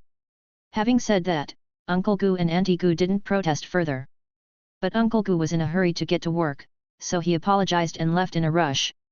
Auntie Gu also had work, though it was not as urgent, so she stayed a little longer to chat. Tao Yu could see that there were only the old couple left at home, their 2 sons and 2 daughters-in-law, including his sister, seemed to be at work. The remaining ones were all children, the eldest of whom seemed to be their eldest sons, around 11 or 12 years old, tasked with looking after a bunch of younger ones. From the chat with Auntie Gu, Tao Yu learned that his sister had indeed taken her newly born baby, strapped to her chest, to work at the inner city. She has to line up to get into the city early in the morning.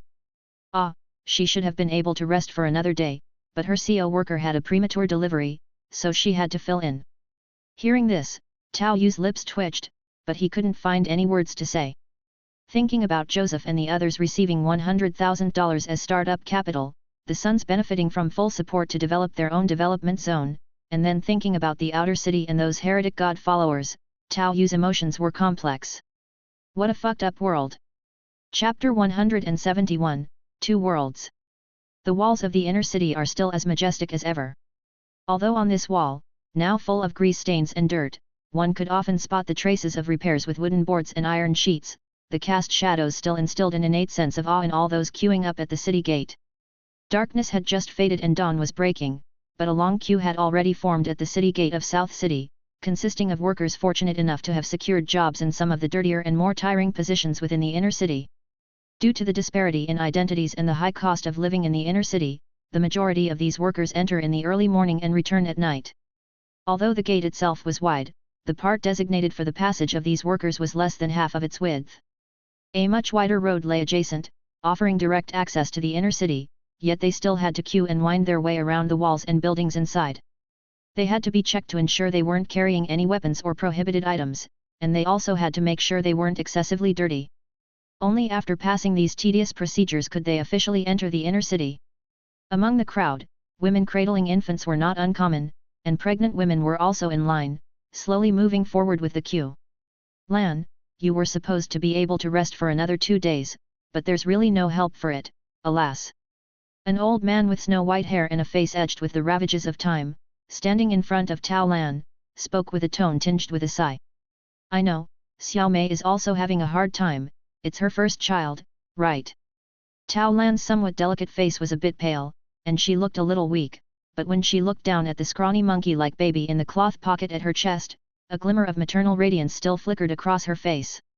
This job was hard to come by, and she and her family could not afford the loss of it. Later, I'll allocate you to block number 8, the work there is a bit lighter. After we finish, we'll come help you, said the little old man, likely their foreman, who had made some adjustments. The company had certain favorable policies for pregnant women and nursing mothers, whether a bit of extra on their Yuan Force points or in the job allocation. But, that was all relative. All right, thank you, Uncle San. Tao Lan's face brightened with a smile. The foreman was her father-in-law's cousin, who usually looked after her to some extent. But the fact remained that the work had to be done. Facing a premature birth, there was really no way around it. As long as she didn't step back, there were plenty of people scrambling to take her place. The job was secure and stable, and the salary was even higher than what her parents earned, making it a rare and desirable position. Especially for a woman with ordinary talents like herself and no other particular skills. Lan, how long do you think it will take for us to get a work card like your brother-in-law's? Then we could enter directly from the side into the inner city. A young man behind her, enviously watching the few people occasionally passing quickly through the wide adjacent path, said. Their identity cards only allowed them to enter for a day and leave the same day, even staying overnight was not permitted. If they ever had to stay overnight for some reason, they needed a special permit from above and had to pay for a multi-occupancy hostel, with a cost equivalent to a day's income. Not to mention, they had to endure these inspections daily. But those with a higher level work card could enter and exit normally after a brief questioning on the side. Tao Lan's husband had such a work card. Hearing the words of the co-worker behind her, Tao Lan opened her mouth, but in the end, she remained silent. Uncle San had been working for so long and still had to queue with everyone else, it was almost impossible, just a distant hope dangling in front of them. And even if one obtained such a card, it didn't make much difference. Her husband had a long-term work card, yet he was still cautious, fearing that any mistake might lead to demotion. He still had to rise early and go to bed late, no different from before. Occasionally, in urgent cases, because of his long-term work card, he had to stay overnight. You couldn't sleep on the streets in the inner city, and even the worst communal sleeping quarters cost 10 Yuan Force points per night. However, just as Tao Lan was pondering this, a somewhat familiar voice came from the side. "Sis, are you feeling all right?" Turning her head, she saw her brother, Tao Yu, who had grown sturdier, looking at her concerningly from outside the queue. Seeing her younger brother, Tao Lan's face lit up with surprise, her eyes crinkling in a smile. "Little Seven, you've grown taller. You used to be shorter than me, and you've gotten sturdier too." As she spoke, she even made a height gesture with her hand, tiptoed, and touched Tao Yu's head. Tao Yu, seeing his sister's expression, also breathed a sigh of relief. Her complexion wasn't great, but she looked neat and tidy. Girls from the outer city are very tough. Tao Yu was also curiously looking at the tiny skinny monkey tied to his sister's chest. A clean little blanket wrapped the baby tightly, revealing a small face that was still a bit wrinkled, with eyes closed and even breathing, seemingly asleep. Years of adapting to the environment had made even the newborns strong. Tao Lan's colleagues, hearing her address, also started chattering. "A Lan, is this your brother with the grade A talent? He's very handsome. Does the young man have a girlfriend yet?" Grade A talent. Tao Yu's presence had caused a little commotion in the line. There was even a spreading trend. This prompted the guards at the city gate to come over and scold them. "What's going on? What's the noise for? Keep it down." It was only with the guards scolding that the noise was suppressed. Perhaps having heard their conversation, the guard who looked at Tao Yu nodded and did not tell him to move away from the queue. At that moment, Tao Yu also took out his partnership certificate. "Can I enter the city with this?" The guard glanced at the certificate, then at the watch on Tao Yu's wrist, and his expression softened considerably. "You can. Do you have any identity chips in your watch? Just scan it later, you don't need to carry this certificate with you all the time." "I do, thank you." This guard, who was usually very cold and serious towards the people in line, was kinder to Tao Yu. "Later, you can download an inner city notice at the entrance, which spells out some general precautions. Junior partners can directly enter the city, but if there's no ongoing task, you need to leave the city at night." "All right." Tao Yu nodded at the guard, then turned to Tao Lan and asked. "Sis, where is your work area? I'll come over and help you after I'm done. I'm not that fragile." "This is already the fourth one." Tao Lan rolled her eyes at Tao Yu, but hesitated before saying. "I'm in Street Block 8. You can come and see me if you are free, but you don't need to help. You should spend your time improving yourself, doing work like this is beneath you. Yet, young man, don't waste your talent. A-grade talent, that's truly remarkable." The white-haired third uncle also felt a bit sentimental, a look of melancholy and envy in his eyes. If only he had an ordinary combat talent, not even a grade A, maybe he could have mixed in as a city fortress guard or something. Alas! His talents were wasted, and his children had only average talents. Now it was up to the grandchildren to see if any of them could possess a better talent. Unfortunately, he wouldn't be around to see it. Chapter 172, Inner City. Tao Yu took another look at his sister, and although Tao Lan's face still bore the pallor of postpartum weakness, the sleeping baby in her arms made her seem so resilient. Standing in line, she even smiled and waved at Tao Yu, signaling for him to hurry into the city. Seeing his sister's smile, Tao Yu also took a deep breath. Then, he turned and headed towards the city gate. As a partner, Tao Yu's method of entering the inner city was much simpler than that of the queued laborers. His watch already contained his identity chip, which Panda had arranged for him when he set up the company, so he didn't need to be checked when entering, just a quick beep with a swipe. However, the convenience came with a price tag of 10 points of Yuan Force. For an average outsider family, this could be considered a day's income. Even if my sister and brother-in-law had such privileges, I'm afraid they wouldn't use them, Tao Yu sighed to himself. His brother-in-law could probably enter through this route as well, but his high-level work card would exempt him from the entry fee, a reward for his diligent work in the inner city over the years. If they really had to pay for such work cards, it would almost equate to working for free for a day. Laborers enter the city to serve the inner city residents, their entry fee is actually the value of their labor. Whereas junior partners' entry doesn't necessarily bring benefits to the inner city, so this threshold is set. As Tao Yu passed through the thick walls of the inner city, the streets of the inner city gradually came into view. Completely different from the dirt roads and muddiness of the outer city. Although the overall style was not exactly clean, under the generally dim lighting, it brought a kind of oppressive sensation to the atmosphere, and even on the streets there was the occasional piece of trash. But, all in all, it was much better than the outer city. On the two-lane roads paved with asphalt, you could see the drains along the sidewalk, populated with pedestrians of various appearances. At this early hour, it was mainly the laborers from the outer city who had just passed their inspections. The rare natives of the inner city were easily distinguished by their vital energy and attire. Brightly colored hair and various non-mainstream hairstyles were easy tells. From their yawning state, it seemed many had rich nightlife and were just returning home to catch up on sleep after their nightly diversions. Besides, most shops along the streets were still closed, presumably because it was too early for them to open, except for a bar with a colorful logo that was just closing its doors. Those neon signs seemed to have been flickering all night long. The adjacent buildings had a somewhat abstract style, with a wide variety of shapes as if there was no unified plan. Giant neon signs formed various advertisements and slogans that filled the entire field of vision, extending upwards. Those multi-story buildings, reaching dozens or even hundreds of stories high, all had bizarre styles. Those abstract architectural forms that would have been mocked online in a previous life were common here, and one could not see two alike. In the outer city, one needs to worry about the occasional appearance of grey mist creatures. In the inner city, no such concerns exist.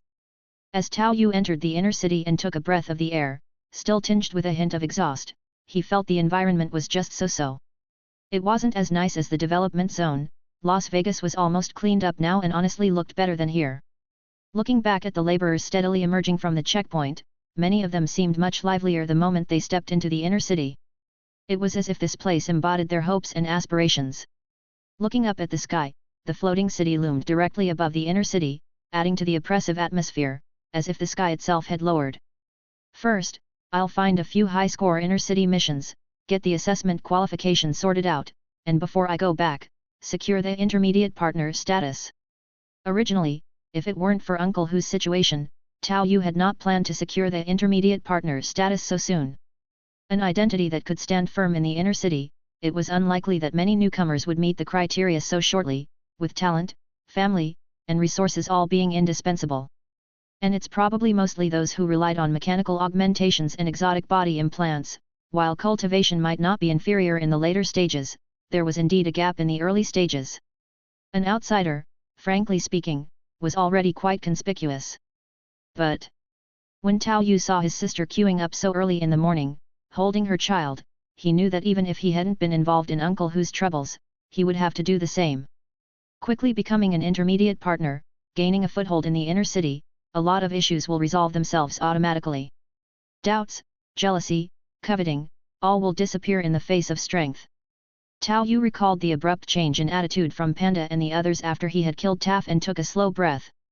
With the advantages given by the suns as a cover, it wasn't unthinkable to maintain the level of an ordinary intermediate partner on the surface. If trouble arises, it should be focused on oneself. Besides, once he became an intermediate partner, he'd only need to reveal his capabilities when addressing specific issues. Those who should know would know, and he need not care about others who didn't. Compared to the cautiousness of other laborers from the outer city, too afraid to even look up, Tao Yu's movements were much more natural. Looking at the few inner-city locals who were laughing and chatting as they exited the bar, he was not the least bit concerned or troubled. He had killed so many of them already. The inner-city pioneers no longer held any aura of importance in his eyes. In the end, they were mere mortals, and beheading would mean death. Even the task hall opened so late. Tao Yu glanced at the notices he had downloaded at the city gate and walked up to a task hall with an exaggeratedly styled entrance, resembling a circus tent, in front of him. It was one of many task halls within the inner city. At the moment, besides the flashing signs, the entrance to the hall was closed tight. However, perhaps because some time had passed since the city gate, there were already 7 or 8 people waiting at the task hall. Tao Yu swept a glance and noticed a few with an air similar to the inner city inhabitants he had encountered on the street earlier, and the others felt more like the mercenaries he had seen in the fortress hall before. They were very likely junior partners as well, possibly even junior partners who hadn't acquired official inner city status, and like Tao Yu, they were there for the higher rewards and points offered by inner city missions. When Tao Yu arrived at the entrance, the people gave him a glance, but no one came forward to strike up a conversation, they just waited in silence. The inner city isn't all safe, but this place is definitely one of the relatively better secured areas. Tao Yu glanced at the surveillance cameras in front of the task hall. With the technology of Starshine City, if they really wanted, at least the inner city could be easily filled with cameras. Not to mention, among the resources scavenged everywhere in the new development zone were many such devices. But, judging from what he had seen so far, the places equipped with cameras in the inner city were actually in the minority. Typically, places like the city gate and task hall had coverage, but ordinary streets and alleys had none at all. Even without a strict traffic system due to the low number of vehicles, there were no cameras at intersections, even if there were odd-looking traffic lights. What exists must be reasonable. Since the inner city has developed into its current state, there must be corresponding reasons. The reason definitely isn't a lack of money, that's for sure. While waiting, Tao Yu maintained a low-level meditation technique and breathing exercises. Not wasting time had become his instinct. If it weren't for the fact that he couldn't exercise properly, he would have liked to practice his boxing on the spot. After about 20 minutes, with 7 or 8 newcomers joining, sounds finally came from within the task hall. Through the glass in the door, they spotted a girl with pink hair and sleepy eyes with a mechanical arm approach the door to unlock it. She then pushed the heavy-looking door open with a force that seemed mismatched to her stature. Step back, watch out not to get hit," she muttered as she continued her task without pause. After opening the door, she took out several signs and placed them at the entrance. The signs had big, bold but few words, though highly noticeable. They were essentially a few sets of rules. Like no fighting, no loud noise, and the like. "Miss Mag, are there any new tasks?" "Miss Mag, has someone completed the debt collection task for the Broken Fang group?" "Miss Mag is still so energetic. You look even prettier today. Another day full of vitality." As the girl was opening the door and placing the signs, several regulars who seemed to be used to queuing up started to greet her. From their attitude, one could guess that this sweet-looking and seemingly adorable girl was probably in charge of this daily, and her strength and abilities were not to be underestimated. "Cut the chatter and don't be loud, don't you know?" Mag muttered, not seeming very patient. Dealing with this repetitive task every day seemed normal. However, she then seemed to notice Tao Yu, and her displeased expression brightened slightly. "Aha, finally some new blood, and he's a handsome guy at that." At this, several nearby people also focused their gaze on Tao Yu, scrutinizing him. Fortunately, since they were all here so early to line up for work, there were no hostile intentions mixed in, just a measure of assessment and observation. "Miss Mag is quite adorable, too. I'd like to take on a few partner missions around 800 points each, preferably not too complicated, something one person can do, and with a shorter duration. Do you have any recommendations?" Tao Yu fully utilized his advantage in looks and asked with a cheerful smile. From the attitude of the people around, one could tell that Mag, the staff member of the task hall, was clearly aware of many tasks, and likely had access to plenty of internal information and data. Task points usually correlate with the difficulty of tasks and various weighted bonuses. If it was simply based on the Yuan Force price, without any point weight bonus, company tasks with about 8,000 Yuan Force compensation would be required. The difficulty and complexity were bound to be high. But if there were tasks that had been long uncompleted, or had weight bonuses and recommendations, there could be various levels of point increases. Tao Yu himself was nearly completely unfamiliar with the inner city environment. Although he was confident in taking on tasks at this price point, it would certainly be best if he could understand a bit more. Chapter 173, Take a Lead. 800 points. When Tao Yu's words came out, it wasn't just Mag who was stunned, but the roughly 20 people gathered outside seemed to perceive some surprise as well. Without any other bonuses, that would require a task with a difficulty of around 8,000 Yuan Force. Originally, Wino and Joseph had teamed up for a Python skill and were willing to spend so much time on it. Huangjian and Nuasan, along with a whole group of people, entered the rainforest to hunt aliens, and a single trip's income wasn't necessarily this much. It could be said that this was also considered a substantial income for inner city. Usually, tasks with 800 points are taken by multiple people or consume a lot of time. It's just that tasks with 800 points are actually okay. The pioneers present had all more or less participated in them, and even those with over 1,000 points weren't unheard of. But task rewards are directly proportional to difficulty. When you add prefixes like not complicated can be done by one person short duration to an 800-point task, as veterans in taking on tasks, they deeply understood the difficulty involved. A greenhorn? Or a master? The newcomer's face was somewhat unfamiliar, his equipment standard and nothing special, with no visible signs of exotic implants or mechanical enhancements, nor did they know where he came from. Brother, you seem a bit unfamiliar, don't you rarely come here to the hall to take on tasks? A figure with 3 mechanical arms asked, arms crossed over his chest, one hand still scratching his messy hair, seemingly unable to help but inquire. First time. There was no need to pretend, he indeed was a new face here. You seem quite confident. Not complicated can be done by one person short duration high reward. These are tasks I also want, but it's a shame they're too difficult for me to handle. The man with 3 arms continued offhandedly. Somewhat confident, yes. Tao Yu's gaze, however, remained mostly focused on Miss Mag, the pink-haired girl with a mechanical arm, who seemed to frown at that moment and then spoke up. There are indeed such tasks, but actually, very few people are willing to take them on, they're not considered good tasks. After saying this, she gave Tao Yu another look and added. Quite young. Miss Mag is also very young. Mag seemed taken aback by Tao Yu's response, and then chuckled, reaching out to touch her delicate, doll-like, cute cheek. And then they saw her cheek suddenly pop outward, revealing mechanical traces. You have a way with words, I like that, but newbie, blind confidence can get you killed. After Miss Mag closed her hatch on her face again, she said with a smile brimming in her eyes. Truth be told, her sudden popping motion had also startled Tao Yu a bit, somewhat unexpectedly. It seemed this petite and cute hall attendant had been working here for quite some time. Recently, the new development zone has been giving out a lot of point supplements. You've set a limit for tasks around 800 points. Is it that you've nearly saved up enough for a mid-level partnership and want to take a shot at it? After arranging all the badges, Miss Mag took out a remote control from her bosom and pressed it. The dim hall immediately lit up. Various displays also began to roll out and reveal streams of task information. Apparently, Miss Mag, being a veteran of the mission hall, was quite clear about the recent task point situation and their flow.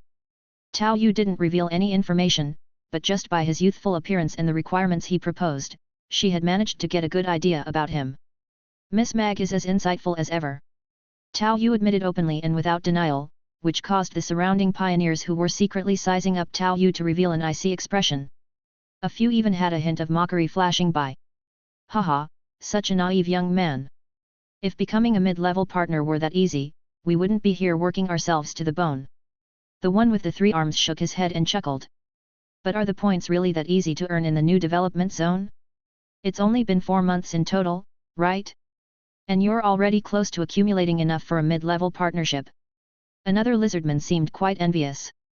I've paid some attention to it, and indeed it far exceeds the old development zone. Sigh, it's not fair. Are all the newbies nowadays so confident?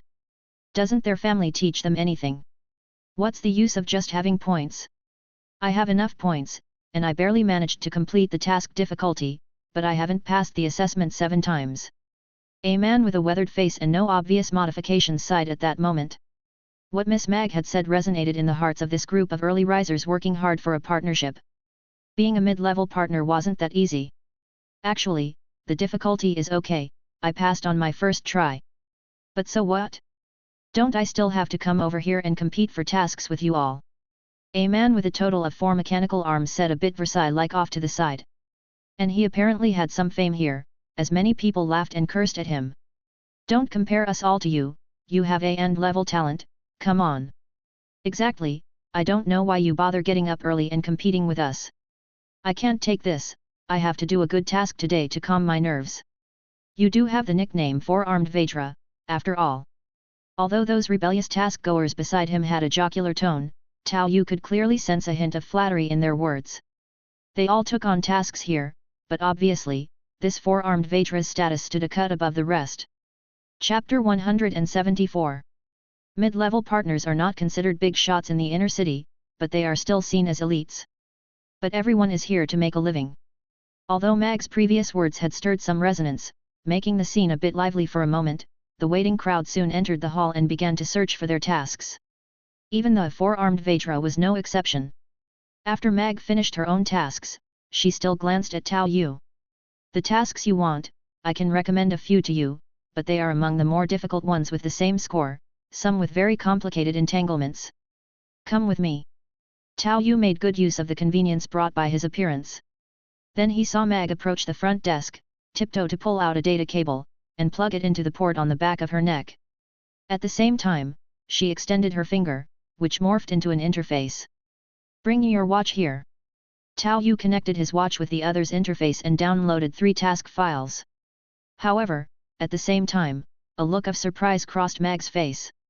Temporary authority? You're an outsider. Although her voice was low, many people here had some skills, and quite a few heard her from up close. They all looked over with the same look of surprise. An outsider? No way. Ah, I haven't gotten my inner city status yet, but isn't this a bit bold? Wait, an outsider newbie, even with the advantage of points, shouldn't be able to earn enough to be close to a mid-level partner so quickly, right? A stroke of luck? Did they complete some major task? Even if they did, it's still exaggerated. I know a senior partner's son started a transportation company over there, and he should at most just about meet the standard. For a moment, the previously subdued topic began to stir up discussion once again.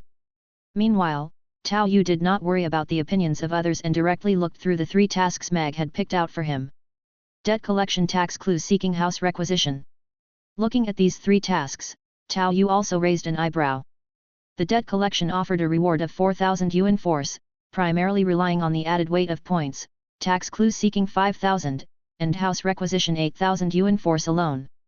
The tasks for partners are distributed by the company, akin to an outsourcing job.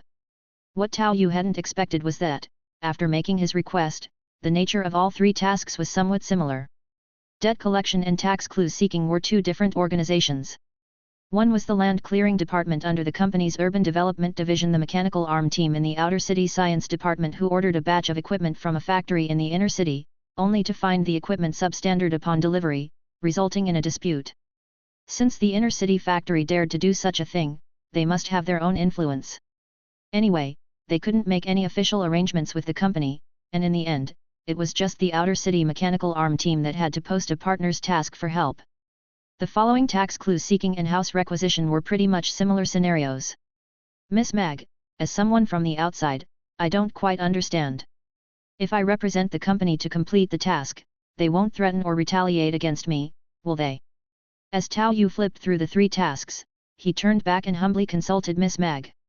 That won't happen, but if you lack strength, you might suffer some minor injuries, and no one will seek justice for you. Just arrived in the inner city to do tasks, trying them out won't do any other harm. As she said this, Mag paused, gazing at Tao Yu's handsome face, and then smirked somewhat wickedly. However, since you're so handsome, you might suffer other kinds of losses. Then, am I allowed to fight back? If you weren't allowed to fight back, why would we issue this task? Let's put it this way, if you take on this task and end up wiping them out, that's also within the rules. By taking on the task, you represent the company, this is the power of a partner. Hearing this, Tao Yu couldn't help but take a deep breath, his eyes growing brighter. Wiping them out is allowed? How dare they default on their debts? A team could take on a task, rob them clean, and it's all for nothing. Hearing Tao Yu say that, Mag couldn't help but roll her mechanical eye. They only allow extermination, but not looting. All the goods and spoils belong to the company, and you still have to pay taxes, plus compensate for the damage. Who would be full enough to take on that? Oh, this is really... Tao Yu sighed with some regret, quite melancholic, as his plans for a quick fortune were nipped in the bud. No wonder no one takes it, sigh. While thinking this, he accepted all 3 tasks in front of Mag, who looked a bit bewildered. Once all are completed, that should be about enough for the points of a middle partner. Tao Yu was cautious himself, so he divided the point deficit into 3 parts, to do 3 relatively easier quick tasks. Otherwise, a single task worth over 2,000 points wouldn't be so simple, the risk would be high. Hey, you're not serious, right? One hard task is enough, no need to touch 3, even 4-armed Vajra as a middle partner doesn't take them, can't you see that? Right then, 4-armed Vajra happened to walk by nearby, seemingly having chosen a task already, and said to Mag with a smile.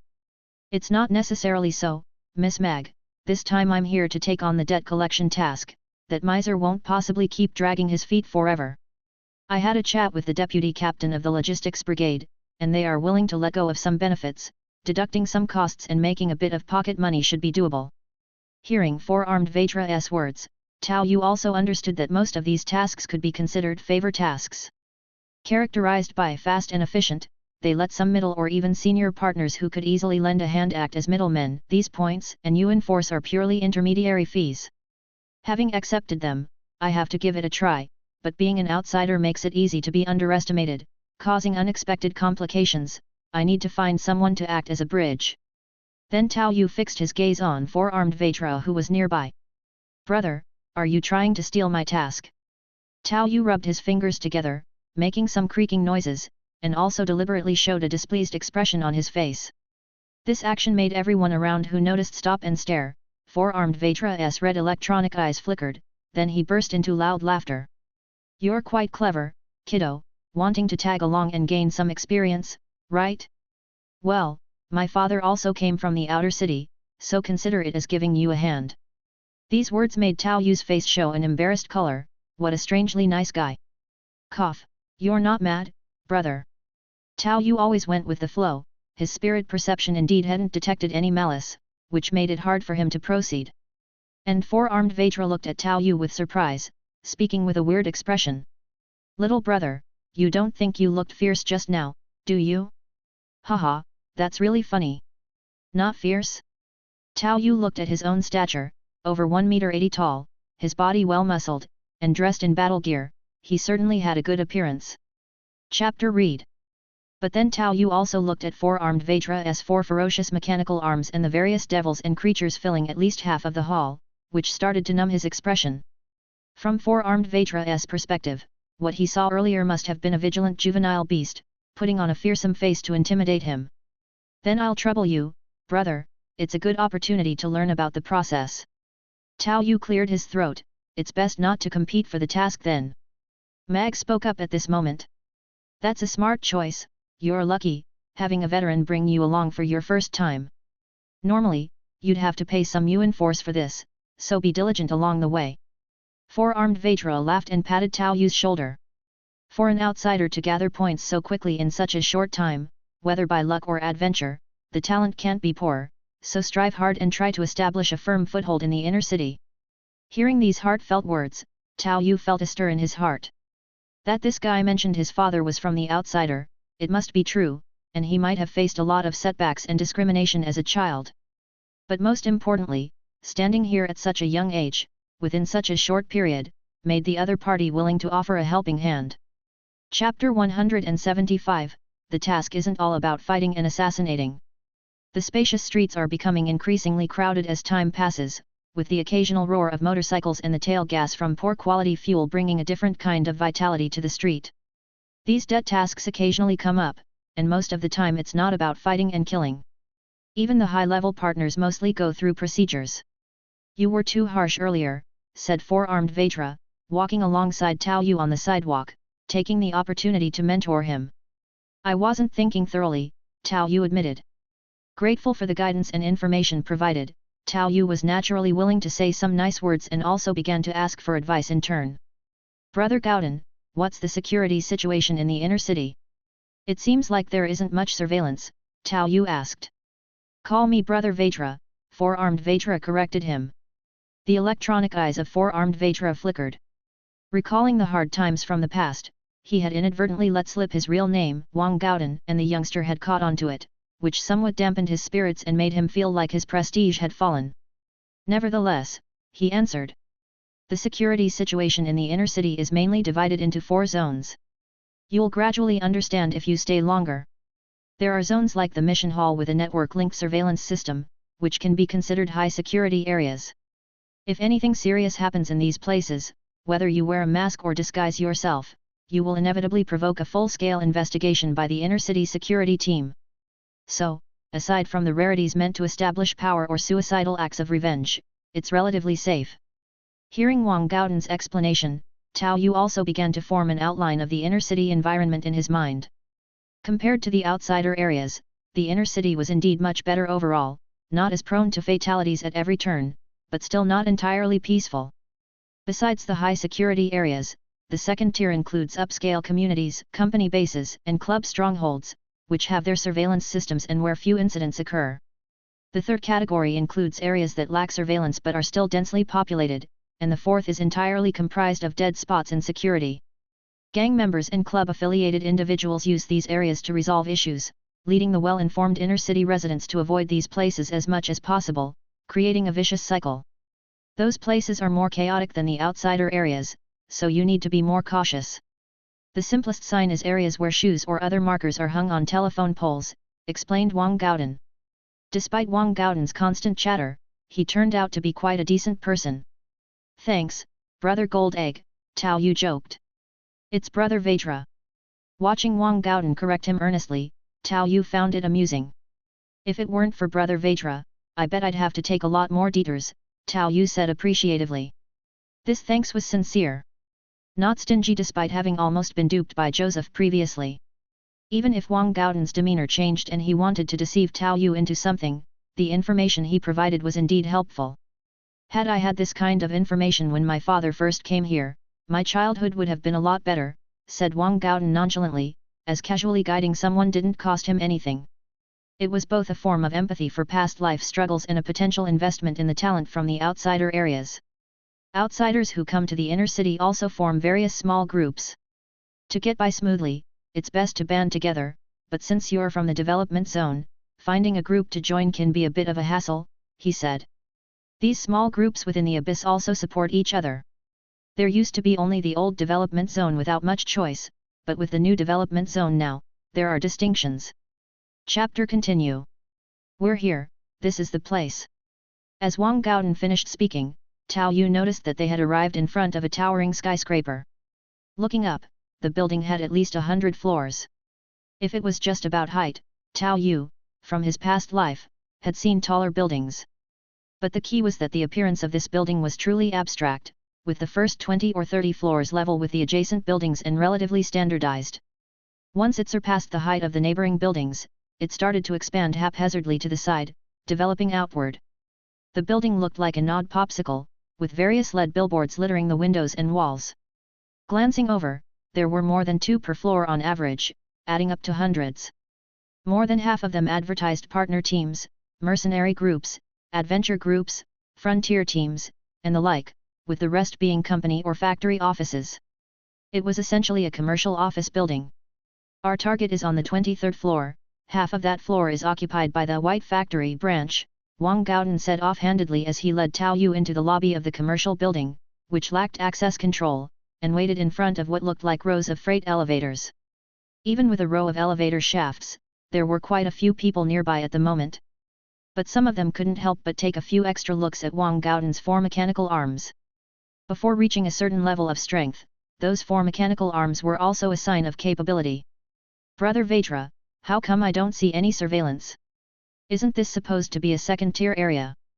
Tao Yu looked around. With his vision, he couldn't spot a single camera. Could they all be micro-cameras? That would make assessment a bit of a hassle later on. No, this place is in the 3rd tier.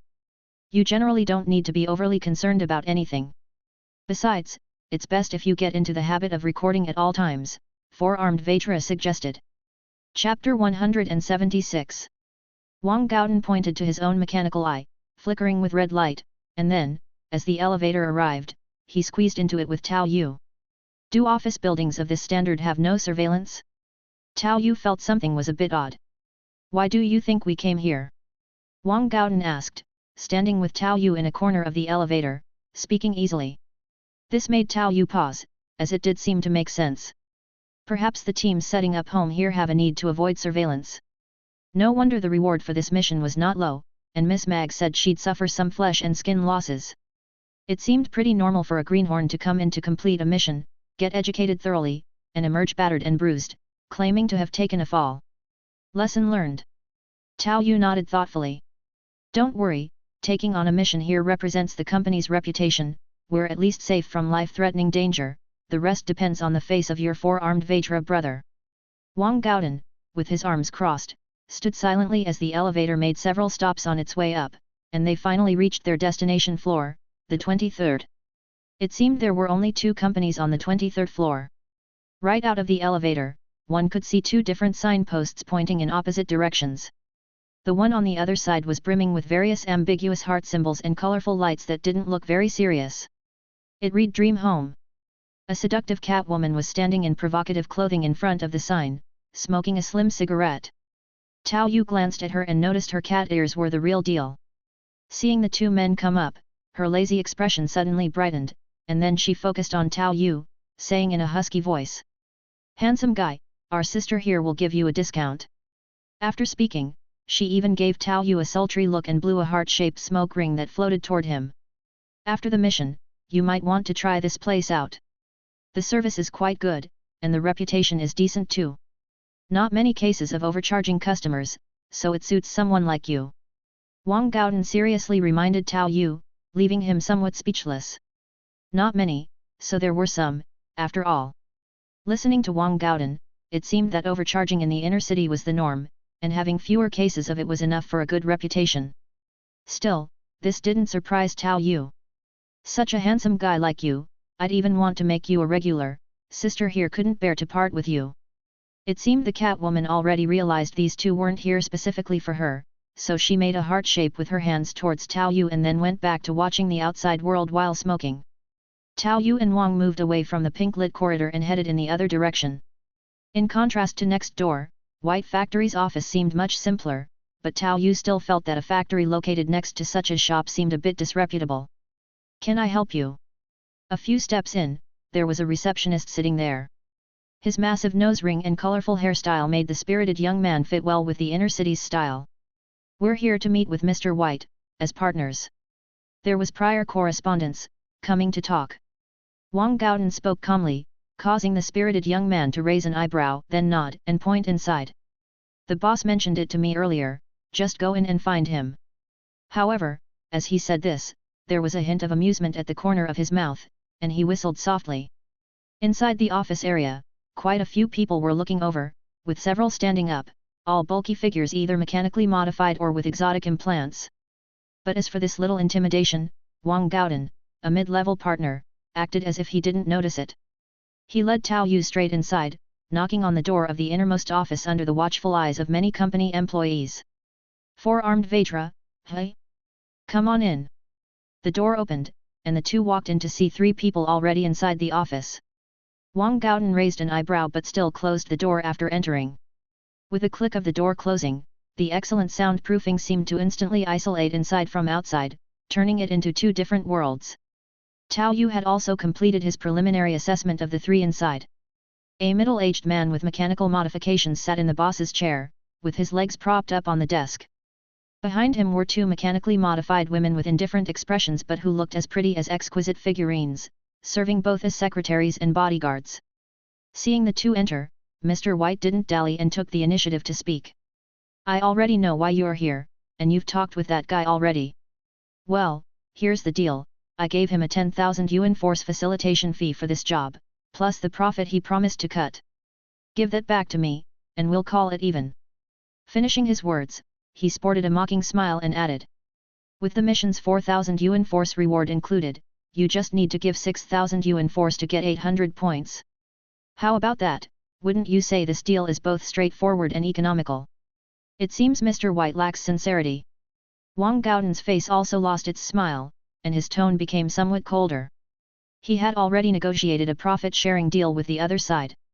If they were forthcoming and quick to agree to quickly finish the mission and save time, he was willing to give up an additional 2,000 or 3,000 from the mission reward. Making an easy 1,000 or 2,000 benefits from a simple visit was completely acceptable to him. But the other side's steep opening demand cooled Wang Gaodan's expression. Chapter 177. His middle partner had also fought his way up from the bottom. Sincerity? In honor of your middle partner status, I'll give you a 50% discount, just add another 5,000, 1,000 Yuan Force for 800 points, fair enough? That's giving you face. White raised an eyebrow, cutting the price in half as if he really didn't want things to become too stiff, continuing with an additional comment. My main factories are in the old development zone, the processing quality in the inner city area can only be this good, you can't expect me to keep arranging for people to bring back components for assembly, can you? The cost would be too high, I would lose money. The details of your trade contract are spelled out clearly, and they have nothing to do with me, I'm just here to carry out the company's mission. Wang Gaodan remained unmoved. Hey, pressing me with the company? I've delivered goods before, this is just a business dispute. White still appeared nonchalant, and since he was proceeding this way, he must have had the confidence to do so, thinking either way he would not suffer a loss. If a senior partner had come, then it would have been a different story, he would have sent them off with gifts and some regard, and he might have given in a little more to the well-known middle partners. But the title of four-armed Vajra really wasn't worth conceding too much for, anyway. The more he could snag, the better it all added up over time. So, it looks like Mr. White is ready to have a more frank discussion. Wang Gaodan took off his coat and threw it towards Tao Yu, then somewhat speechlessly watched as his coat fell to the ground. This action caused White, who was also ready to clap his hands, to laugh out loud. Haha, Mr. Four-Armed Vajra, your sidekick doesn't seem to know his place, does he? At that moment, Tao Yu seemed to realize something belatedly and turned to ask Wang Gaodan. Vajra bro, didn't you say it's not about fighting and killing? What's this for? I said that's usually the case, most of the time. Do you understand? Wang Gaodan was also a bit frustrated. This was embarrassing, okay? Do I have no face left? Pick up my coat, will you? So, does that mean I can start fighting now? It won't matter if I annihilate them on a company mission, as long as I don't cause too much destruction. Tao Yu asked tentatively. Haha, this is amusing. Where did you find this blockhead, a circus worker? Such. Boom. Energy erupted, tiles under Tao Yu's feet burst apart, and in an instant, he shot forward like a cannonball, carried by a gust of wind. This sudden burst of speed caused the four cybernetically enhanced guards' electronic eyes to emit focusing sounds. So fast. The quickest reacting action figure bodyguard stepped forward automatically, half instinctively, his arm transforming into a silver blade, slicing toward Tao Yu. But barely halfway through the swing, a flash of silver light shone, and the entire arm was severed with a burst of sparks, its owner slammed heavily by Tao Yu. With a vigorous eruption of energy mixed with electric sparks, he was embedded into the adjacent wall, motionless. Meanwhile, the warlord's standard-issue pistol in Tao Yu's other hand began firing continuously at another action figure bodyguard. Despite the mechanical enhancements usually providing strong resistance against bullets, under Tao Yu's precise shooting and the warlord's standard-issue pistol's armor-piercing quality, there was no need to use mental force or shadow force enhancements, as the hits to vital joints kept the other action figure bodyguard stiffening. With a backhand swipe of the giant lizard's fang, he brutally pressed down on White, who had raised his hand to block, and penetrated his forehead. As sparks flew and the dagger was embedded in the skull, the blade tip pressed against White's brain shielded by metallic bone, halting all of White's resistance and movement instantly. He pleaded in an almost weeping tone. Brother, let's talk nicely, peace is most valuable, peace is most valuable. Doing missions isn't about fighting and killing. I didn't kill you, did I? Tao Yu tilted his head, looking at the other party with slight confusion, but the tip of the dagger kept inching deeper, beginning to touch the other party's brain. Chapter 178, Harvest. Feeling the incessant alarms from the chip, foreign substances relentlessly advanced towards his brain across the retina, even starting to damage some of the outer layers. White truly had the fright of his life and kept speaking. Brother, I'll pay, I'll settle the bill. Right now, immediately.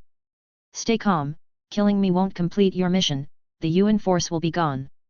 At this moment, the four-armed Vajra beside him was also completely baffled, his electronic eye constantly flickering without pause, seemingly a bit overwhelmed. But after hearing White's words, he finally showed some reaction and also spoke up.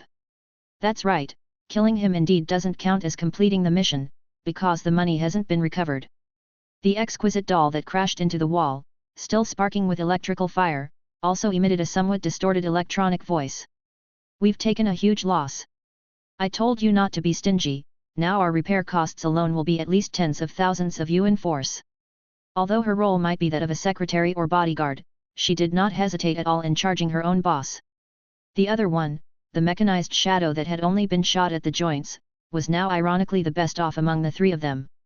But even so, hydraulic fluid leaked from the joints, bitterness evident all around. A small saving leads to a big loss. Where did this overwhelming newcomer come from? With such strength, there really is no need for fighting and killing. Hearing his subordinates start to complain, White also felt the dagger in his head stop advancing and his heart was speechless with frustration. This kind of mission wasn't uncommon, it was just companies with certain backgrounds exploiting the rules to fleece the system. He didn't really want to keep dodging the bill indefinitely, rough negotiations leading to mutual concessions could still be profitable. If a high-ranking partner came along, he would agree promptly and respectfully to send them on their way. With mid-level partners, it was more like choosing dishes based on the server, to see if there was still a chance to fleece something. Mid-level partners also had their own hierarchy, and that four-armed Vetra wasn't very famous, at least he hadn't heard much about him. Moving his lips could mean at least 1,000 Yuan Force in the account, so naturally, he wanted to test the waters. Saying 10,000, then having it straight away would reveal his intentions. Actually, even having that again wasn't out of the question, it was all up for negotiation. Who would actually resort to real fighting? Who would bear the loss of actual fighting? White believed that four-armed Vetra should understand his meaning. A mid-level partner, after all, should be an old hand by now, not someone who couldn't understand what was being said. The opponent's disrobing was just a way to exert pressure, and in the end, it was highly unlikely they would come to blows. Based on experience, White figured that he should be able to squeeze another 2,000 or so Yuan Force out of the situation. But who expected the other party to bring a greenhorn that didn't play by the rules? Even if the newcomer was a greenhorn, the key point was that their strength was simply too exaggerated. Looking so young, with not a trace of modification, they must have been employing some kind of powerful breathing technique. Without relying on modifications and implants, purely pursuing the path of cultivation, advancement in the early stage was significantly slower. In inner city, it was rare to find young people with such abilities. Was this some young master out to experience life? But no matter how much he complained in his heart, with the dagger still lodged in his head, he could only force a smile and tremble as he said, "Young master, could you please pull out this dagger? I agree, I accept all the previous conditions, and I'm willing to offer an additional 4,000 for the inconvenience of your special trip. Your life is only worth 4,000. Tao Yu raised an eyebrow, as if thinking of pushing the dagger in a bit further. But White just gave a dry laugh, not daring to speak. Even with his life in the other's hands, it was pointless to keep retreating. If they wanted to kill him, he would still be dead, paying them would only benefit his enemies. As for completing the task, his offer of an additional compensation of 4,000 was already a sign of good faith. As long as he's alive, that's good enough, right? I could randomly scratch his head to open a blind box, wherever I cut, whatever function area gets hit, oh well. Tao Yu directed his question to Wang Gaodan. Without waiting for Wang Gaodan to open his mouth, White's expression soured again. Young master, I can add another 2,000, I really can't afford any more. I still have to compensate the logistics team, I've already lost a lot, and there's also our healing and repair costs, I really can't handle it. Didn't you say you would compensate fully? Tao Yu asked again. Yes, it's because of the full compensation that I've already lost a lot. The concessions they agreed to don't have to be compensated for. Tao Yu's words immediately caused White's expression to freeze, and then he showed a mournful face. All right, the generous 20,000 shall be a gift for the young master. Appreciate it, I like your sincerity. Hope there's a chance to cooperate again next time.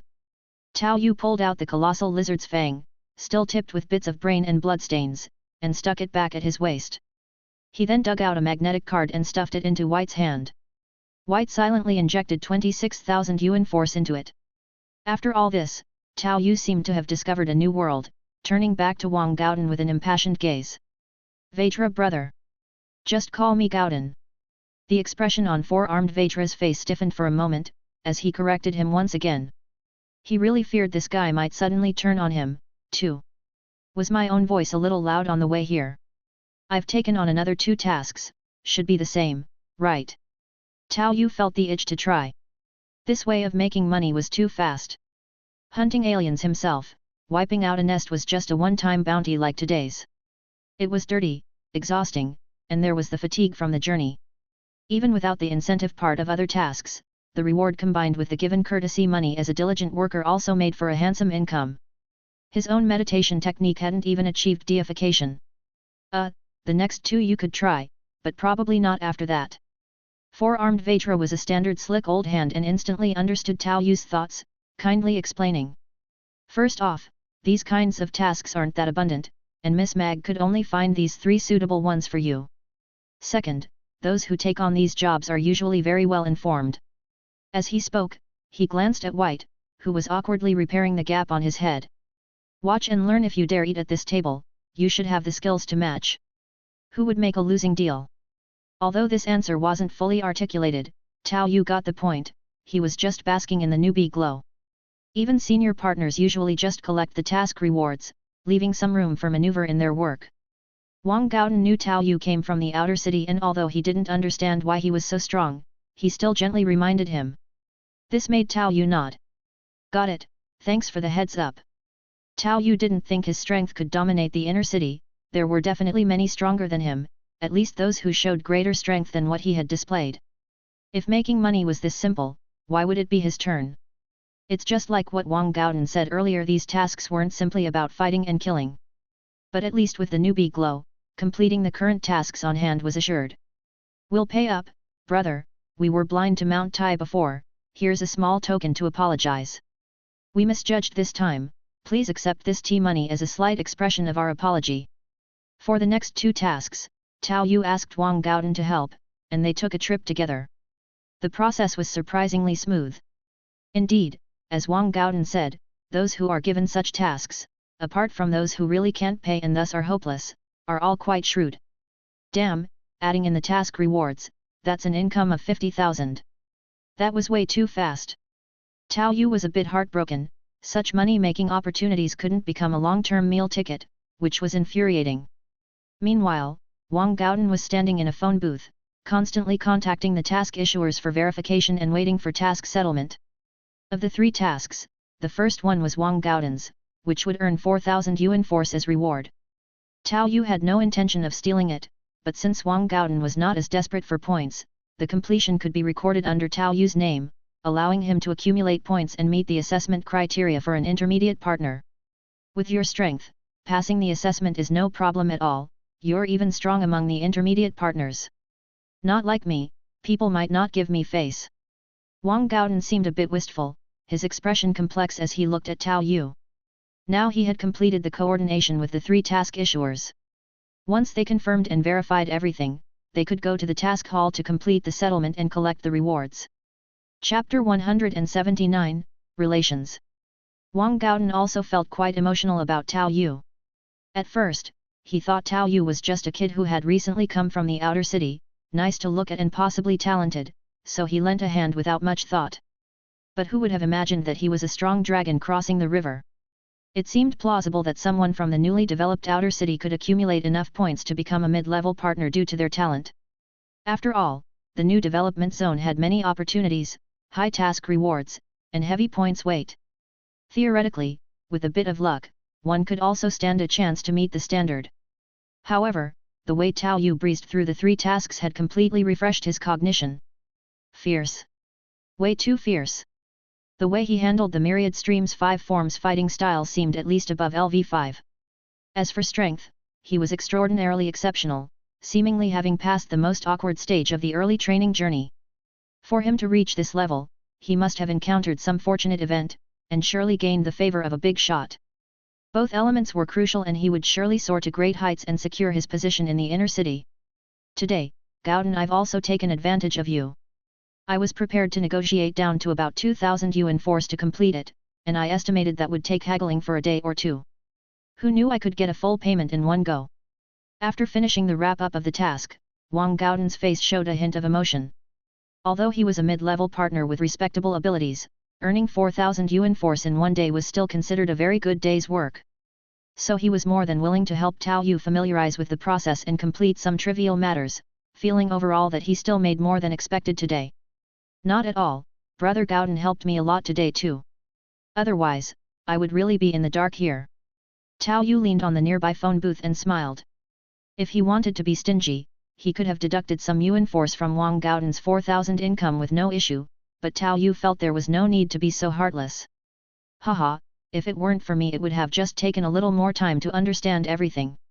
At worst, I would have spent 100 or so Yuan Force to gather some information. Strength is the strongest pass.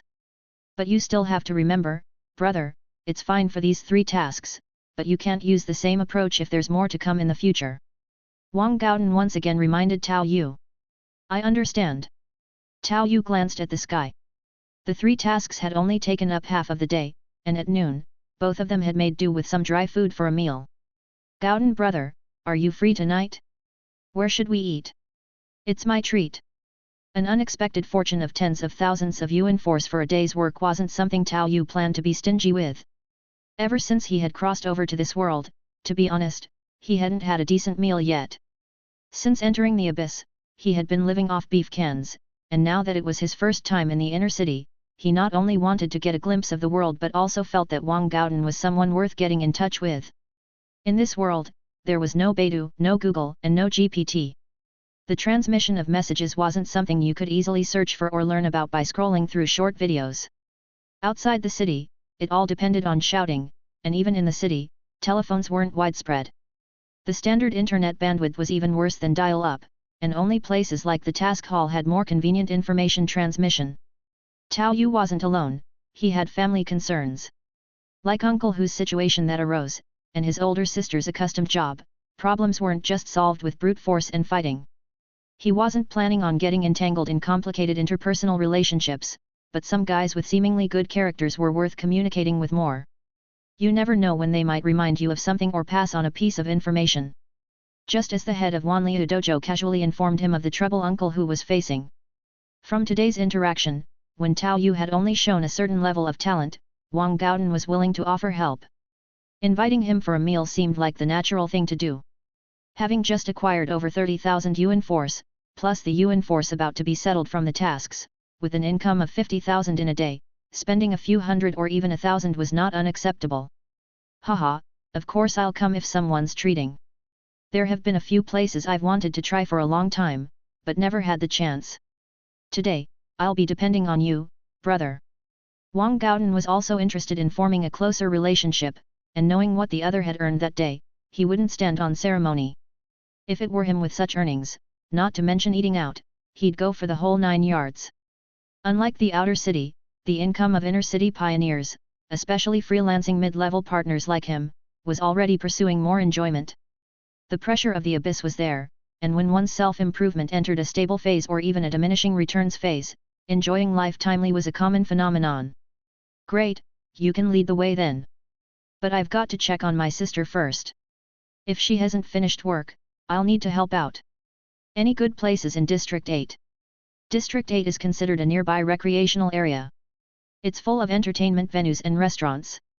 Let's go. Has your sister also moved to the city? What does she do? Wang Gauden casually asked. Outer city work card, a cleaner. Wang Gauden was genuinely taken aback by Tao Yu's words, having never expected that the young talent, who could definitely be considered an expert among mid-level partners and firmly rooted in the inner city, would have a sister working in such a job. He then remembered Tao Yu's age and the time that had passed in the new development zone. That such a level of strength was achieved in such a short time and his surroundings couldn't keep up was only natural. But this was also an opportunity for him. Wang Gauden's eyes gleamed slightly. He himself was quite talented and his strength in the inner city was considerable. His status as a mid-level partner had allowed him to stand firm, outdoing his own father.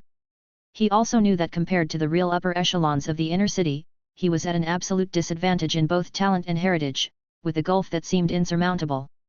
Having entered a phase of steady improvement in strength, although he had not yet reached the diminishing returns phase, and while his investment in Yuan Force was still yielding steady gains. But he could already vaguely see his own ceiling, and under normal circumstances, he feared he had no chance of touching the realm of high-level partners. Even if he were lucky enough to accumulate the points, he wouldn't be able to pass the assessment. Lacking more cutting-edge modification channels and higher-level skill channels, he had an invisible ceiling above him. Eventually, even if he earned more Yuan Force, it would only serve to maintain his strength. He might as well stay on the fringe and hang on with the most cost-effective means of Yuan Force maintenance, and then, like other inner-city pioneers who had reached their limits, enjoy life. But now, a new opportunity had appeared. At this moment, in Wang Gaodan's eyes, Tao Yu's figure had become somewhat different, as if it was radiating a brilliant light. If it were him, he could definitely do it. If he could secure an upper-level channel for himself, he wouldn't have to worry about being ripped off when saving enough Yuan Force for an upgrade and transformation. He had found new hope for breaking through the ceiling. In the 8th district, a leisurely street in the southern area of the inner city, was a place where the consumption level was quite decent. The quality of various entertainment venues was above average, and so was the cost. For this reason, there were enough service personnel at the various entertainment venues, restaurants, and casinos, who would take care of the cleanliness around their entrances on a regular day.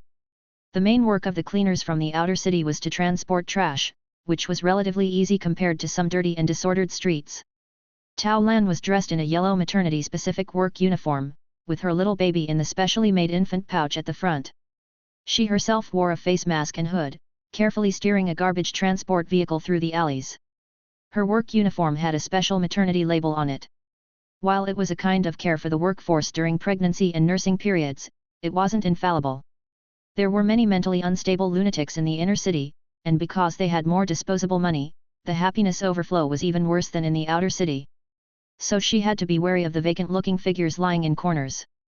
To the inner city folks, bullying workers from the outer city was kind of embarrassing. The discrimination was severe, but fortunately, those who bullied for fun were few. However, those corner dwellers, possibly mentally unstable, were not included in this, as most injuries or deaths of outer city workers were caused by them. Phew, thankfully Uncle San got me this spot today, it's less exhausting, she sighed. After driving all day and continuously emptying trash cans and transporting the waste to designated spots, a tired Tao Lan had sweat stains on her forehead. The weakness after childbirth made her palms sweaty as she gripped the lever. I wonder how Yu is doing, with grade A talent, I hope he grows up fast. In Tao Lan's heart, there was also a glimmer of hope that if her brother could make a name for himself, she too could benefit. She didn't need special support, sometimes, taking advantage of a name could save a lot of trouble. But it was still too early for that. Even the strongest talent needed time to mature. Hey, trash lady, there's some more here, clean it up well, a voice called from ahead.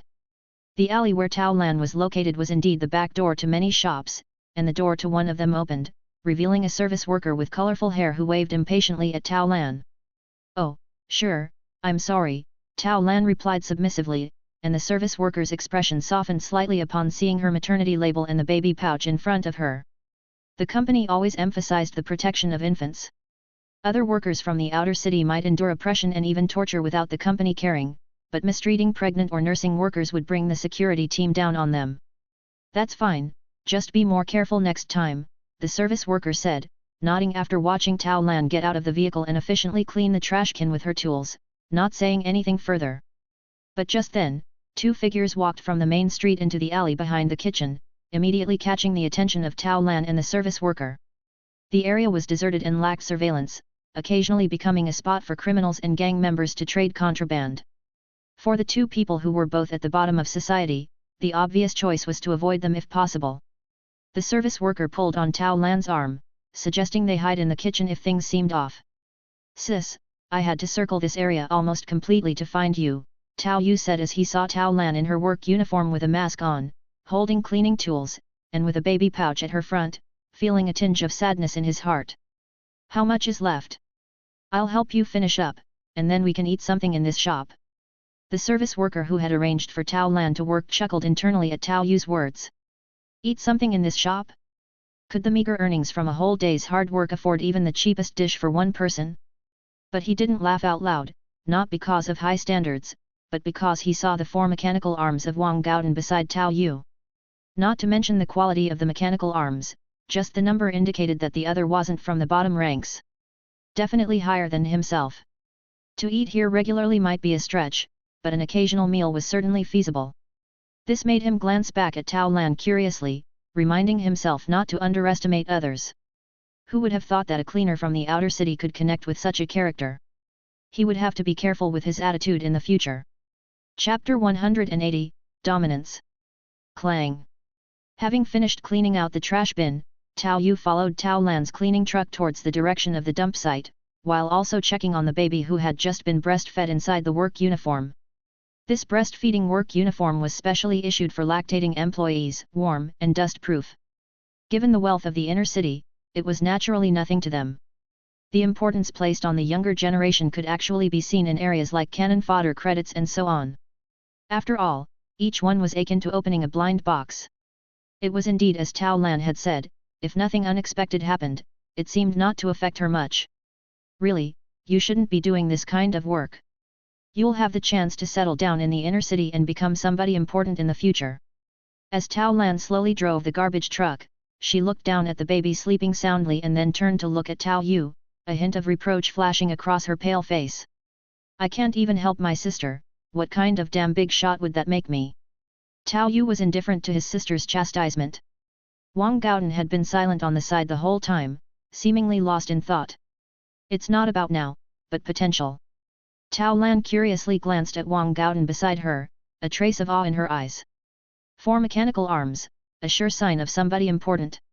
She hadn't expected her brother to have already made the acquaintance of such a powerful figure. Thinking of bringing such a strong person to a place like this to find her made Tao Lan feel a little anxious and inferior. Perhaps because of her, the big shot might think less of her newly acquainted brother. You can go if you have other things to do. I won't be needing you.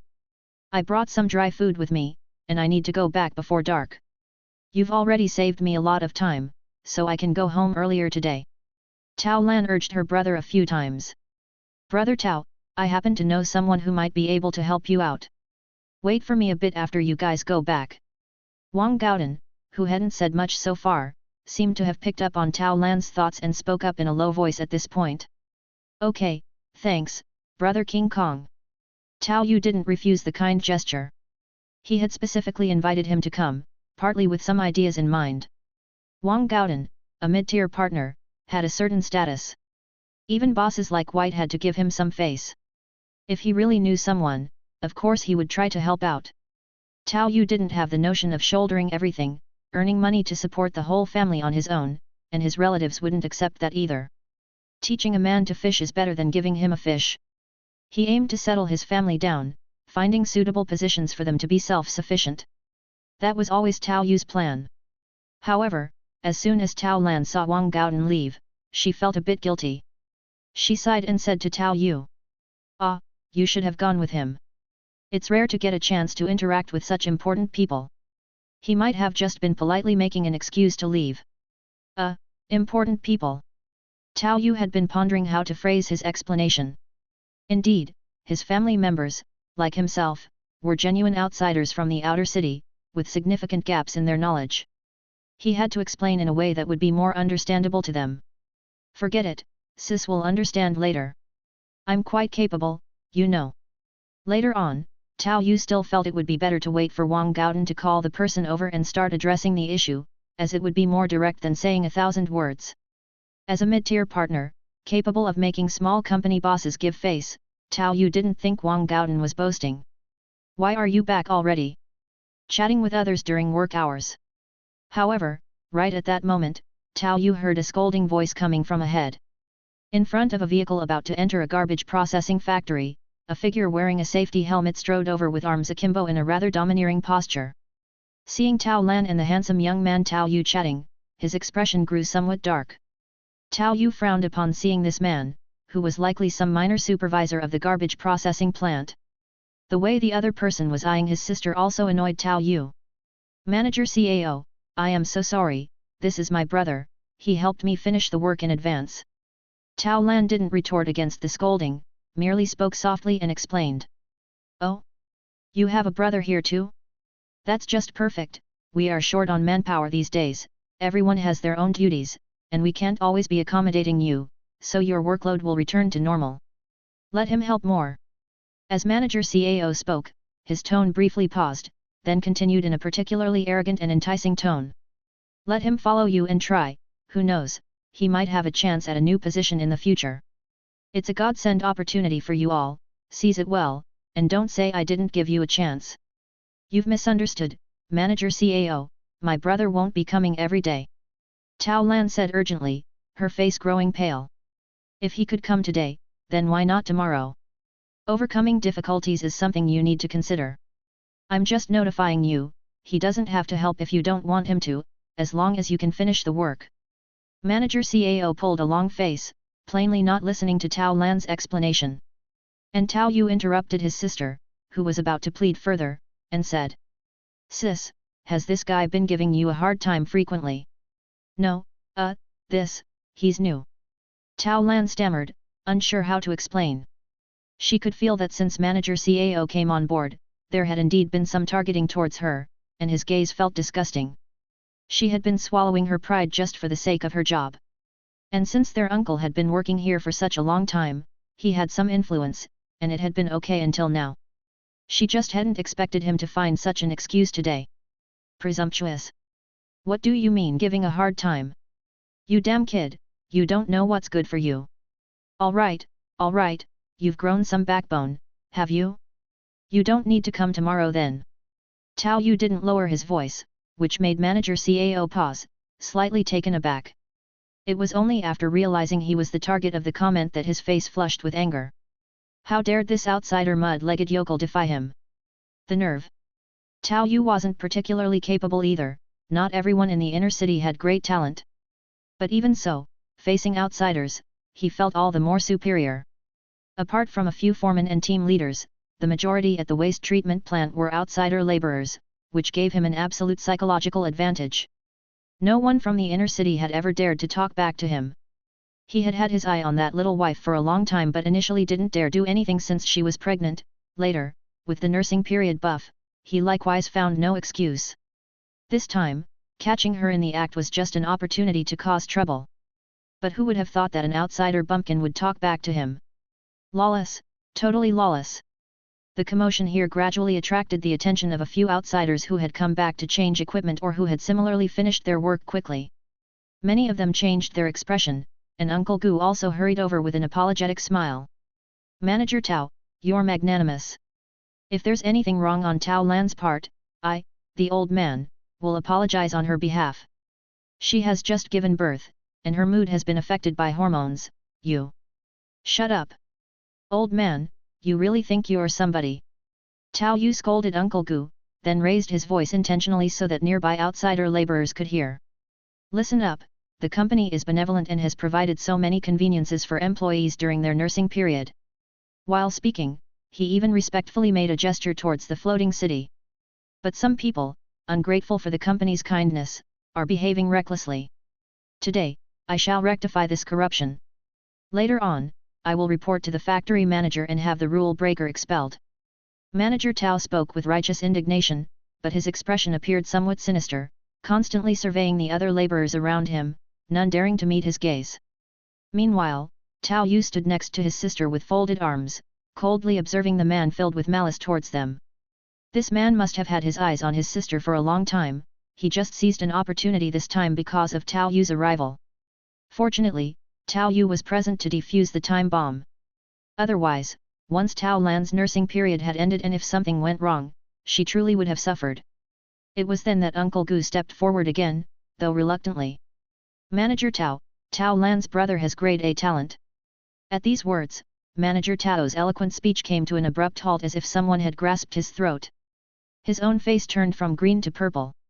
Turning to look at Tao Yu, his expression became extremely strange and twisted, as if he wanted to smile but couldn't control it. Tao Yu could even feel the malice towards him growing stronger. The feeling of jealousy was overwhelming. Manager Tao, inwardly, was furiously cursing at this moment. Why? Why should an outsider bumpkin have grade A talent? Thinking of how he had offended the other today, his thoughts grew darker. So what if he has grade A talent? If it doesn't develop, it's worth nothing. I seem to have heard about that before, but I hadn't expected to meet the person himself. Manager Tao forced a change in his tone. Indeed, to avoid being bullied, it was quite normal to make up stories about having a relative with a good talent or working somewhere. Manager Tao had heard too many rumors to take them to heart. If someone really had the ability, wouldn't they fetch that person themselves? Couldn't they just send a message from afar? Otherwise, If everyone's boasts were believed, how would he carry out his work? He was, after all, a genuine local from the inner city. But now, it seemed like the person himself had truly come over, and from Tao Yu's tone, it was very likely. Are you done? Tao Yu looked at Manager Tao, who had stopped abruptly after his long speech, speaking in a somewhat indifferent tone. The piercing chill in his voice startled Manager Tao. Looking at Tao Yu standing quietly with folded arms, he also had a vague sense that something was amiss.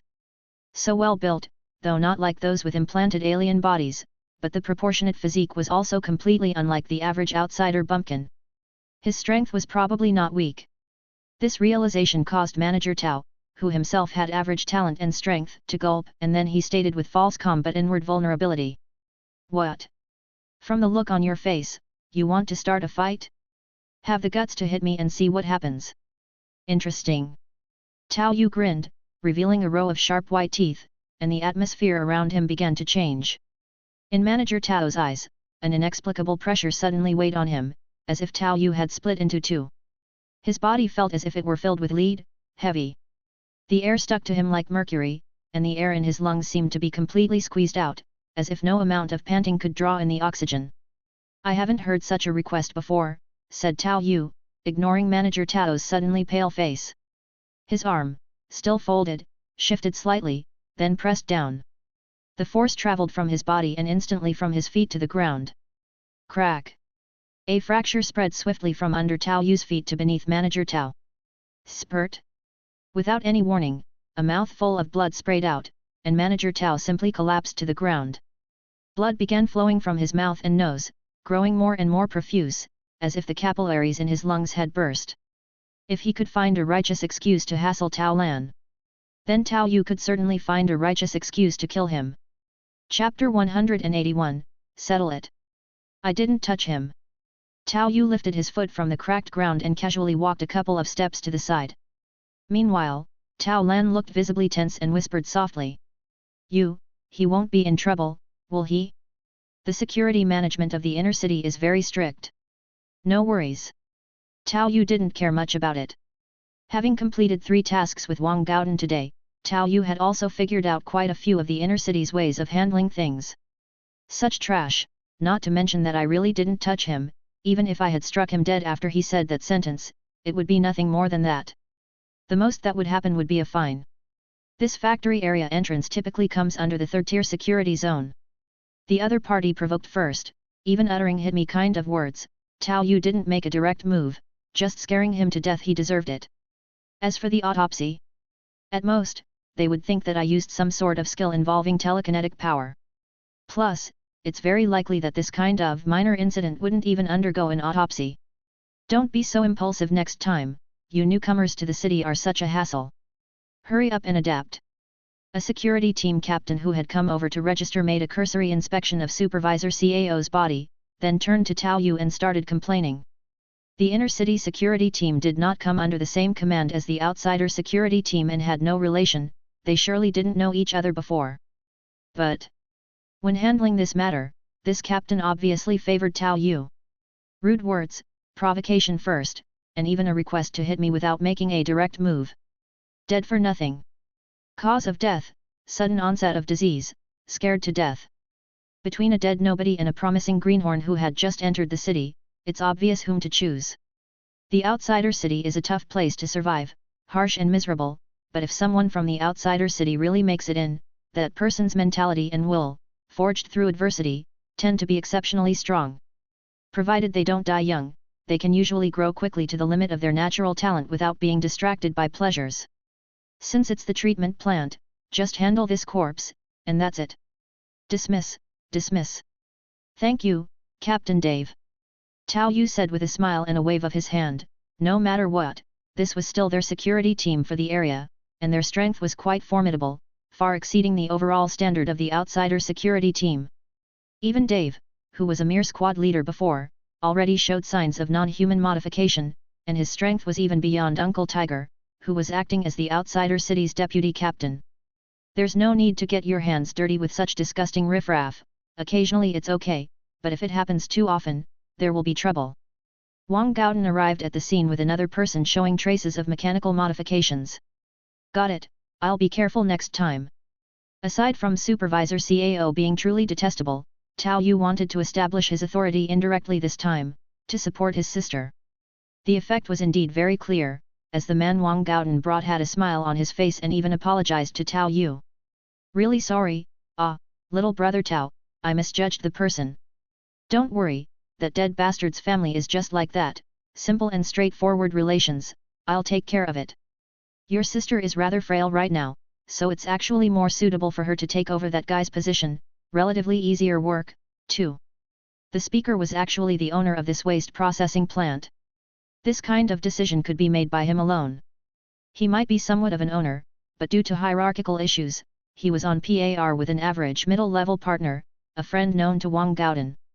With this, matters going forward would be much simpler.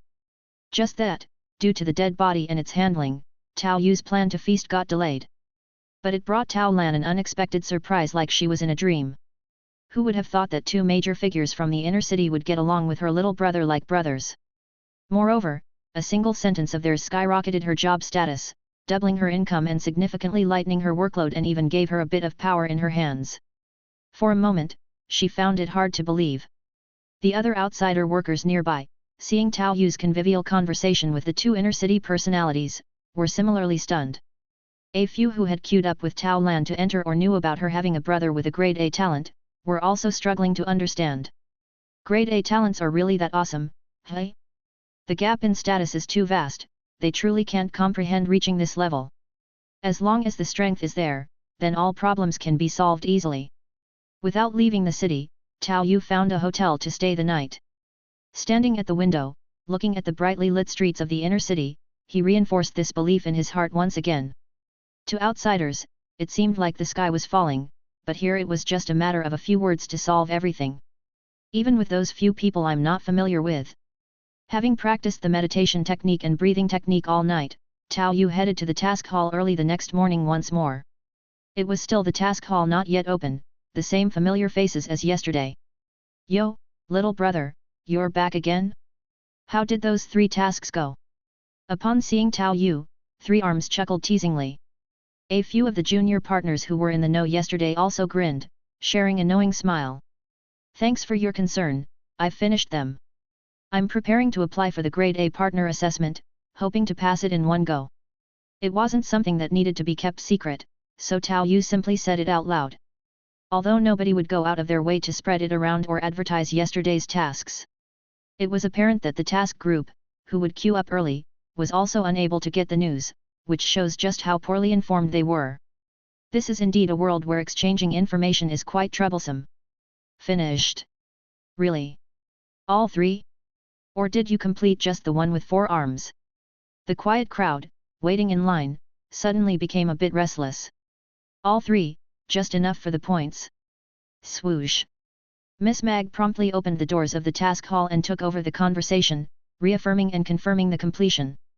As a task hall staff member, she had far more access to information than these folks. But even so, as someone who was seen to be experienced and knowledgeable, a hint of surprise flickered in her eyes when she looked at Tao Yu. She had merely helped pick out tasks casually because he had a handsome look, and completing these tasks wasn't very risky, just a bit of hardship typical for a newbie to adapt to the inner city environment. So they wouldn't be blinded by the high returns of tasks in the development zone. But who knew? His earnings rate was even faster than the subsidies in the development zone, wasn't it? That's too exaggerated. I must have misjudged before, I didn't see it coming. Wow, handsome, you're so strong. Miss Mag rearranged the signboards, her delicate porcelain doll-like face beaming with an even brighter smile. I also have to thank Miss Mag for helping me select the tasks. Now, I'd like to complete the settlement and apply to take the Grade A partner assessment, if that's possible. Of course, your actions yesterday did make a bit of a name for yourself in certain circles. Oh? So I'm famous now? Not exactly, you don't even have a code name yet, who knows who you even are. But quite a few people know about some greenhorn now, so I guess there will be fewer of those types of tasks recently. While talking, Mag led Tao Yu straight to the back of the task hall. There's no need for Grade A partner assessment, it's merely a formality to test strength, and you've already met the standard. I'll take care of the procedure for you. Tao Yu, following behind Miss Mag, was actually a bit surprised at this point. It seemed Miss Mag's own influence and authority were higher than he had imagined. She actually had the power to grant the status of a Grade A partner. Looking at Wang Gaodan and the situation at the garbage processing facility yesterday, one could tell that a Grade A partner status in the inner city was not low at all. The power Miss Mag held in her hands was indeed not insignificant. Chapter 182, A Hammer Settles It. Mid-level partner. Tao Yu watched as Miss Mag busied herself with a cumbersome computer, his heart filled with a tinge of sentimentality. Just over 4 months ago, this was something he didn't even dare to dream of. In theory, this was the qualification for life in the inner city, where moving in and out of the city no longer required handling fees, and one could simply rent a place to move their family into the inner city. As long as family members were accompanied by him during the registration process, they could easily acquire inner city identity. No need to rush, let's stabilize things first. Tao Yu hadn't the intention to make the move just yet. Take Wang Gaodan, for example. He was a second-generation inner-city pioneer with no significant accumulation of resources, but through diligence and adequate talent, he slowly worked his way up to becoming a mid-level partner. Although he could kill Wang Gaodan without using a second move, those with mechanical enhancements, if they ambushed him with weapons or covered him with firepower, would pose a significant problem. If you added to the mix those real inner-city powerhouses with good talents, good backgrounds, and sufficient accumulation of time, I wonder how many could survive a one-on-one in the inner city with innate time control and fist intention pairing with ambush modified too. Tao Yu had never seen such powerhouses and felt somewhat uncertain. For instance, if someone had mechanical or alien implants pushed to the extreme and could not be killed by targeting their vitals, or if they had telekinetic abilities like Sun Xiu that covered their entire body, or abilities like demonization that made them have no vital points, he really wouldn't be able to handle them. His strength was still lacking, not secure enough. If after a series of fancy maneuvers, the other person just blocked with one finger and then dealt him a cut, wouldn't he just be doomed? After weighing his options mentally, Tao Yu concluded that he was not strong enough. Hey, what's on your mind? Wake up! Miss Mag's voice brought Tao Yu back to reality. Looking at her exquisite doll-like face, one couldn't tell she was a modified human capable of pulling out wires from her face. The craftsmanship was too exquisite, and he wondered which factory had made her. Please go ahead, Miss Mag. Code name: mid-level partners can arrange their own code names. Our mission system has a decent level of secrecy. Some partners use code names all the time, even wearing masks or the like, depending on their preferences. You can't change the code name easily, so think carefully. Miss Mag handed over a tablet for Tao Yu to write on. Upon hearing about the code name, Tao Yu thought of what the Wild Wolf Gang had said about the Wilderness Hunter and the Lethal Bullet, the high-level partner from the end. They seemed too characteristic upon first hearing, as if their abilities were completely reflected in their code names. Wang Gaodan's code name was also like that. It seemed these few guys weren't the type to hide their identities. Tao Yu hesitated, knowing that his identity as a mid-level partner would definitely need to be displayed to some extent, at least to use this status to deal with some complicated issues and troubles, but indeed, there was no need to reveal his special skills. Let's go with 8-armed Vajra. Tao Yu casually wrote the codename on the tablet, causing even Miss Mag to be a bit speechless at his caution. Utilizing her privileges, she glanced at Tao Yu's registered talents. Grade A dynamic vision, but the news she received stated he had nearly beaten White to death with sheer physical power. Nothing was certain. Miss Mag couldn't help but picture a scene. A group ambushing 8-armed Vajra, carrying a lot of equipment specifically targeting mechanical modifications for disruption and anti-locking, only to be directly shot at with a gun, in plain sight. Realizing the target uses a gun and getting close for combat, they'd be suddenly struck dead by 2 punches. Good thinking, handsome. You're not as rash as you appear, however, cautious people live longer. Looks like I don't need to advise you further. Miss Mag put away the signing pad and then pressed a button on a rugged machine beside her. Soon, with the buzzing sound of the machine, a metal nameplate was created. Made of steel, the surface looked somewhat rough, with the code name engraved on the back and the logo of partners shaking hands on the front. This is recorded in the system, with a built-in chip. I see you also have a mission wristband. We can update the chip information in your wristband. Thank you, Miss Mag. Tao Yu understood that she probably thought his first 3 missions were too simple and crude and wanted to advise him to dial it back a bit, not be so extreme. But then she changed her mind upon seeing the name he had chosen for his code name. Given your personality, I think the 2 basic sets that a mid-level partner can buy suit you well. Miss Mag seemed to have thought of something, heading straight to the storage room behind the office to search for a moment. After clanging around for a while, she brought out a set of pitch black cloak and a black head cover. The mid-level partner's benefit set, it's a kind of uniform and a display of identity. The material's radiation protection is strong, and it resists most detection abilities well, but its defense is just mediocre, only as good as its wear resistance. Tao Yu took the cloak and face mask, which were clearly standard issue equipment, with the distinct associate logo on the back of the black cloak and a smaller one at the chest. Touching it, the material felt quite smooth and nice to the touch, and it even had that special feel of being water and oil resistant. According to Miss Mag, at the very least, it should be as good as foil in terms of insulating and retaining heat. It should provide a decent shielding effect against infrared detection or biological radars as well. The first set is half price at 200, but the rest will cost 400 each, and 400 is the cost price. Don't think you're getting a loss. Miss Mag said casually. Okay, I'll take 2 sets. One to use now, and one as a spare, could save a lot of trouble. The black cloak paired with the hood covered most of the body, and beneath the shadow of the hood, one could still see the exclusive face mask of the associate. The handshake logo on the back and chest of the cloak also displayed the owner's identity and status. Walking on the streets of the inner city, one would occasionally draw some glances. The laughing hip-hop crowds on the street would lower their voices when Tao Yu passed by. This was the influence that came with being a mid-level associate. This outfit alone represented one's status. Mid-level associates might not be considered upper class in the inner city, but in the eyes of ordinary people, mid-level associates were already successful people. That should be enough.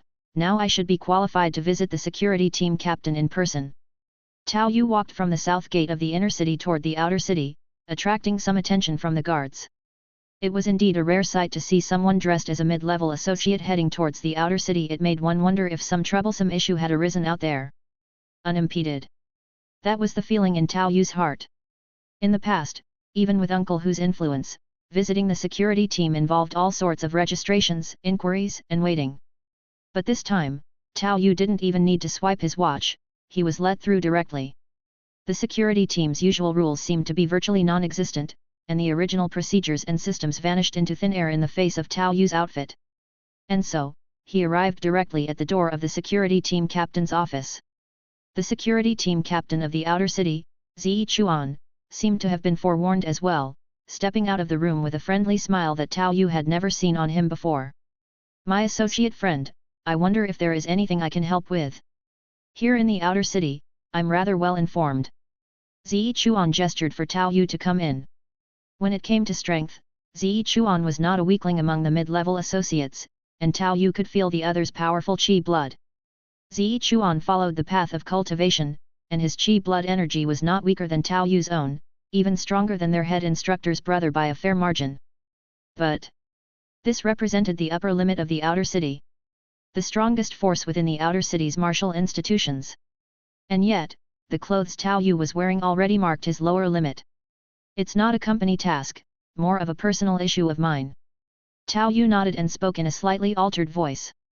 Haha, to me, your personal issue is no different from a task. Please speak, wherever I can lend a hand, I'll do my utmost. Without prior acquaintance or any promised favors, the security team captain, who held a high position in the outer city, was already taking charge of the situation. Though he used the phrase "do my utmost" as a qualifier in case the task was too difficult, it would just be "did my best," it still showed his attitude. No need to do your utmost. It's a simple matter for you. Tao Hu is my friend, and it seems he has run into some trouble recently. What trouble? It's all unfounded rumors. The Wild Wolf gang has been wiped out, and he solved all the problems in 3 days. That's a great achievement. I'll report it right away. We can move forward with the appointment to Deputy Captain of South City and remove the acting part. Ziyi Chuan's words were hearty, a decision made outright. Chapter 183, Invitation. You're still hiding things from us, huh? Next time, make things clear, so people don't have to make a special trip. Tao Hu was utterly bewildered as he looked at the beaming Ziyi Chuan in front of him. Although he had no idea what had happened, he managed to keep his expression composed and accepted the official appointment letter with a smile on his face. Yet on the way back, he was still puzzled. He had been ready to go to the inner city to seek out his backers and see if he could pull some strings, but the matter had resolved itself? From what he gathered from Zi Chuan's words, someone else had put in a good word for him. Who? Tao Yu quickly thought it through and then considered Tao Yu. However, he didn't think Tao Yu himself had done it. Instead, he believed that Tao Yu's talent had caught the eye of some important person who then gave him a nudge in the right direction. If it's really this kid, then he's become quite impressive, Tao Yu chuckled to himself. After some thought, he didn't go home directly but instead hopped on his beloved motorbike, turned it around, and headed in the direction of the Tao family. Meanwhile, Tao Yu returned to his room and put away the partner's costume. After leaving the security team, he took the opportunity to slip into the shadows to tidy up the costume. It wasn't that he was being overly cautious, he just didn't want the cloak dragging on the ground and getting dirty. My sister's problem is solved, uncle whose issue has been taken care of, third brother checked and is absorbing it smoothly, he can even handle 4 pieces a day without any problem. Tao Yu thought about some of the miscellaneous issues he had addressed upon returning and was quite pleased with himself. But then he heard the sound of a motorcycle approaching from afar and guessed that it must be Uncle Hu. Sure enough, Tao Yu's booming voice soon reached them. Is you at home? I have a question. Tao Tong, who had just finished absorbing a demonization meat chunk and was resting at the doorway, put on a smile and said. He's here, just got back. He must have heard you.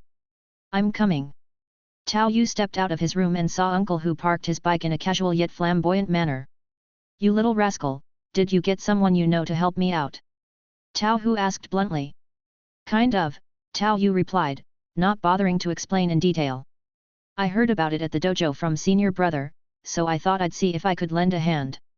Tao Yu, not wanting to overwhelm his family with too much information all at once, decided to feed it to them slowly, bit by bit, like slicing sausage. Haha, you've done me a big favor, thanks, Tao Yu smiled from ear to ear.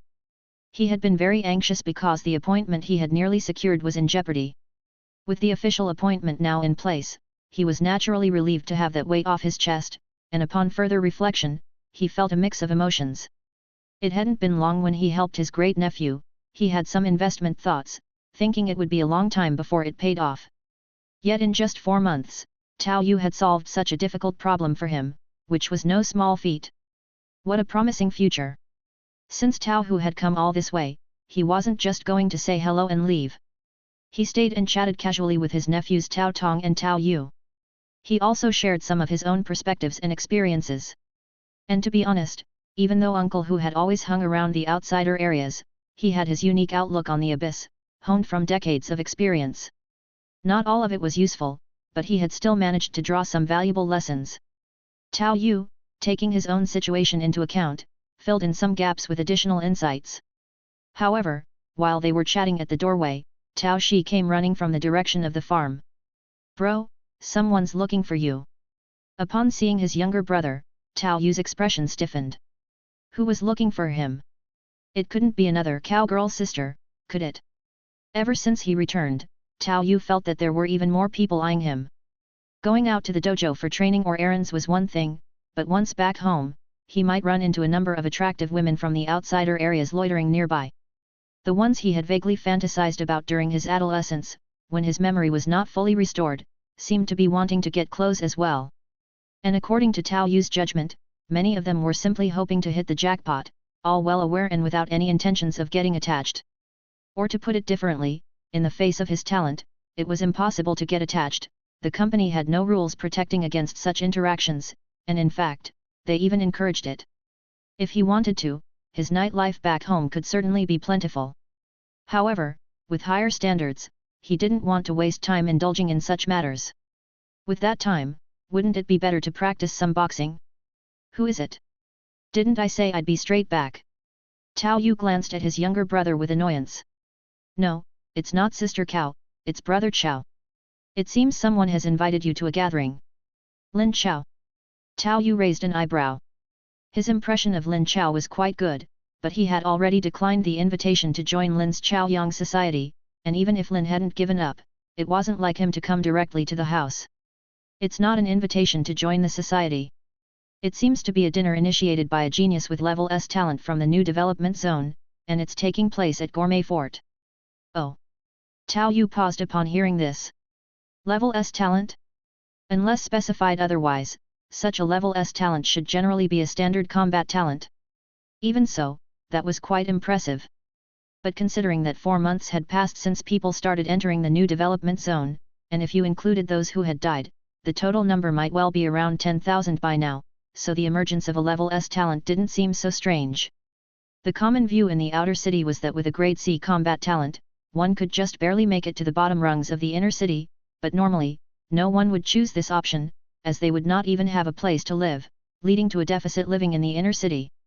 A grade B talent could secure a foothold, a grade A talent might have the opportunity to become part of the middle tier, like a mid-level partner, while a level S talent could have the chance to squeeze into the elite class in the inner city, even possibly becoming a senior partner. Having been to the inner city, Tao Yu knew there was also an underclass there, with many people lacking combat talents or possessing less than grade C talent, but they had their family's radiation to rely on. At least they had a place to live and could survive in the inner city. There were also many who ended up in the outer city because of their family's circumstances. Just revealing a grade A talent of his own had brought him lots of goodwill and advance investment. This genius with a level S talent, especially in the new development zone, was probably already receiving every kind of angel investment, growing much faster than the average outsider. It wouldn't be bad to meet him. Tao Yu quickly thought it over. Wang Gaodan had said before that many new groups in the inner city also formed alliances.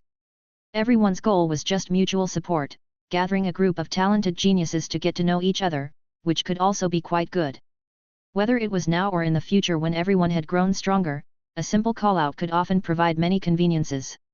All right, did they say when? Tonight at 6 o'clock, at Gourmet Fort's restaurant number 1. Okay, tell him I'll come on my own later, and I'll see him then. With Uncle Hu here, Tao Yu didn't intend to leave his guest behind, and besides, Lin Chao wouldn't mind these things. He would just see him later. Oh, all right. Tao Shi sprinted off into the distance again. Watching his monkey-like antics, Tao Yu figured the boy was bound to lean more towards their mother's talents in the future. At this moment, Uncle Hu also spoke. Don't mind me, I should be heading back soon. You young people should socialize more. Obviously, Uncle Hu was very supportive of such interactions. It's hard to clap with one hand. No matter how strong a person is, how many nails can they hammer in by themselves? Even the Sun Xiu siblings, who are as strong as they come, need layers of assistance to succeed. The system of floating city, inner city, and outer city operates similarly. Powerful individuals who can't be everywhere at once need to focus on holding down the fort and making breakthroughs, striving to obtain rare items whenever possible. The main work of producing Yuan Force on a daily basis has to be distributed to others. In the old development zone, animal husbandry, aquaculture, agriculture, and mining all have substantial Yuan Force income, but actually, it's the ordinary pioneers who are mainly responsible for production. With your talent, you will definitely be able to break out of that cycle. In the new development zone, first try to find some reliable partners to break new ground, earn your first pot of gold, and grow as quickly as possible. Later on, becoming a manager of production resources will be better than anything else. Tao Hu seemed a bit emotional and envious while speaking. With a grade A talent going to an old development zone, there wouldn't be much opportunity, just a worker's life. But in a new development zone, one could certainly try to control some production resources. Those were resources that could continuously generate Yuan Force. Why was he fighting tooth and nail for the vice-captain position of the South City area? Because having more trained subordinates ready to be called upon would drastically increase his influence. When power levels are within a certain range, numbers can be very cost-effective. The entry threshold for the outer city's security forces, added to experienced coordination, can overpower any high-level outer city expert with sheer numbers, including Ziyi Chuan, the team captain. Tao Yu largely agreed with this, but his own situation was somewhat exceptional. In his view, the abyss offered limitless possibilities, which meant that even if he were unmatched in the world one day, he would have to keep his ace in the hole secret. What if enemies came from the heavens? In Uncle Hu's view, everyone has a growth ceiling based on their talent, so one must form alliances and climb within groups, but Tao Yu hadn't yet seen his own ceiling. So connections could only serve as an aid, offering some help in improving his strength. But controlling production resources? That indeed piqued his interest. Even alien breeding counts as one, and what Panda and the others had started to consider regarding machinery and bullet production lines also counts. Chapter 184, The Geniuses of the Outer City. Gourmet Fort was different from comprehensive forts like Hound Fort. The most notable aspect of this fort was its array of chefs and cuisines, with channels to old development zone Yuan Force bred creatures and a large gathering of chefs, turning the fort into something akin to a food street. As the sky gradually darkened, Gourmet Fort hung lanterns on the machine gun towers, and numerous torches were lit within, filling the air with a scent of pine. A few restaurants that were still open were brightly lit inside. However, given the spending level of the outsiders, only members of the security forces occasionally had enough money to dine at the smaller establishments. The relatively nicer restaurants inside catered to the likes of outsider organization leaders. A single meal's per capita cost could reach tens or even hundreds of Yuan Force, sometimes even more. For the vast majority of outsiders, this was an absolutely unaffordable place. Even with money, it's not to be spent so recklessly. Those who could afford to dine here were all capable individuals in the outer city, at the very least core members of a gang or squad leaders of the security team. Quite wealthy, eh? Choosing this place for a gathering, and I wonder how many people were invited. It must be only those with grade A talents and those comparable to grade A. If I included level B, it'd make my flesh ache. Tao Yu arrived at the fort's entrance, and even without wearing a partner's uniform, entering the fort with his current looks was quite straightforward.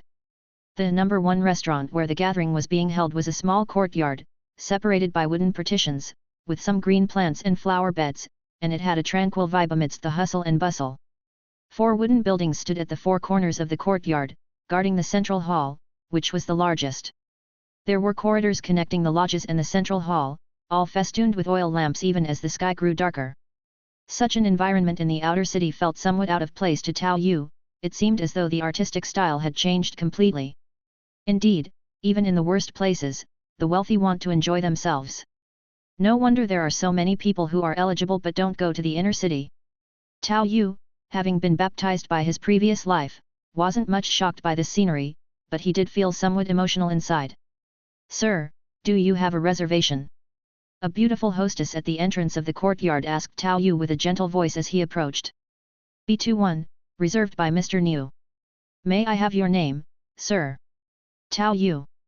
"All right, sir, please follow me." The beautiful hostess's smile brightened instantly as she led Tao Yu, staying very close to him, and occasionally there was some physical contact. Tao Yu neither resisted nor initiated any action, especially when compared to the flirtatiousness of a little rich woman. There was no competition at all. The reservation wasn't in the central hall, but in one of the lodges next to it. On the second floor of the lodge, after climbing the stairs, Tao Yu saw that 7 or 8 people who had already arrived were chatting casually, and it seemed he was among the last to arrive. Lin Chao was also here. Upon seeing Tao Yu, he actively greeted him with a smile. "Brother Tao, we meet again. Every encounter with you is breathtaking." Hearing Lin Chao's words, Tao Yu also smiled. "That's because you have great talent." The exchange between Tao Yu and Lin Chao also attracted the attention of others. It was quite apparent that Lin Chao was in a somewhat core position among the group. Intuition as a talent was truly marvelous to have as a teammate, especially when pioneering unknown worlds. "Brother Chao, is this the brother Tao you mentioned?"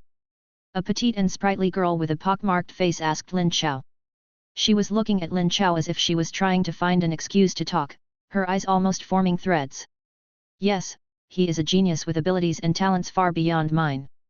While saying this, Lin Chao also introduced Tao Yu. "This is also a member of our society, Wang Xiali, a grade A agility talent, capable of close combat and assassinating aliens one-on-one, with not so ordinary combat strength." "Hello." Tao Yu nodded to the playful, hemp-faced girl, observing the dagger at her waist. Being able to assassinate aliens at close range with a short weapon indeed demonstrated considerable strength. At least for the fresh faces in the new development zone, that would be the case. Relying solely on her own to earn Yuan Force must be somewhat tough. She must also have financial help from the society, even skills. As for Lin Chao's candid remark that she was far above me, none of those present took it to heart. Knowing Lin Chao's personality and getting to understand him over time, they just considered it modesty. Yet even so, the 7 or 8 people present mostly looked at Tao Yu with goodwill, many nodding with a smile or exchanging pleasantries during the introduction. They were all talents from the outsider birth, and they didn't have the snobby issues of the inner city's young masters. Being invited here in the first place was for the sake of making friends and forming teams. Only an idiot would randomly make enemies here. So, indeed, the atmosphere was quite harmonious. Apart from two whose families were somewhat prominent in the outsider community, most had climbed up from the actual bottom and didn't have any frustrating issues. Actually, it's not bad, 4 men and 4 women. I suppose none of us have settled down yet. Why don't we just pair up among ourselves, keep it internal? A burly man seemingly felt the conversation was going well and laughed heartily.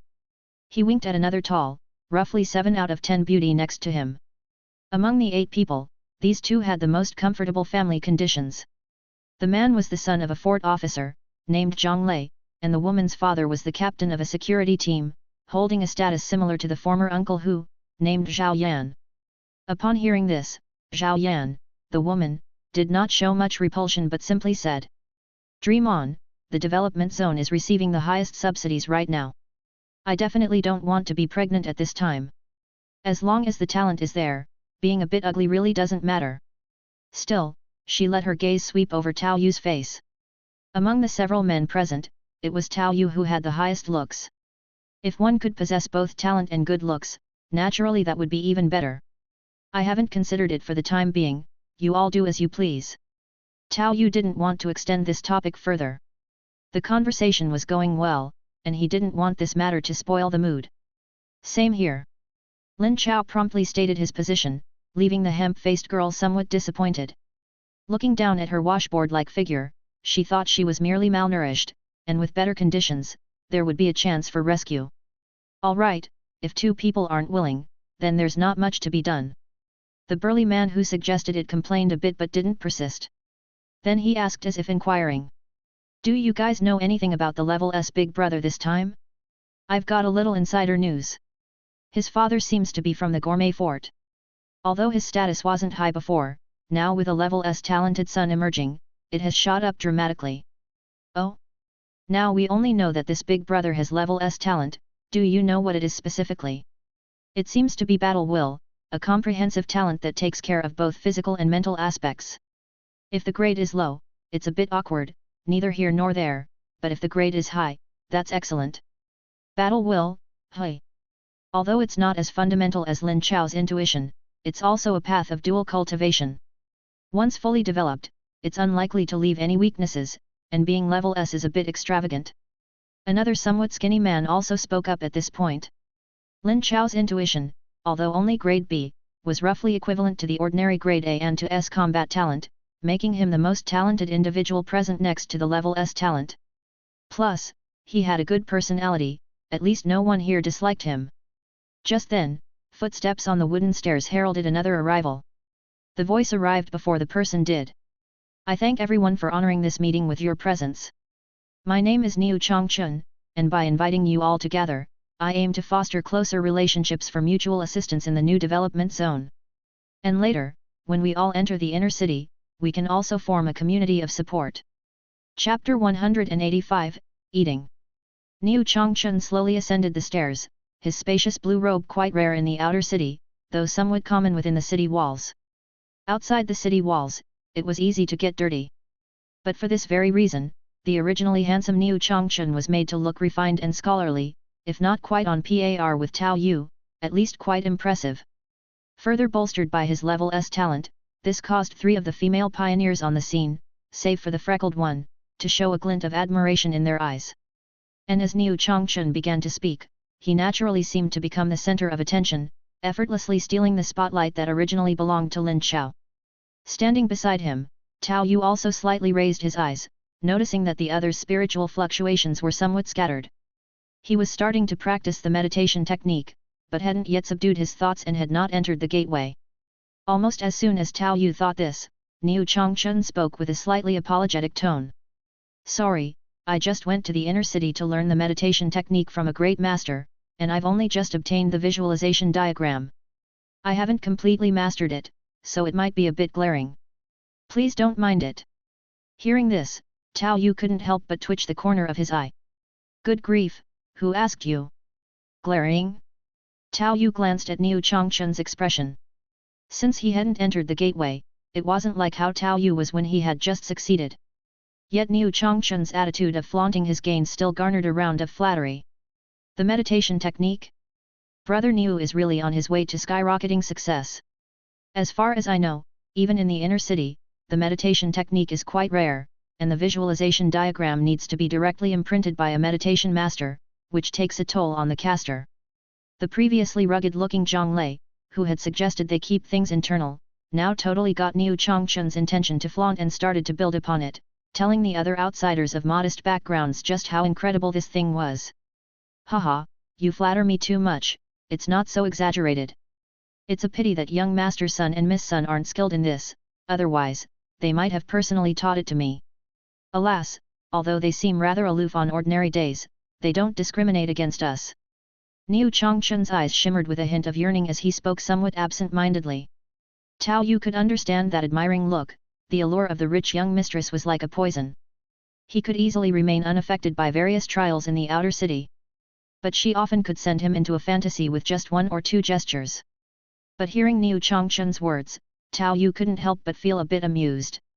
In fact, over this period, that little rascal Sun Shiking had already become capable of passing on the visualization diagram. Their growth rate was truly impressive. Sun Shih might be suffering from a psychological shadow, but Sun Shiking seemed to be purely lazy. He had bluffed this fellow completely. And although the siblings did seem somewhat aloof during their first meeting, without any sense of superiority, there was a clear sense of distance. But upon getting to know them better, it turned out they were quite easygoing. The wealthy miss didn't seem to regard him as a man, casually slinging an arm over his shoulder or flicking his forehead when discussing the meditation technique. She had no idea how attractive she was, nor how hard it was for him to stay disciplined. However, Tao Yu thought it made sense. He had made the initiative to contact them based on his unique insights into the meditation technique. Perhaps all Niu Chongchun had was the initial aloofness from their first meeting. As Tao Yu reminisced and zoned out, Niu Chongchun and the others completed their first round of interaction. Then, seeming to consider his words, Niu Chongchun said. However, the approachability of those of higher status is not an excuse for one to frivolously flaunt their name. I've recently heard some unfavorable rumors. Having said this, he glanced at Tao Yu, who was the most visually appealing person present, as if considering how to broach the subject. Tao Yu too felt the others' conflicted emotions, which seemed to be about him.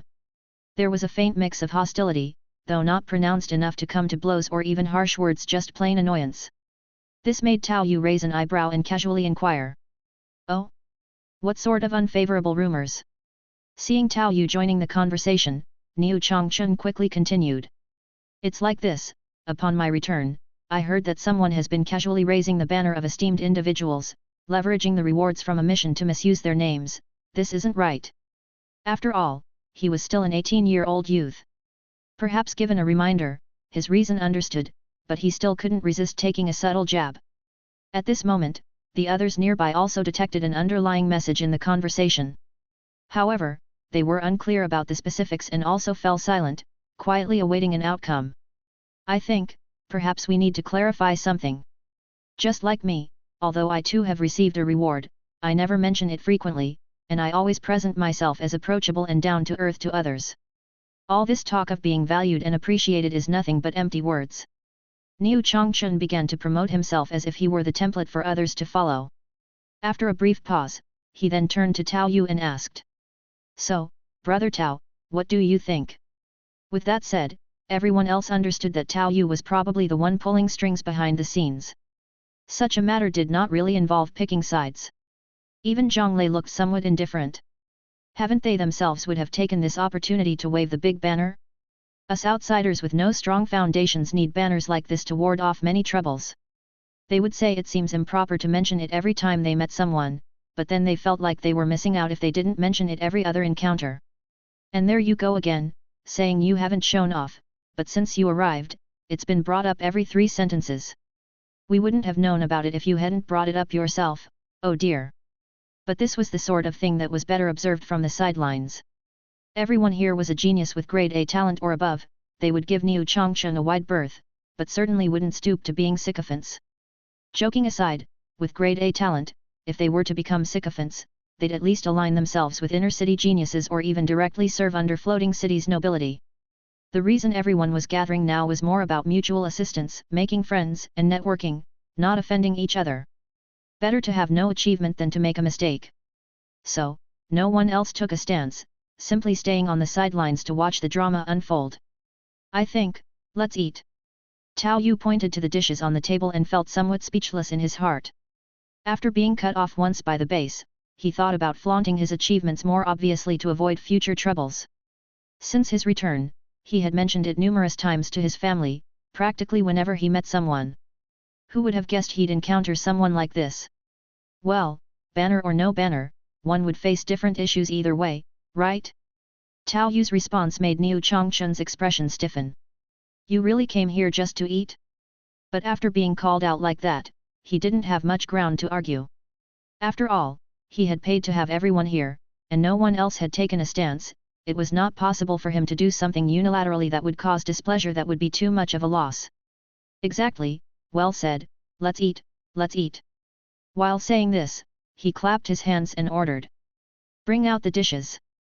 As dishes after dishes of exquisite food were served, the atmosphere ramped up once again.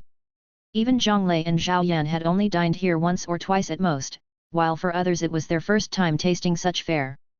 Niu Changchun, being from Gourmet Fort himself, wasn't the most experienced, but he was quite articulate in introducing the dishes. This serving of prime beef is from livestock bred using Yuan Force in the old agglomeration zones. The meat is not only tender and delicious, but also very beneficial for one's qi blood energy.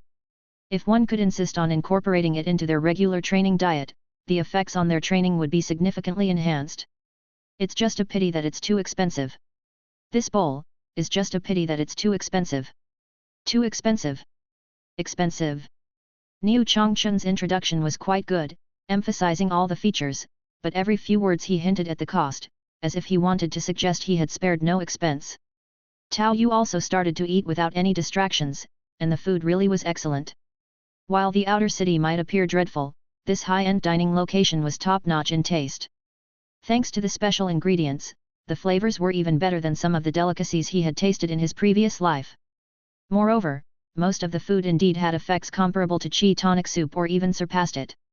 After eating their fill, they would be able to go back and practice their punches with vigor. It's just a pity that the cost-performance ratio was still a bit low. Today was a free feast, but if he had to pay for it himself, he wouldn't be willing to splurge, at least not for now. Isn't qi tonic soup fragrant? After doing the math, these were even more expensive than the convenient qi replenishing pills. Chapter 186, Different.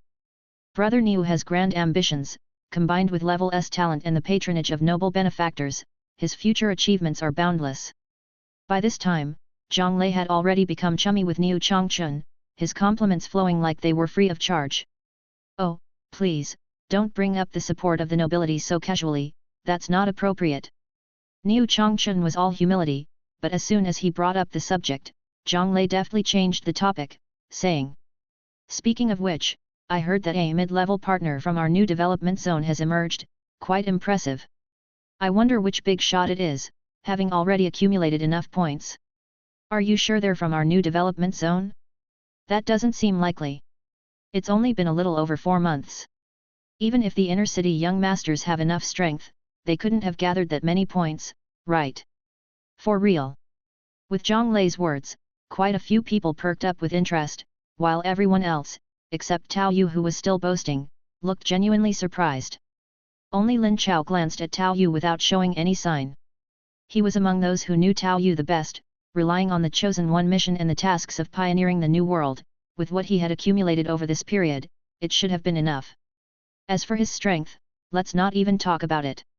He had personally overwhelmed 2 teams led by inner-city pioneers, and that nerve-wracking experience still gave him nightmares to this day. Before returning, Lin Chao had also heard that there had been an incident at the mission hall, where one of the inner-city young masters had been directly killed by Miss Sun Shiking when he tried to intercept her plans. His body was hung at the base's entrance as a warning to others. Lin Chao thought this might be related to Tao Yu. Considering the potential troubles it could bring to Tao Yu, he naturally didn't reveal anything. It should be true. At this moment, Niu Changchun also spoke up, then adding. While I was learning the meditation technique from Master Wang, I heard a senior brother mention it casually. Well, it's been over 4 months now, and with the many opportunities in the development zone and the bonus rewards for accumulating points, it's understandable. Niu Changchun himself possessed level S talent and had received considerable angel investment, thus his strength had improved rapidly. He felt that once his points were enough and he had fully digested what he had already earned, he could try to challenge himself. Master Wang had told him that with his level S talent and steady progress, even an outsider without much background could aspire to become a senior partner. Even among the inner-city pioneers, there were few whose talents surpassed his own. Not to mention in the new development zone. Niu Changchun had that confidence. Nonetheless, being a partner is ultimately not the proper path. It's just something to pay attention to in passing. Even senior partners are no match for having one's own industry. We should still seek shortcuts to corporate promotion or even start our own companies to acquire production resources. Niu Changchun then shared his thoughts. But Zhang Lei, who had been flattering him, just laughed it off at this point. Well, the new development zone is still recovering. It's a bit premature to talk about setting up companies and factories. We can discuss that later. Flattering words cost nothing, but forming companies and such, how would the benefits be divided? Who would take orders from whom? Better to join an existing company. The recently established transportation company by some of the inner-city young masters is quite good. No, listen to me, as far as I know, that transportation company has already made a pretty penny, and I've got word that they seem to be planning a trip to the new fragments to work on machine tools. We could totally follow suit. Niu Changchun, a former outsider with an average family background, wasn't as knowledgeable as Zhang Lei and Zhao Yan, so it was somewhat bewildering for him to think of ways to make money. But with a successful example before him, why not just imitate it? Brother Niu, with you saying this, we could really do it too. Let's start our own transportation business, go to the new fragments for those machine tools. Moreover, the zombie world might also have these machine tools available, we could find a way to transport some. With Brother Niu's clout, they probably wouldn't mind. The other thin male pioneer also joined the conversation, lending his support. He spoke far less frequently than Zhang Lei, but this time his support was substantial, far more effective than Zhang Lei's idle talk. Tao Yu also felt a bit speechless hearing this, discussing how to copycat his own company right in front of him. This didn't seem quite right. As Panda began to recruit more people as partners, his shares were quickly diluting. If it continued like this, Tao Yu would soon be the largest shareholder. And by the way, that short guy spoke, he seemed to have had a similar idea a long time ago, but was concerned that he couldn't withstand retaliation from inner-city people, so he hadn't acted on it. Now, seeing Niu Changchun, the level S talent pioneer, wanting to take the lead, he was just giving a nudge from behind. I don't think that's a good idea. While Tao Yu was still thinking, Lin Chao was the first to speak up. Oh? Brother Lin, what insights do you have? Niu Changchun valued Lin Chao quite highly, as the latter's talent was second only to his own, and crucially, he was quite popular albeit a bit conservative at times. I know you all don't like being preached to, nor do you enjoy listening to me talk about morality, but if we talk purely in terms of practical interests, who among us can withstand the retaliation of the inner-city pioneers?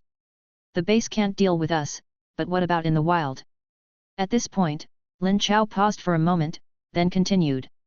Brother Niu came a few days later than the rest of us. After arrival, you mainly focused on leaving the secular world behind to assimilate your gains, so you might not be fully aware of the bloodshed that marked the establishment of the base. Back then, the number of people killed by the pioneers wasn't any less than those killed by the aliens, and now, top talents from the inner city like Taff are missing, with no news of life or death. Taff was quite famous when he first arrived at the base, with high talent and a strong family background. He even received a special summons from Sun Shiking and was assigned important tasks. Then one day, he suddenly disappeared and has not been seen since. At first, nobody thought much of his absence, it was possible he went to explore other fragments. With Taff's strength, spending 2 or 3 more months in the abyss wasn't a significant matter. However, as time passed and there was still no word from him, not even a message to report his status, the likelihood of an accident, given past experiences, greatly increased. To this day, most people have already concluded that Taff is dead. There are quite a few other inner-city pioneers who are also missing. It's different from the time of the First Awakening. Back then, they would inevitably return every 15 days, so it was clear who was alive or dead. The current disappearances are judged as probable accidents based on past experience, with a very slim possibility of a miracle. But since it's a miracle, that means it can be deemed negligible. Lin Chao's words indeed dissuaded Niu Changchun from some of his thoughts. As a level S talent owner, he was also keen on preserving his reputation. After all, he believed that his greatest strength was his potential. This Brother Lin's words are not without merit. It seems I was somewhat inconsiderate. Having grown up in the outsider, and seen the dark side of the world, Niu Changchun wasn't annoyed by Lin Chao's persuasion. This caused the other pioneer, who had also wanted to push forward, to feel somewhat disappointed, but he didn't say much. Having Niu Changchun take the lead, and even if he took the lion's share, didn't matter much, one's safety was the minimum guaranteed. But if he didn't lead, then definitely neither would they. Alas, I still haven't truly caught the eye of the influential people, otherwise, things wouldn't have come to this.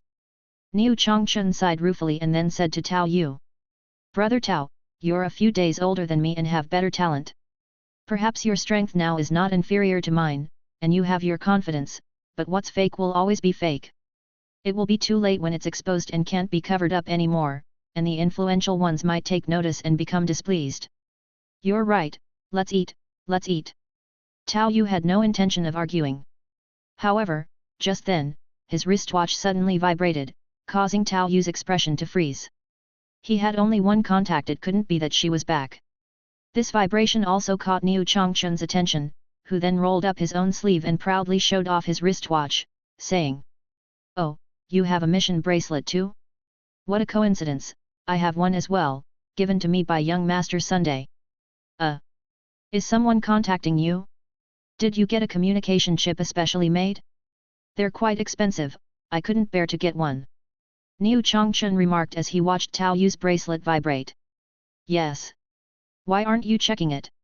It's a message, isn't it? All right. Tao Yu felt that it wasn't nice to outright refuse to check the message in front of someone, especially if word got to her, it could be troublesome. So he put the bracelet to his ear, ready to hear what the young missus, who had returned, wanted to say. Not bad, you've passed as an intermediate partner? You haven't disgraced me. Tao Yu didn't have earphones, and even though the speakerphone next to his ear wasn't loud, everyone present had at least an A in talent and were quite capable.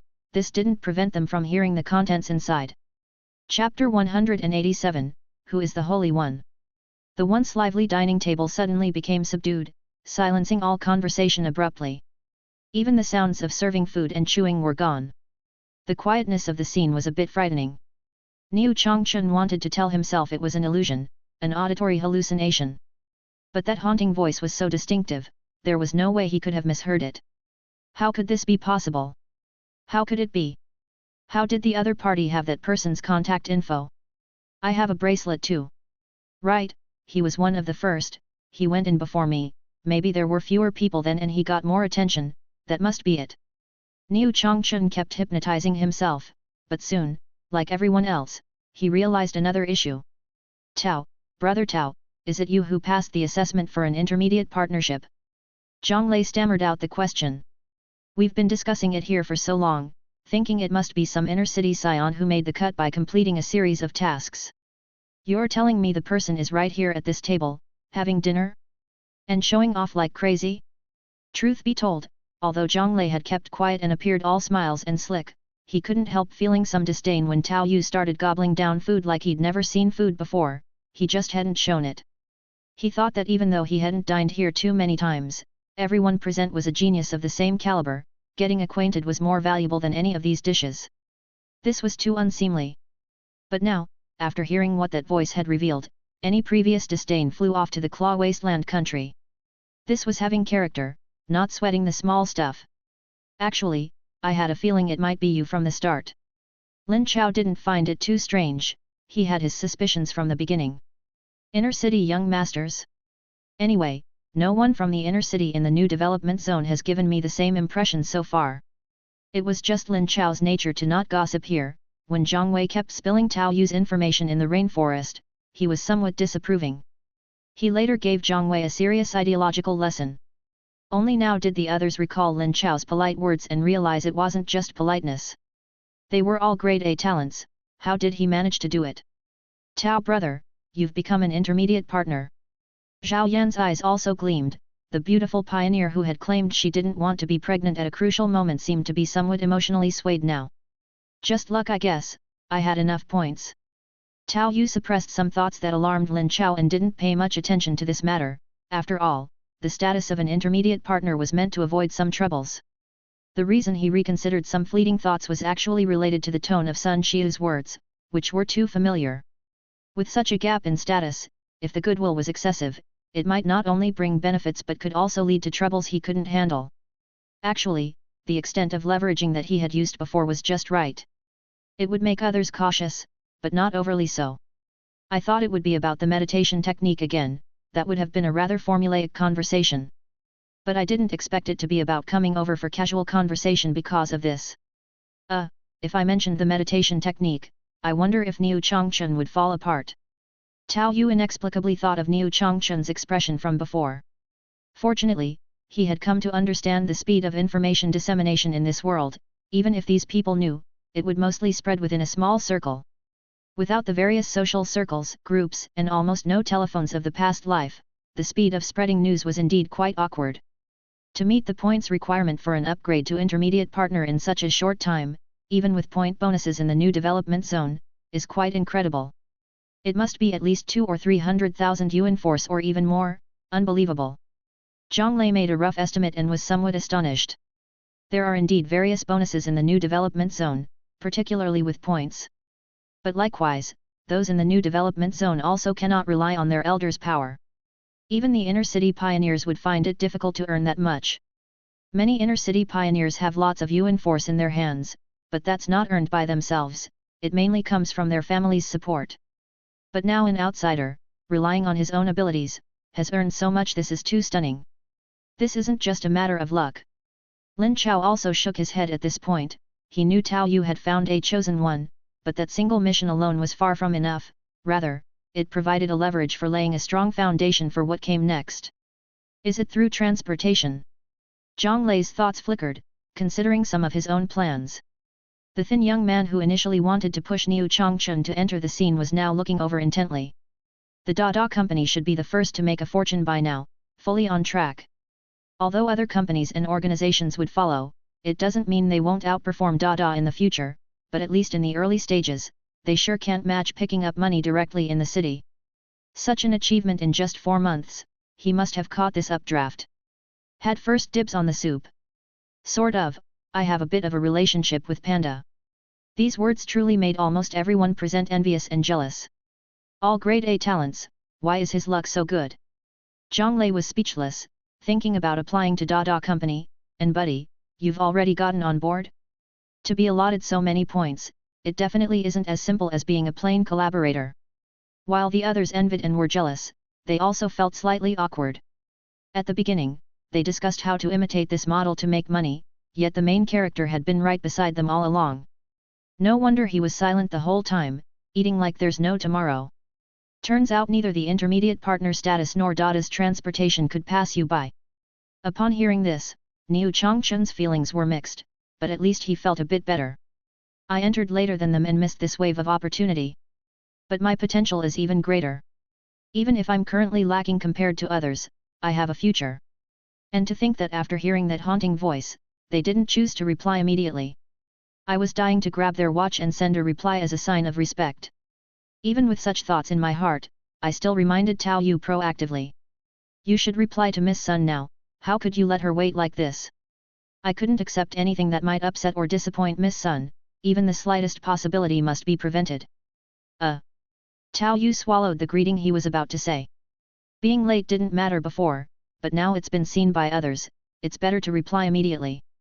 Then he picked up his wristband and sent a voice message. Thank you, miss, for your concern.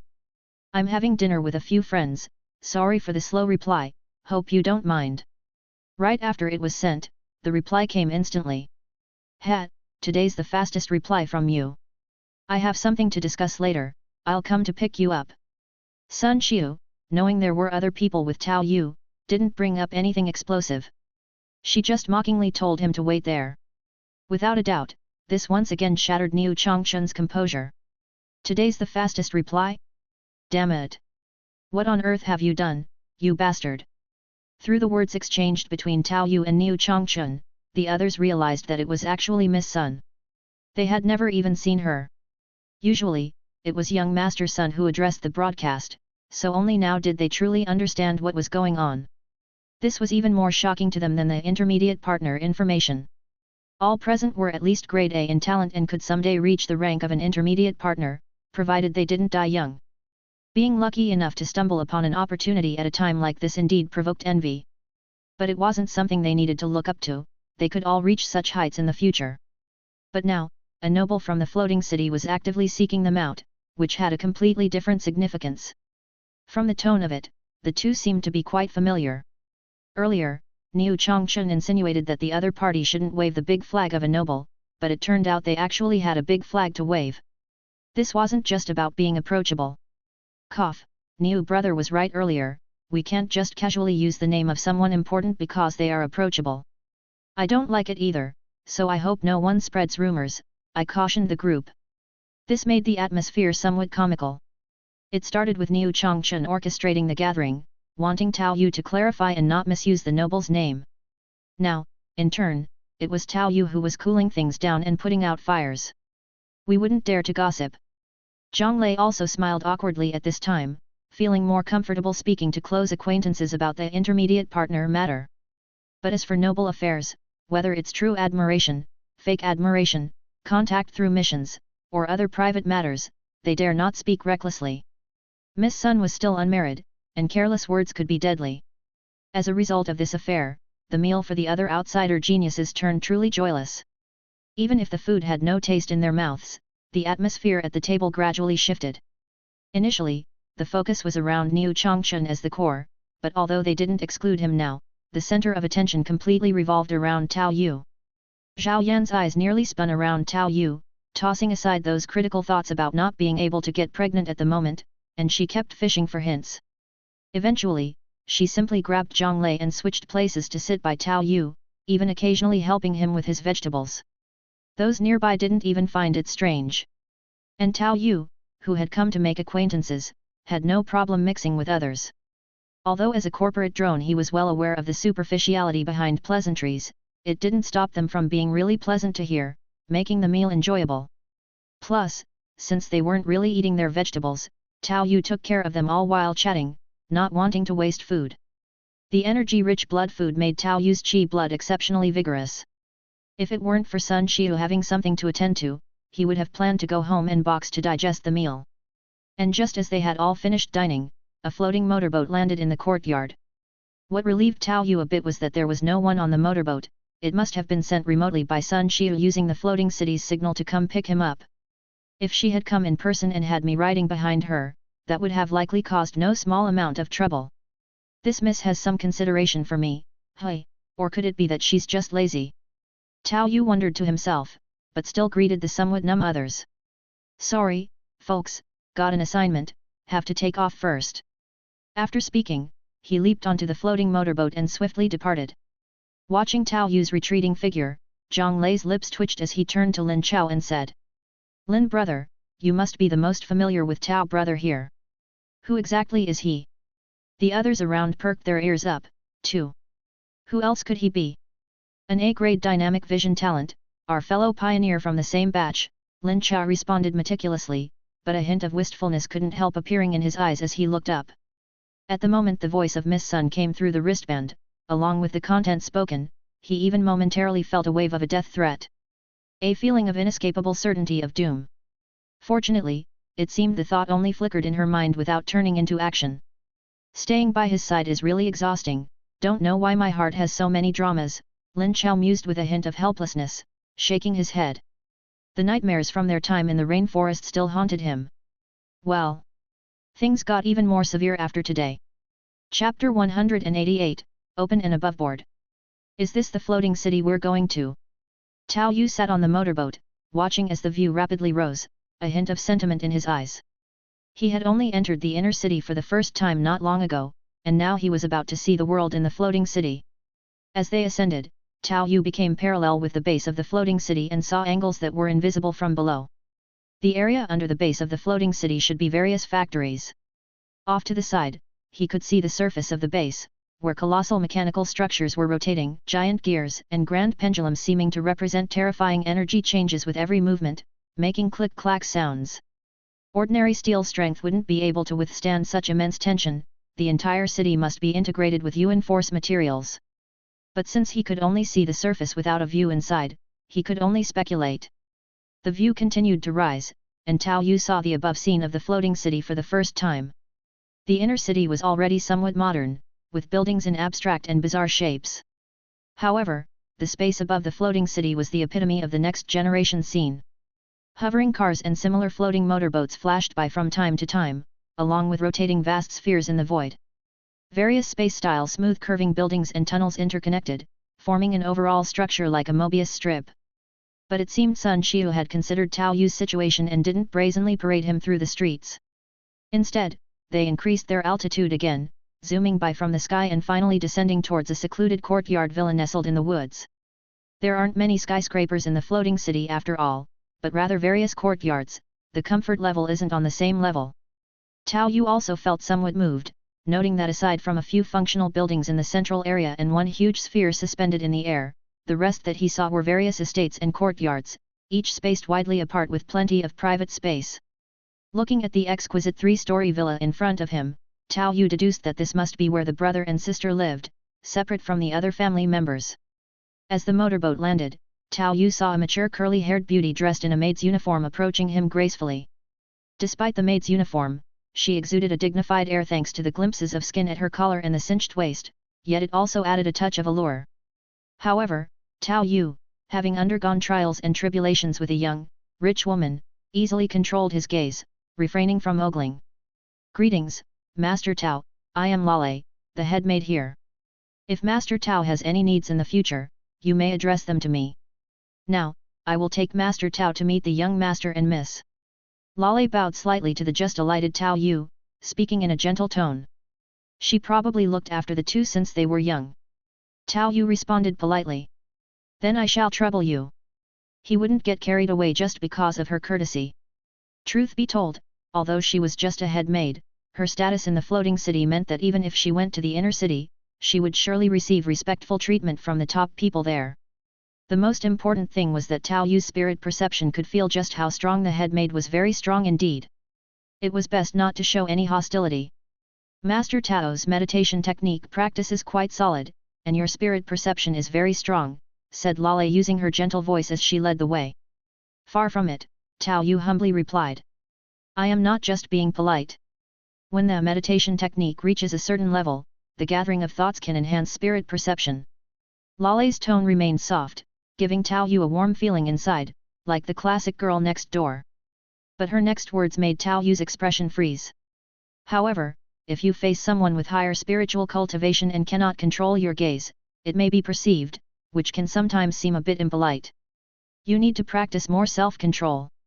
Tao Yu, walking behind, stiffly averted his gaze from focusing on the contours of her peach-shaped tailored fabric, his face turning expressionless. "No way. Why has no one told me about this? I've never been taught this. Master Tao need not worry, your gaze makes me feel young again, I don't mind it," said Lale, turning her head to cover her mouth and smile, her eyes curving into crescents as if she truly didn't mind. Tao Yu's good looks were his justice, which raised many people's tolerance. "But please be more mindful around the young master and miss."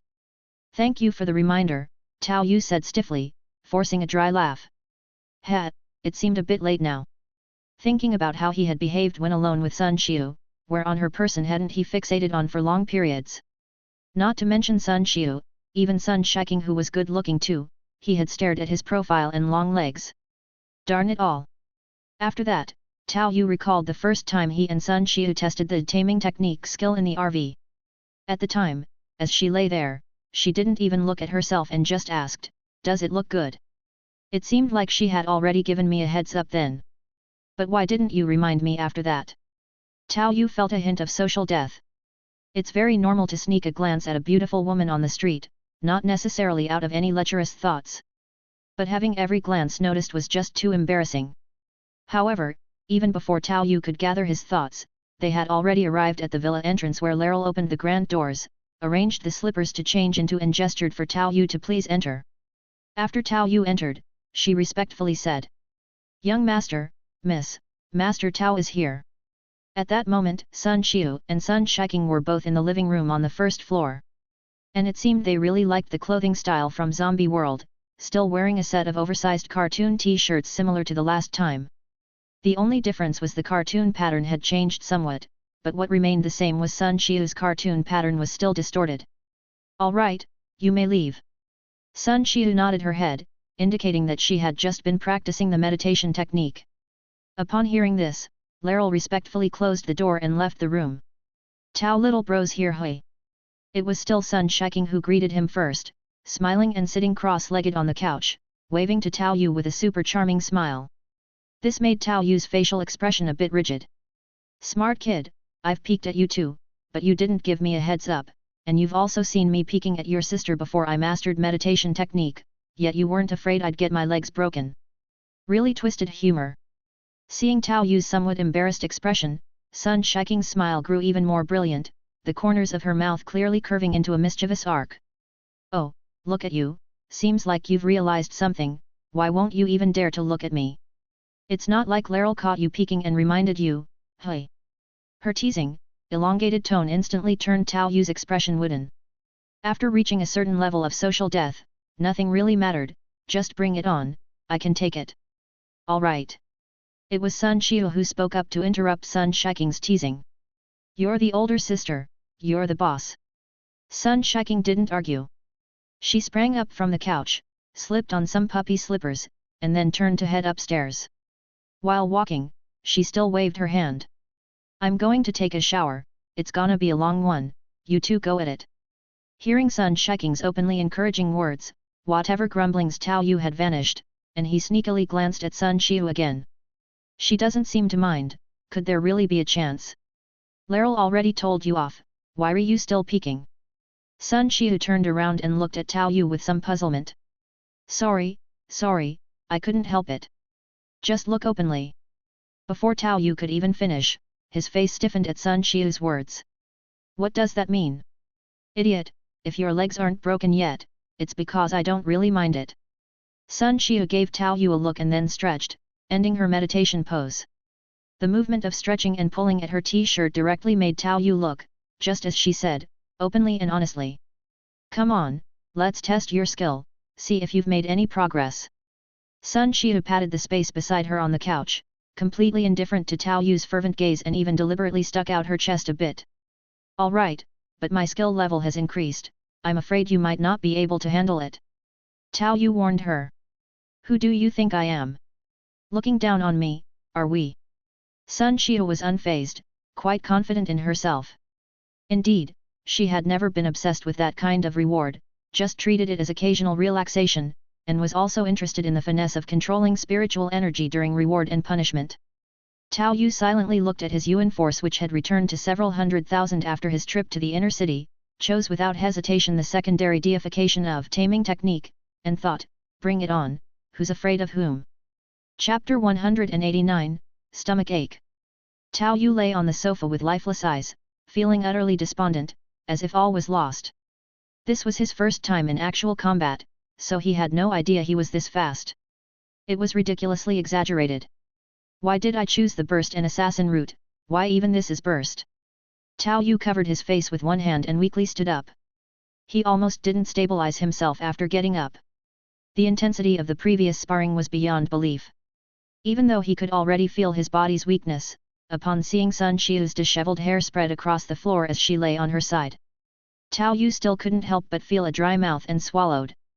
He oddly felt as if he was ready to go again, capable of fighting 300 more rounds. The combination of the second deification taming technique with the second deification riding, along with the fact that the little rich girl seemed to really have a thing for him, made a battle imminent. He managed to hold his own for 20 minutes, which didn't seem too terrible. But if you count the 13 times, then it was a complete disaster. Tao Yu would begin to doubt life itself after at most 100 moves every time. Although relying on his riding and taming technique had won him one round, and the little rich girl was equally disheveled, both were pretty much beaten to a pulp. But it was clear that he had only managed to do so by cheating, it was just too exaggerated. Sensing that Tao Yu was staggering to his feet, Sun Xiu, who had also just come to her senses, struggled to support herself off the ground. In that indescribable scene, she lazily glanced back at him. This is too much, what exactly is going on with your skill? Slowly pulling down the t-shirt that had been pushed up and got stuck, she hid the suggestive image, then, she heard Tao Yu swallowing. She stood up displeased and pushed Tao Yu back down. If we continue, you'll injure your foundation. Are you stupid or what? Tisk, look at the deficit in your chi blood, you're such a mess. I was only under the control of your skill for, 15 minutes, you're too much. It was 20 minutes, thank you. Tao Yu corrected her slip of the tongue. This caused Sun Xiu to give him an alluring glare, which seemed to wash away some of Tao Yu's fatigue. Although he could recover by eating and using Yuan Force. Even at such a time, he couldn't risk any exposure by acting recklessly, so he suppressed the thought of using Yuan Force to recover and lay back on the sofa with a slightly vacant gaze. You were a bit reckless this time. I didn't intend for this to happen so early.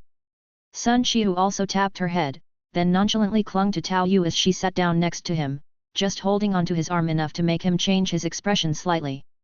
Use meditation technique, weren't you proficient with it last time in the car? Reminded by Sun Xiu, Tao Yu quickly utilized the visualization diagram to focus his thoughts.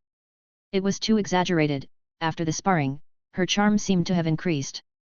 This was unscientific, not even the sage mode was effective. There's nothing embarrassing, when I was restricted by your skill, I almost thought you were going to die. Thankfully, you spent time strengthening your body, and you did quite well at that. Seeing Tao Yu successfully using meditation technique, Sun Xiu became even more affectionate and her face was filled with glee. Her bare feet grabbed attention as they swung back and forth in front of him. This was completely opposite to her usual cold demeanor and sense of distance. Is it really that exaggerated? You've experienced it. What do you think would have happened if you had the physical limit of an ordinary person right now? Sun Xiu's words made Tao Yu's face change color, and the high-pressure water gun used for washing cars sprung to his mind, followed by a shiver. Indeed, there was a problem with the little rich girl, as he had suspected. You reckless fool, you've disrupted my plans. Sun Xiu chewed on her nails while clinging to Tao Yu's arm, seemingly pondering something. Before I get used to controlling this new form, I'll probably have to stay at home. Take care in the development zone, and you and Shiking be careful not to randomly kill any more inner-city pioneers. Tao Yu's expression stiffened at her words, and he said with a dry laugh. That's not. So you're using the female version of Inner Scales armor because you're a pervert. At this, Tao Yu fell into embarrassed silence. This. You don't need to say you've only killed that one. We've already given a heads up to the inner-city pioneers, have you seen them finishing each other off? Tao Yu remembered how Taff didn't kill Kimin after defeating him, indeed, that was the influence of these two people. Perhaps they would be more ruthless when the mountain was high and the emperor far away, but considerations would indeed be many, as the range of suspects would be narrow. In contrast, Tao Yu himself acted lawlessly without hesitation. The survival rate of inner-city pioneers was not as high as that of the outer city. Not only did they become more cautious about their own lives, reluctant to take excessive risks, but also due to their accumulated strength, under normal circumstances, they hardly ever lost members. So, when Tao Yu and his group first returned, the disappearance of Joseph caused quite a stir. Back in the mission hall, Tao Yu had also demonstrated the strength to directly defeat the inner-city pioneers, and with the female version of the Inner Scales armor on top of that, as well as the unusual rate at which inner-city pioneers were losing members recently. As the highest combatant of the new development zone, Sun Xiu naturally made her own judgments. She didn't need to talk about any evidence. This made Tao Yu shrink his neck a bit and complain. I've only ever counterattacked passively, never took the initiative to attack them. You know what the inner-city pioneers are like. Fine, just don't go on a killing spree.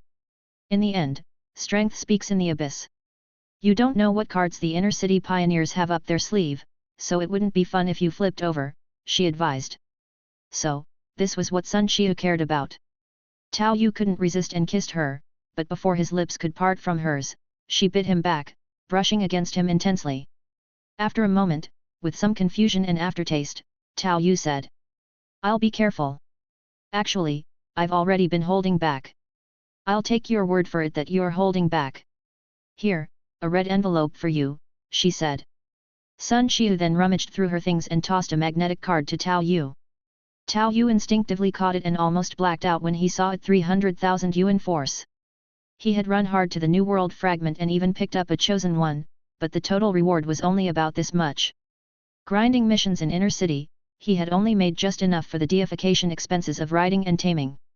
Yet here, the red envelope that was casually given was enough to cause Tao Yu a bit of a stomachache. But that's all I'm giving you, you know. You can't afford my care anymore, and I don't want you to live purely off my wealth. Stand up on your own, she said. My current earnings are all made by myself, retorted Tao Yu. Listening to Sun Xiu's words, he defended himself. With any pride, he should have tossed the card back in her face, but in the end, Tao Yu silently pocketed the card. It was too much to give back. This gesture amused Sun Xiu. Without sedimentation and enough high-level skills, the marginal effect of Yuan Force is too strong. I can help you look for some skills, but you also need to show corresponding value. Otherwise, just obediently let me pamper you in a golden house. Although I accidentally ended up in the new development zone and don't have the pressure of arranged marriages, you're probably someone who can't be seen in daylight. Max level of dynamic vision is just barely sufficient. You'd hardly make it as a stay-at-home son-in-law, and getting killed would just be a pointless death, she teased. Tao Yu felt a bit heavy in his heart when he heard this. Even though they had achieved good things together, he knew the gap between them was still huge. As the heiress of Floating City, from Sun Shiking's story of how she once broke someone's leg, it was clear that there were many who admired her.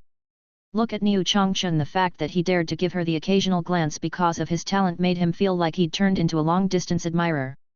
Those from Floating City who cared about matching social status were likely even more numerous. Add to that her family, and they really could only sneak around underground. As for the marginal effect of Yuan Force and the source of high-level skills, Tao Yu also couldn't possibly explain, even to a rich heiress like her, he had to keep it a secret at all costs. However, the broken fragments of the heart of the world shouldn't be a problem anymore, at least for the little rich girl. Actually, he began. Got your hands on the heart of the world? Unlocked body talents? But hid them. Sun Xiu interrupted before Tao Yu could finish, casually taming her slightly messy hair and using telekinesis to clean off some crusty strange matter while speaking nonchalantly. Yes, Tao Yu was a bit dumbfounded, but Sun Xiu's expression was gleeful. At least you have a conscience. You're cautious but willing to tell me. If you didn't have body talents, you would probably be dead by now. Isn't that obvious to guess? She teased him, throwing him a seductive glance, causing an awkward moment for Tao Yu. Can we not bring that up? I didn't die, did I? Just then, as Sun Shiking finished her bath and was drying her hair with a towel, she came down the stairs. As she descended, she sniffed the air, then fanned in front of her nose with a frown and asked. What did you guys do? There's a weird smell, like, did someone have an accident? A surge of telekinetic energy erupted from Tao Yu, and Sun Shiking was once again flung up against the ceiling. As time passed, the little rich girl had also grown stronger, and at a surprisingly fast rate. Help me, somebody save me. Sun Shiking's pretty face was squished against the ceiling as if stuck to glass, continuing to struggle and beg Tao Yu for help. And Tao Yu just minded his own business, as if in meditation, her own loose lips had angered her sister into a fury. Chapter 190, I Wonder. It really is like a dream. After being brought back to the ground by the suspended motorbike, Tao Yu returned home, where he could still smell lingering traces of a faint fragrance. This time it was real, not an illusion. It was both an accident and a gain. Yet, thinking of what the little rich girl said to him, Tao Yu also felt some pressure. Her situation is definitely not normal, plus she had to take special time to suppress and adapt, which probably means she herself is facing no small trouble. The little rich girl didn't elaborate, but Tao Yu, after all, had a broad perspective and plenty of imagination from his past life. In his past life, he had been through the baptism of short videos, and this time around, he attracted attention due to his talent. Yet, he had always maintained ample self-control. Even with the filter of her wealth, it couldn't be like it is now. Especially the 20 minutes and 13 times she made him exhibit signs of a psychological shadow, which adequately demonstrated her difference. He relied on taming from the second deification to achieve a similar effect, but what was her secret to achieving this? Succubus, maybe. Recalling some subtle moments at the critical time, Tao Yu speculated. People from the floating city really are much bolder than those from both the inner and outer city. Tao Yu didn't know whether the suns had originally escaped from the abyss or if they had started to experiment with it later on. But they certainly did something extraordinary, which even the suns probably had difficulty covering up. Otherwise, Sun Xia wouldn't have mentioned needing to adapt to the changes at home for a while. Sensing his current 400,000 Yuan Force, Tao Yu slowly exhaled a breath. If she's still around later on, there probably won't be such a dramatic increase in gains like there has been recently. He found a new fragment for the Chosen One, then reaped the benefits of vaccines and information, completed 3 quick missions in the inner city while still relatively unknown, and secured the little rich girl's red envelope. His pockets had indeed become considerably richer. With his talent's second deification completed, he could now choose another foundational skill. To gain more, I'll have to explore new world fragments. Facing the unknown abyss, enhancing fundamentals is never excessive. Currently, he has deified one of the 2 stealth skills, and next he could choose between the remaining stealth plus meditation technique or myriad streams breathing technique and 5 forms as one individually. These are his core fundamental skills. It's a pity demonization is too expensive, requiring a full 600,000, otherwise it could have been an option. One side is the mental aspect, the other is continuing to strengthen the physique. Although I would have to invest in both sooner or later, the choice is still difficult. Purely for immediate combat power, myriad streams breathing technique is undoubted. Currently, the burst and accumulation of his force is his strongest killing skill. Coupled with the one sword flow of shadow control, it significantly elevates many of his upper limits. Plus, with innate time control and its heavenly effects, theoretically, as long as he continues to increase his attacks to reach the kill threshold, he will be able to confront even stronger enemies. However, I've actually far exceeded it already. Tao Yu, who had not yet encountered a situation requiring intervention in original time, and recalling how meditation technique interacted with many of his skills, ultimately made a choice. Second deification of stealth alien and meditation technique. The first, bring about further strengthening of his absorption of shadow force, elevating his limits even without having deified the myriad streams breathing technique. Meditation technique is to continue enhancing his mental side of attacks, fortifying the spiritual output of fist intention. The second deification of stealth alien costs around 90,000, and meditation technique is just over 200,000. With that done, he would still have about 100,000 left for emergencies and daily cultivation, which is absolutely enough. Outsiders speak of Yuan Force consumption in the tens and hundreds of thousands, which really is somewhat luxurious. Tao Yu took a deep breath and then invested without hesitation.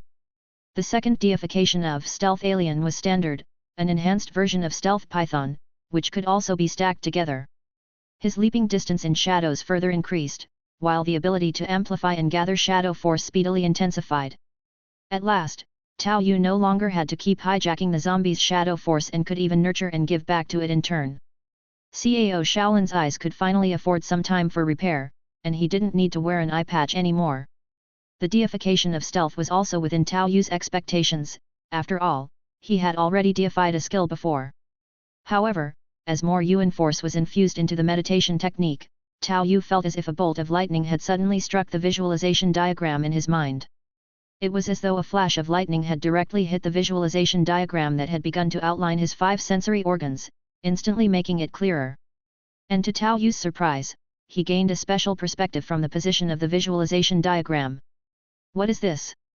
Tao Yu's eyes were somewhat blank as he felt he could elevate his perspective to directly view his own existence, and this elevation seemed not so much a rise in physical height as it was an indescribable higher dimension. This. Returning to his original perspective, Tao Yu was a bit bemused. Although it had been only a brief moment, Tao Yu had already felt his thoughts and spiritual power purified once again, raising his mental ceiling even higher. And while this anticipated improvement was manageable, the key was that Tao Yu became aware of a new sensation brought about by the meditation technique. Blessing, well, that's something. Tao Yu looked down at his hand, not in the sense of enhancing his spiritual power with an added mental attack. This could be achieved by basic combat and fist intent in different forms. Meditation technique, abridged, can additionally consume spirit to cause a localized collapse in favor of oneself. A brief piece of information, yet imbued with a profound feeling. Tao Yu silently took out a button and flicked it without any control other than the mental expenditure. The button tumbled rapidly through the air, then landed steadily on the ground, standing upright. It soon started rolling because of the uneven surface and eventually toppled over. Apart from an inexplicable consumption of mental energy, Tao Yu did not exert any extra control, and the upright fall was not the result of Tao Yu's use of telekinetic-like manipulation. He did not possess mental type skills capable of achieving such finely tuned control effects. It was purely a natural change. Although it seemed rather insignificant, Tao Yu had already recognized the terrifying potential of the meditation technique after its second deification. Is this really the potential that a skill can bring about? Although it's too advanced for me now, to the point of wastefulness, its essence is still exaggerated. What had previously astonished Tao Yu was the innate time control's involvement with time. And meditation technique seemed to have lightly touched the surface of causality. Here I am, mainly using guns and engaging in hand-to-hand combat, and you bring out this kind of thing? The style doesn't match. But it seems to fit the consistent characteristics of deification, high in essence, but still requiring strength to leverage.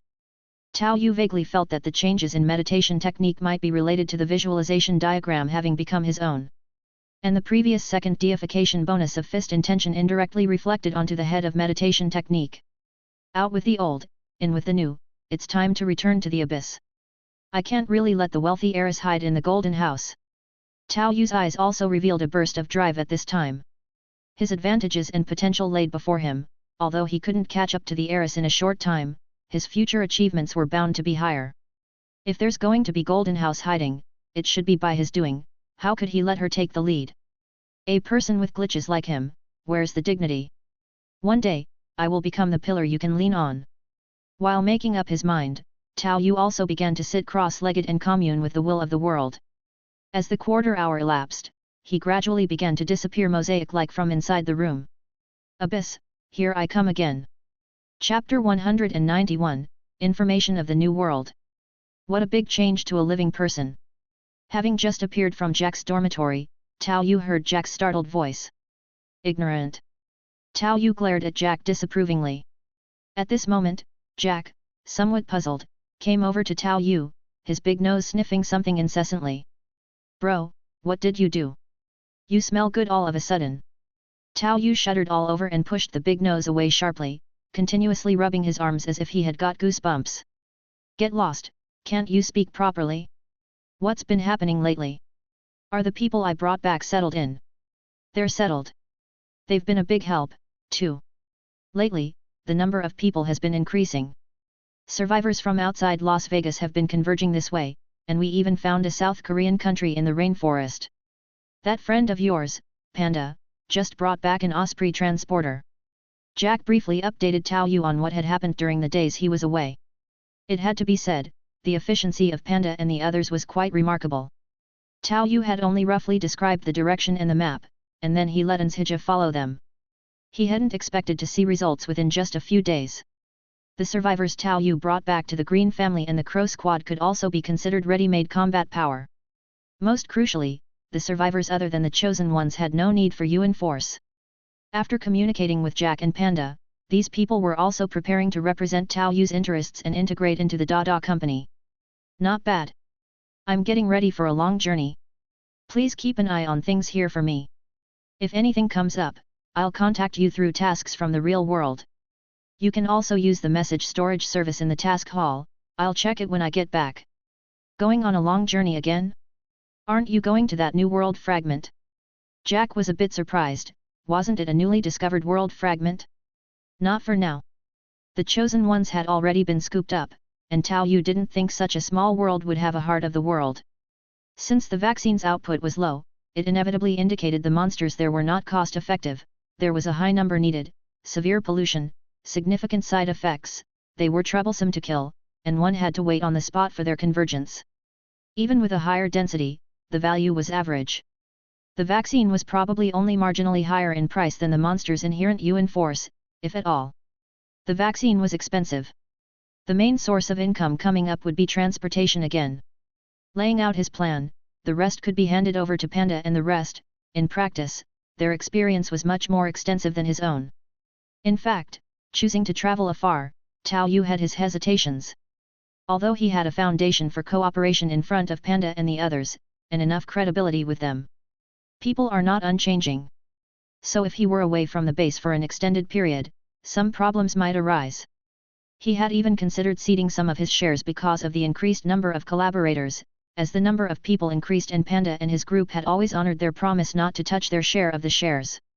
Surely there would be some dissatisfaction among the newcomers. But now that Jack and Park Ji-hyun were there to help keep an eye on daily activities, with Sun Shiking able to take a look later, and considering the foundation of their cooperation and the influence of their strength, it was possible to stabilize the situation for a little longer. Tao Yu knew that as the number of people joining kept increasing, he would eventually have to give up some of his shares unless he was willing to invest more energy in the company, but for now, that wasn't necessary. The second deification of taming, although lacking that sort of qualitative change, has become a bit more practical. Previously in a rush, he had undergone the second deification of taming, which indeed introduced some practical new features. The main one was being able to implant a mental seed in the tamed target by thought alone. Before the mental seed was eroded, it could even achieve a proactive suppression of the will, causing the implanted individual to be in a sleep paralysis state.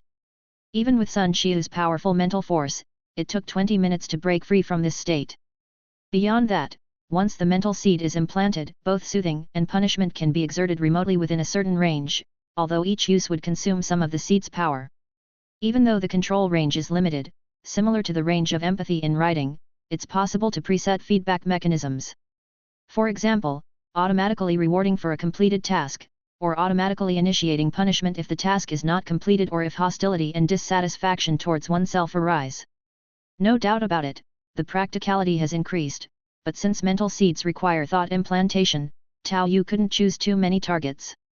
Right now, the people of the Crow Squad will still obey me and will naturally stick together in these unknown situations. Tao Yu sought out Park Ji-hyun to gain another perspective on the situation. It was evident that people from the monster world were somewhat paranoid, and their personalities were more or less extreme. Especially now that those who had come out had undergone their metamorphosis, obtaining various different demonization abilities, it was all the more so. As locals of a region, as kindred, they were naturally a community. Even individuals coming out of that world later would easily join and integrate into this group. At present, the main leaders in this group were divided into three. One was Dr. Ren, who had already surrendered, along with a few remaining researchers, who had now essentially been taken over by the company. Another was the chosen one, who was a medical student with glasses. Although Che Xiangxiu was also a chosen one, her character was too timid and not suited to be that kind of leader. In contrast, the guy with glasses had this potential.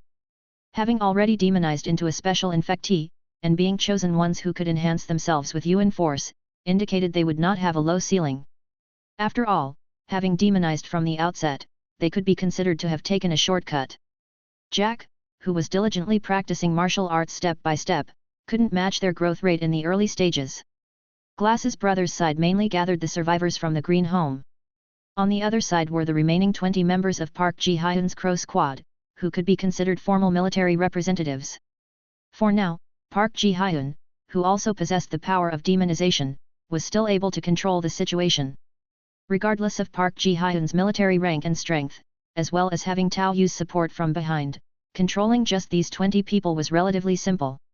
Moreover, Glass's brother was very grateful for the life-saving grace of Tao Yu, and then there was Jack. With these few people at the core, and basing it on the chosen ones and the natives, a simple network of connections had already formed. It's not to say that this network was particularly strong, but it was pure and convenient, not requiring too much extra effort. Brother Tao. On the base's tarmac, beside an Osprey transporter, Panda was excitedly directing people as they moved items. And at that moment, Anshija, who had been in the cockpit, climbed down to greet Tao Yu. "Boss, mission accomplished. The plane was a bit affected when we left, but thankfully, the Osprey's emergency capabilities are quite good." Anshija also appeared exhilarated, proving his worth by successfully piloting the aircraft, and his future treatment would undoubtedly be much better. Moreover, he had now successfully undergone demonization, and combined with his flying skills, he was able to secure his place. Only by having abilities of your own could you truly grasp the future. Not bad, it wasn't a waste to pull you out. Tao Yu was very satisfied with Anshija. If it wasn't for his need to go home, they might not have been able to find the location where the plot unfolded. However, this was also a return favor that Tao Yu didn't mind offering. Because he was willing to take Hija home first, they stumbled upon the opportunity. I'm planning to head north for a while, and it may take some time. If there's anything, I will send out tasks from the real world to contact everyone. I've already asked young Master's son to keep an eye out, so if you run into any tough situations, you can reach out to him. But for general matters, try not to disturb him, Tao Yu reminded Panda. This simultaneously brought a joyous expression and a chill to Panda's heart. He'd known before that young Master's son was very fond of Brother Tao, and even Miss Sun knew him. But he never imagined that Brother Tao could ask young Master's son to keep him in mind. This level of remote acknowledgement indicated his high standing in young Master's son's eyes. This was no wonder why an outsider could gain such strength. Got it. I definitely won't bother young Master's son for no reason. And besides, things are going well for now. As long as there's someone we can talk to, I prefer cooperation. And as more people join us, if anyone dares to act recklessly, it won't be as simple as offending just one of us. Panda grinned, knowing that while sharing the benefits would divide them, it undeniably made things more secure and safer. By the way, Brother Tao, where are you heading? North, to that newly discovered world. Tao Yu was not keeping it a secret. Although now Sun Xiu and Sun Shiking's frequency of investigating had decreased due to their duty to stay at the base, especially since Sun Xiu needed to go into seclusion for a while, and Sun Shiking probably wouldn't go on extended trips before her recovery, the recent exploration still led them to a border that continued to a warm sea region in the far north after reaching Canada and passing through Alaska into the Arctic Circle. The barrier to that world seemed fragile, and at first glance, it appeared to be in the ancient agricultural era. However, there is an island nearby called Peach Blossom Island, which is the training ground for one of that world's 5 greats, the Eastern Heretic. It's just that the owner wasn't home when they visited. And Tao Yu's main goal in heading north was to acquire the inner power system. Physical strength spread through cells, activated by Qi blood, and not involving meridians, which made storing this raw strength extremely difficult. Currently, it was only after condensing Qi blood into a core that one could temporarily store power. Tao Yu estimated that after the second deification of both myriad streams breathing method and 5 forms as one, there might be an increase in storage capabilities. But how could the cost-effectiveness of this second deification compare to a new, non-conflicting system like the inner strength system just starting out? It's just that I don't know which era it is. They only made a quick tour before coming back. But regardless of the era, it won't stop me from seeking benefits. And although there are highly skilled martial artists coming and going, the actual threat to me is lower than that of technological weapons. Tao Yu felt that with his current strength, he could also attempt to venture into the world of Avatar, where there would undoubtedly be something like the heart of the world. But the uncertainty of technological weapons was too great, being killed in an explosion would leave no room for argument. On the other hand, the martial world of the Metal series, while seemingly full of masters, posed no substantial threat to him. Even without taking into account the boost from his array of special abilities, just the raw strength and physique should at least match the power of 7 or 8 layers of the Dragon Elephant Prujnagong. Including innate time control, fist intention, demonization, and shadow force, there was a slim chance that anyone in the Metal series could stop his assassination. Let's just see how strong that 3-foot wall of Qi really was. Still, I can't afford to be arrogant. Most internal damage is piercing, and my current health pool might not withstand too many hits. It's better to stick to a cautious approach. This trip was mainly to gain benefits. If there's Peach Blossom Island, it meant the 9 Yin true scripture was there, and the 9 Yang divine skill was also likely within the scriptures. Beyond that, there was a martial art that Tao Yu found to be the most suitable for pioneers. Dragon Elephant Prujnagong. With sufficient time, there would be gains, and Yuan Force was just perfect for speeding up the process. Dragon Elephant Prujnagong is truly a divine skill for pioneers, with immense value far surpassing other martial arts. The potential value is tremendous, trading a single instance of it with a company can fetch at least over 100,000. And if one wishes to establish a teaching institute for a steady flow of benefits, it could surpass the Wanliu Dojo. Or it could be kept without reporting, taught only to those who have had a spiritual seed planted within them. There are many options. Chapter 192, Disturbing. Roar. In Las Vegas, inside a newly built farm, Dahei, restrained by a large metal frame and wrapped in iron chains, let out a pitiful roar upon seeing Tao Yu. The iron chains rattled on its body. However, Tao Yu remained unmoved. He simply leaped onto Dahei's back, giving it a pat to soothe it while planting a psychic seed. This instantly calmed the agitated Dahei. Indeed, of the 3 alien queens on the farm, you're the best controlled one. There's really no way to pass on your skills? Maybe in the future, we could form an alien army, perfect as cannon fodder. An inner-city pioneer in charge of the farm, a burly man with boar-like nostrils and tusks, watched Tao Yu easily calm the alien queen, and a hint of excitement flashed in his eyes. Aliens could be tamed, and they were simply perfect as cannon fodder. High yield, dexterous, their bodies weapons, and even their death resulted in an explosion of acid blood. Now, because of these aliens, even the price of taming techniques had gone up. Compared to others, however, the alien queen tamed by Tao Yu was still the best specimen. If one could control the alien queen, then indirectly controlling the aliens through her would be much simpler. It wasn't about the Empress directly controlling everything, but rather the pioneers using taming techniques under the enhancement of the queen's pheromones, which would definitely be far more effective than without the help of a queen. Yuan Force skills are currently being learned by the young lady. Tao Yu casually responded, effectively silencing the boar-like man, who fell mutely silent. All right, this should keep it calm for a while. When I'm free, I'll run more experiments. Ignoring the roaring from behind Dahei, Tao Yu dusted off his hands and walked away. Once sold, he was rather principled about it. With Las Vegas now largely cleared of zombies for the sake of the base's safety, the alien farm was established here. They were also looking to use the nearby dam to irrigate some crops, selecting suitable Yuan Force crop seeds. To ensure they could serve as both food and a source of Yuan Force. Safety in the abyss comes first, but after stabilizing, it's time to think about generating revenue. Yet, for now, the initial investment should continue. Turning a loss into a profit will take at least several years, if not over a decade, Tao Yu pondered. Many Yuan Force crops, like trees, had long initial growth cycles, and how to divide them was quite a delicate matter. But without a doubt, the base was now on the right track. Without any accidents, turning a profit was only a matter of time. I wonder how many people are still alive in the monster world. Given the current environment in the abyss, the migration of ordinary people, this world was at its limit, close to the neighboring monster world. And these natives would become the base's core population and labor force. Add in the constantly incoming pioneers, and the future looked hopeful. The little rich girl makes her money, and I make mine. Recalling some pleasant memories, Tao Yu nearly slipped into fantasy, but he quickly gathered his thoughts and regained his composure. It's about time to hit the road. Mounting his motorbike, he twisted the throttle and sped off toward the base. The journey was long, and riding a motorcycle was too tough, so of course, he'd be heading over in an RV.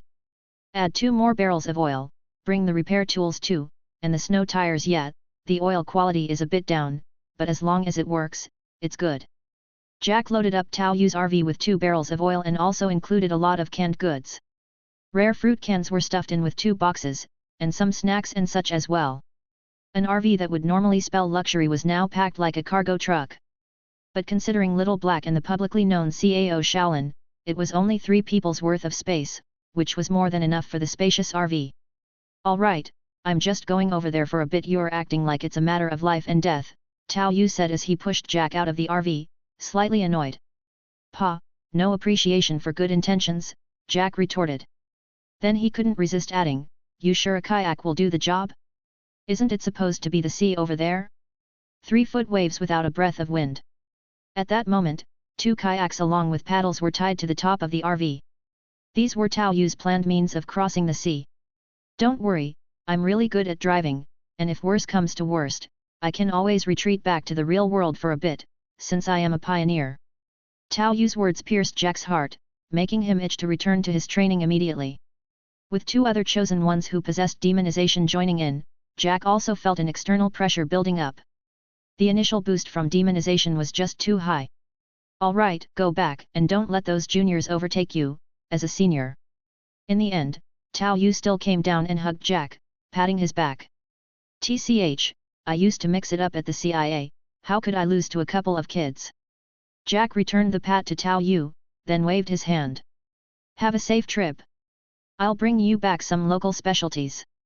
Tao Yu waved goodbye to Jack, figuring that if he got his hands on the right internal cultivation methods, he could teach them to him. Although Jack was of a certain age and set in his ways, as a chosen one, anything was still possible. Besides, the 9 yin true scripture did incorporate the muscle-changing and bone-forging scripture. After undergoing a second deification, Tao Yu had also gained this effect, so he knew that with the right skill as a foundation, subsequent learning would be much easier. Under the gazes of Panda, Jack, Park Ji-hyun, and others, Tao Yu called over Little Black to get in the car, which Little Black hesitantly drove onto the highway, heading northward. With the world's end having begun less than a year ago, the highways were still largely passable. With Tao Yu's goading, Little Black, though initially driving slowly, gradually became more proficient. After all, there were hardly any other vehicles on the road, with only the occasional broken-down car parked on the side. Thanks to the RV's truck-like height, it was quite easy to spot any obstacles ahead and perform the necessary evasion. After a day of guiding Little Black through the remaining vehicle operations, as dusk began to fall, Tao Yu yawned and said, "Keep driving at your own pace, follow this road to its end, but don't enter the city yet. Just stop on the outskirts, remember to turn off the engine and pull the handbrake after parking, I'm going to lie down for a while." With that casual reminder, Tao Yu turned toward the inside of the RV, opened the fridge, and took out a bottle of soda, chugging it down. Cold soda, refreshing. I wonder if there's any chance of salvaging the cola factory, the world's stock is about to expire. Tao Yu lay on the spacious bed, but his mind involuntarily drifted to the wealthy young woman who had lain there before. Truly toxic. I feel like I've lost interest in other women. After the encounter that lasted 20 minutes and happened 13 times, upon his return, Tao Yu found that the previously rescued beauties now seemed quite plain to him. He thought he might have contracted some indescribable disease. However, just as Tao Yu was about to use the meditation technique in combination with the breathing technique to reinforce his strength at a low rate, a boost in spirit perception thanks to the second deification of the meditation technique gave him a slight premonition. Tisk, I was just about to rest, who's this without any foresight? A bit reluctantly, he let out a yawn and opened the RV window nearby. A faint hostility emerged from behind, and there was more than one source. Probably, they specially caught up because the RV was moving slowly. In any case, it was bound to be trouble. Just don't wreck my car. Tao Yu instantly transformed into a shadow and left the RV. With the boost from second deification to stealth, Tao Yu suddenly felt like a fish in water. Many forces of shadow force converged upon him from within the shadows, then stored within his own shadow. But after all, this was not the monster world, he couldn't afford to indulge in luxurious consumption of power for too long. After leaving the RV, he slowly materialized from behind an abandoned car on the roadside, spotting a pickup with several motorcycles in pursuit from behind.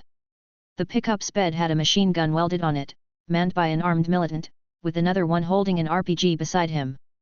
Besides, each one on those motorcycles was fully armed. Wow, quite the strong lineup, they came prepared. Tao Yu raised an eyebrow. A group of militants like this, given average competence, could easily take on inner-city pioneers if they caught them off guard. This is also why the inner-city pioneers like to team up, having subordinates or comrades to watch each other's backs made a world of difference compared to being alone. Chapter 193, Procrastination. The lineup is actually not bad, but it shouldn't be Panda and his crew. Tao Yu stood behind a discarded car, watching the approaching team and seemingly feeling a bit helpless. Enhanced by the second deification's meditation technique, Tao Yu didn't think any pioneer in the new development zone could elude his spirit perception. And now, he could feel the hostility of the enemies. Armed like that, an RPG would smack you in the face, followed by a wild spray of bullets. If an inner-city pioneer in the new development zone were alone, their chances of escape were almost non-existent. But the threat to himself was truly minimal. In the pickup truck, there were two threats that felt a bit stronger, possibly inner-city pioneers. Those riding motorcycles outside and the ones setting up the guns and carrying rocket launchers should be outer-city pioneers, and he couldn't even rule out the possibility of some natives. I can't just let you guys actually wreck my car, can I? Tao Yu couldn't be bothered to pretend anymore. As the convoy was about to pass by the discarded car, he suddenly drew two assault rifles and started firing blindly.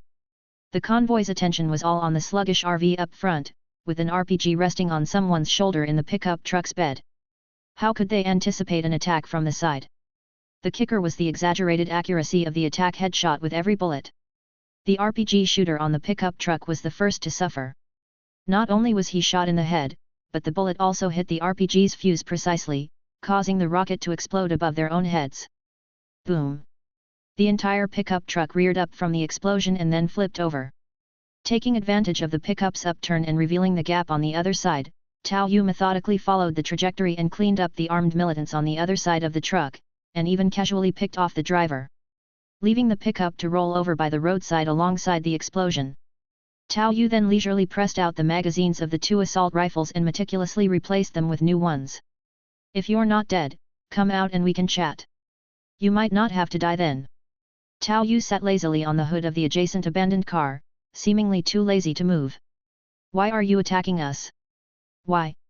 Can't we just pass by? A hysterical voice came from the other side. Tao Yu had shares in Dada and was completely aware of the scale of the original convoy, so he knew it would be difficult even for inner-city pioneers to put together a team like this. This was also why Tao Yu had cooperated with Panda in the beginning. The hassles of personnel matters were too much. So it was normal to feel heartache now that this group had been scrapped in an instant. You pass by your way, I fight my fight, any objections? If the other side didn't admit their ill intentions, so be it. Tao Yu didn't care about those things. I have ill intentions towards you, that's enough. Such a boldly stated argument truly infuriated the 2 people who had tumbled with the pickup truck and scrambled to hide behind it. How can they be even more unreasonable than us? Outer city bumpkins are too rude. Sir, you've misunderstood, we really had no ill intent. Considering that you haven't suffered any loss, but we have suffered greatly, how about we part ways for today? Another voice struggled to keep its composure, proposing to retreat from behind the pickup truck. Even though it was still 2 against 1. But what Temur did just now was just too outrageous. How much time had passed? Their carefully crafted battle team, which could be considered top tier in the entire base, had been obliterated in an instant. Could dynamic vision really be so impressive? If every one of Temur's dynamic visions could do this, how could that be called a normal combat talent? It's fake, it must be a disguise. He's definitely not a great dynamic vision holder, he must have either a higher talent level or a similarly rare type of talent. But by now it was too late to realize this, as in the instant of the vehicle's explosion and rollover, their team had been wiped out. Where could they go to reason this out? Oh, but now I have ill intent. I want you to die here. Tao Yu reloaded his magazines, and couldn't help but curl his lip.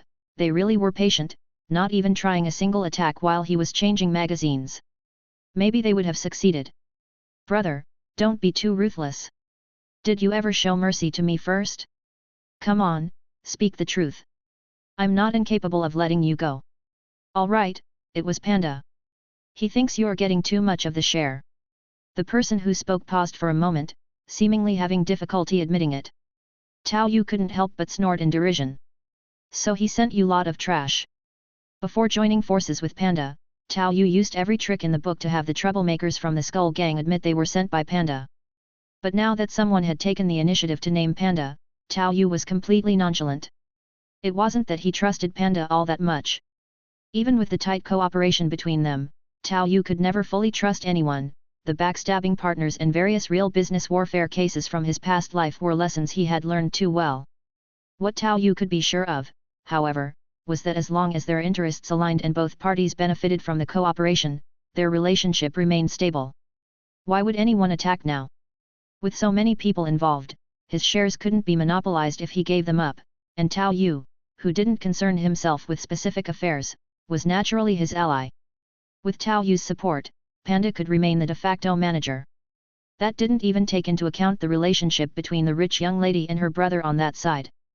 Besides, even if one took a step back, having seen Tao Yu's strength when he killed Taff, even if Panda really did impulsively decide to make a move, he wouldn't just send these losers.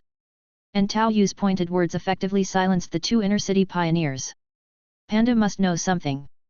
No wonder he got such great benefits. Was it Frank's family? Tao Yu retorted with a question, causing the other party to pause, and then the 2 men in the back of the pickup quickly looked uncomfortable. Damn, Frank was killed by this kid? That's why Miss Sun's handling of the matter seemed so abrupt. It's rare for her to be so ruthless. No, not at all. Though Tao Yu's spirit perception couldn't read minds, he could still make fairly accurate judgments through emotional stimuli, especially when the emotional gap was wide. We didn't hear anything. Right, we really don't know. Ignoring their hasty explanations, Tao Yu spoke again. So it was about the alien taming technique. Once again, silence followed. But Tao Yu had already confirmed the reason. TCH, I said it wasn't likely they'd come to me without any vested interest, so that's what this is about, is it? Is it the boar guy from the farm? While speaking, he sighed and hopped off the car hood. He began walking slowly towards the front. Having figured out the case, there was no need to leave himself unprepared for similar situations in the future, which meant the other party no longer had any value to him. Wait, brother, listen to our explanation. The voice from behind seemed to get more urgent upon hearing Tao Yu's approaching footsteps. But Tao Yu could feel their malice growing rapidly.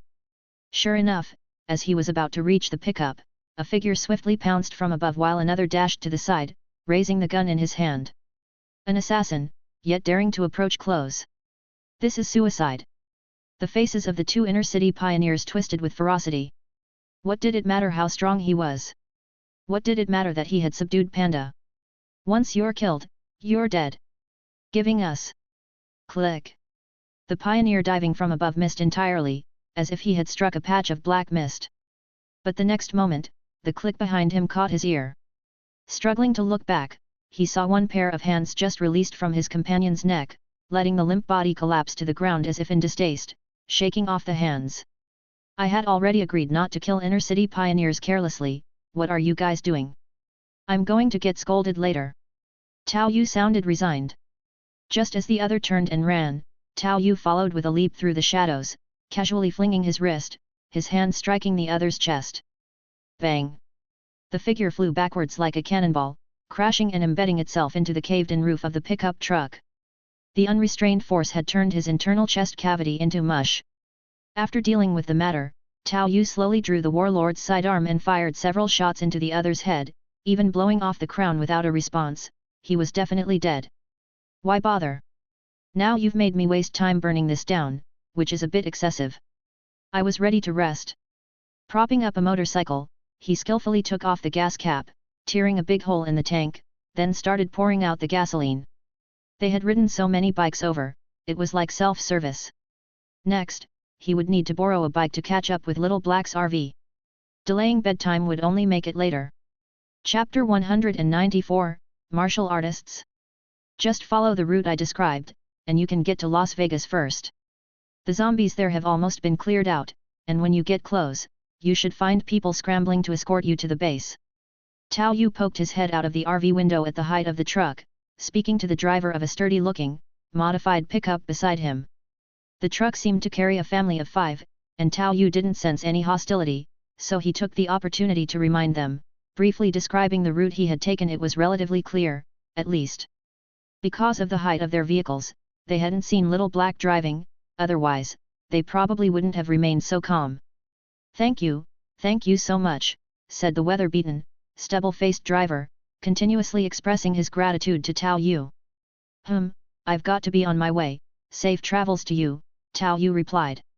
I wish you safe travels as well, the driver responded. After parting ways, the two vehicles crossed paths and Tao Yu continued driving within Canadian territory. The temperature had already started to drop noticeably. Las Vegas has a desert environment with significant temperature differences between day and night, but even in winter, daytime temperatures aren't too low. But as he drove further north into Canada, the temperature was becoming distinctly colder. I hope it doesn't snow. There's no one around here to shovel. The weather in the abyss was somewhat chaotic, so Tao Yu wasn't certain whether it would snow ahead of him. However, considering Alaska is within the Arctic Circle, if the climate hadn't warmed up in the past year and was still as it used to be, he reckoned that simply driving an RV would make it difficult to reach his destination. Even though he was prepared with snow tires and anti-skid chains, and the vehicle had sufficient power, after such a long time without maintenance, he had no idea what the condition of the snow on the roads would be. Little Black continued to drive, and Tao Yu once again picked up the map to determine the next landmark. The man just now mentioned 2 strange riders ahead, but due to the language barrier, they couldn't communicate. I wonder if they're from another world. Peach Blossom Island's world doesn't have a clear barrier, and the barrier in zombie world is one way. It's uncertain whether the zombie virus would spread over there. While flipping through the map, Tao Yu pondered in his mind. However, if he could encounter them, it might be good to meet up and find out the situation, like whether it had snowed on the road or to figure out what time it was in that world. After all, Peach Blossom Island spans a long period of time. On his journey, Tao Yu hadn't encountered any strange horse riders, perhaps he had missed them, but slowly, both sides of the highway were indeed showing accumulated snow. But the snow wasn't thick, just a shallow layer on the road, and the sky wasn't continuing to snow. It must be due to the weather changes. Tao Yu looked out at the snowscape, crossing the area alone, with only aliens and zombies for company, feeling a sense of solitude yet also a sense of relaxation. The scenery is quite nice. However, not long after following the highway, Tao Yu caught a glimpse of smoke in the distance, along with a flicker of firelight. "There are people, slow down," Tao Yu ordered Little Black. As the vehicle drew closer, his own keen eyesight made out two fine horses tethered by the trees. In the cooling climate, both horses snorted streams of white breath. Tao Yu could see a man and a woman by a fire, seemingly roasting squirrels. The horses carried cloth bundles and hanging swords on their backs, which strongly suggested they were from that other world. But that's not right. Isn't it a coastal area? Did they bring their horses on a ship to come here? These don't look like local horses, Tao Yu contemplated, hesitating slightly. But having seen them, he decided to approach and learn more.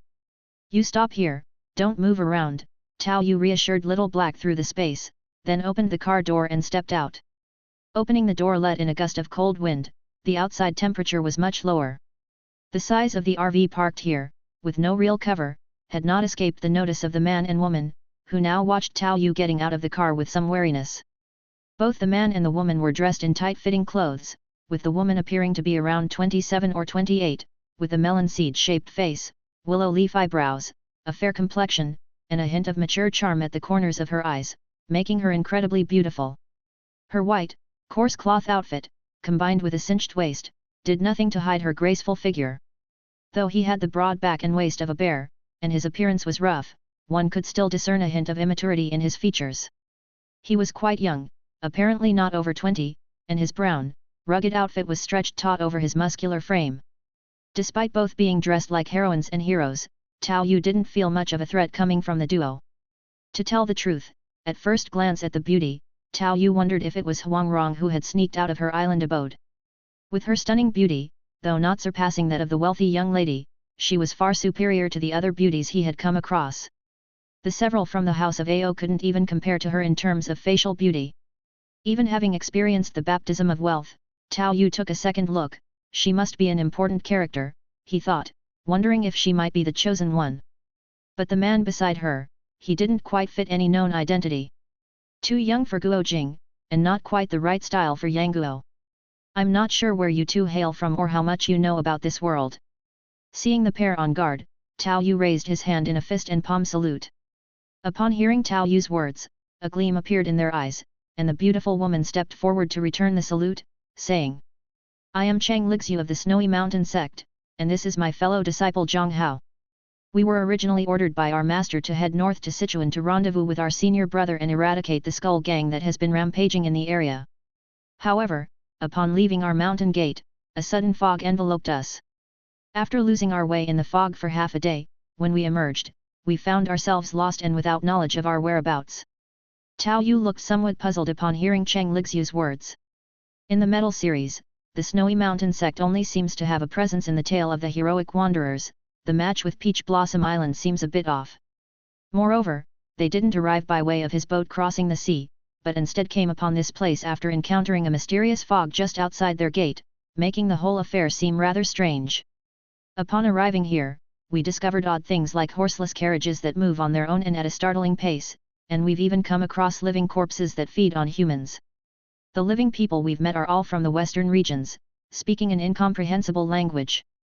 Sir, since you know the language of the Central Plains, could you please tell us where we are?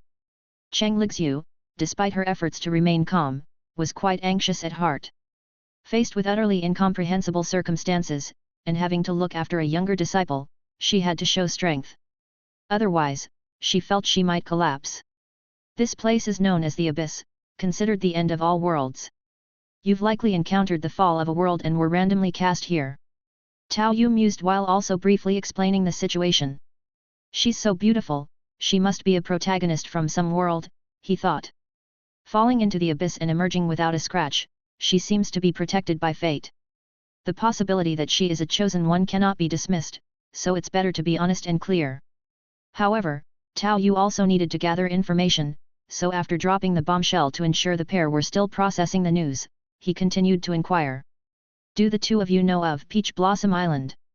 As he spoke, Tao Yu directed his full attention to their expressions.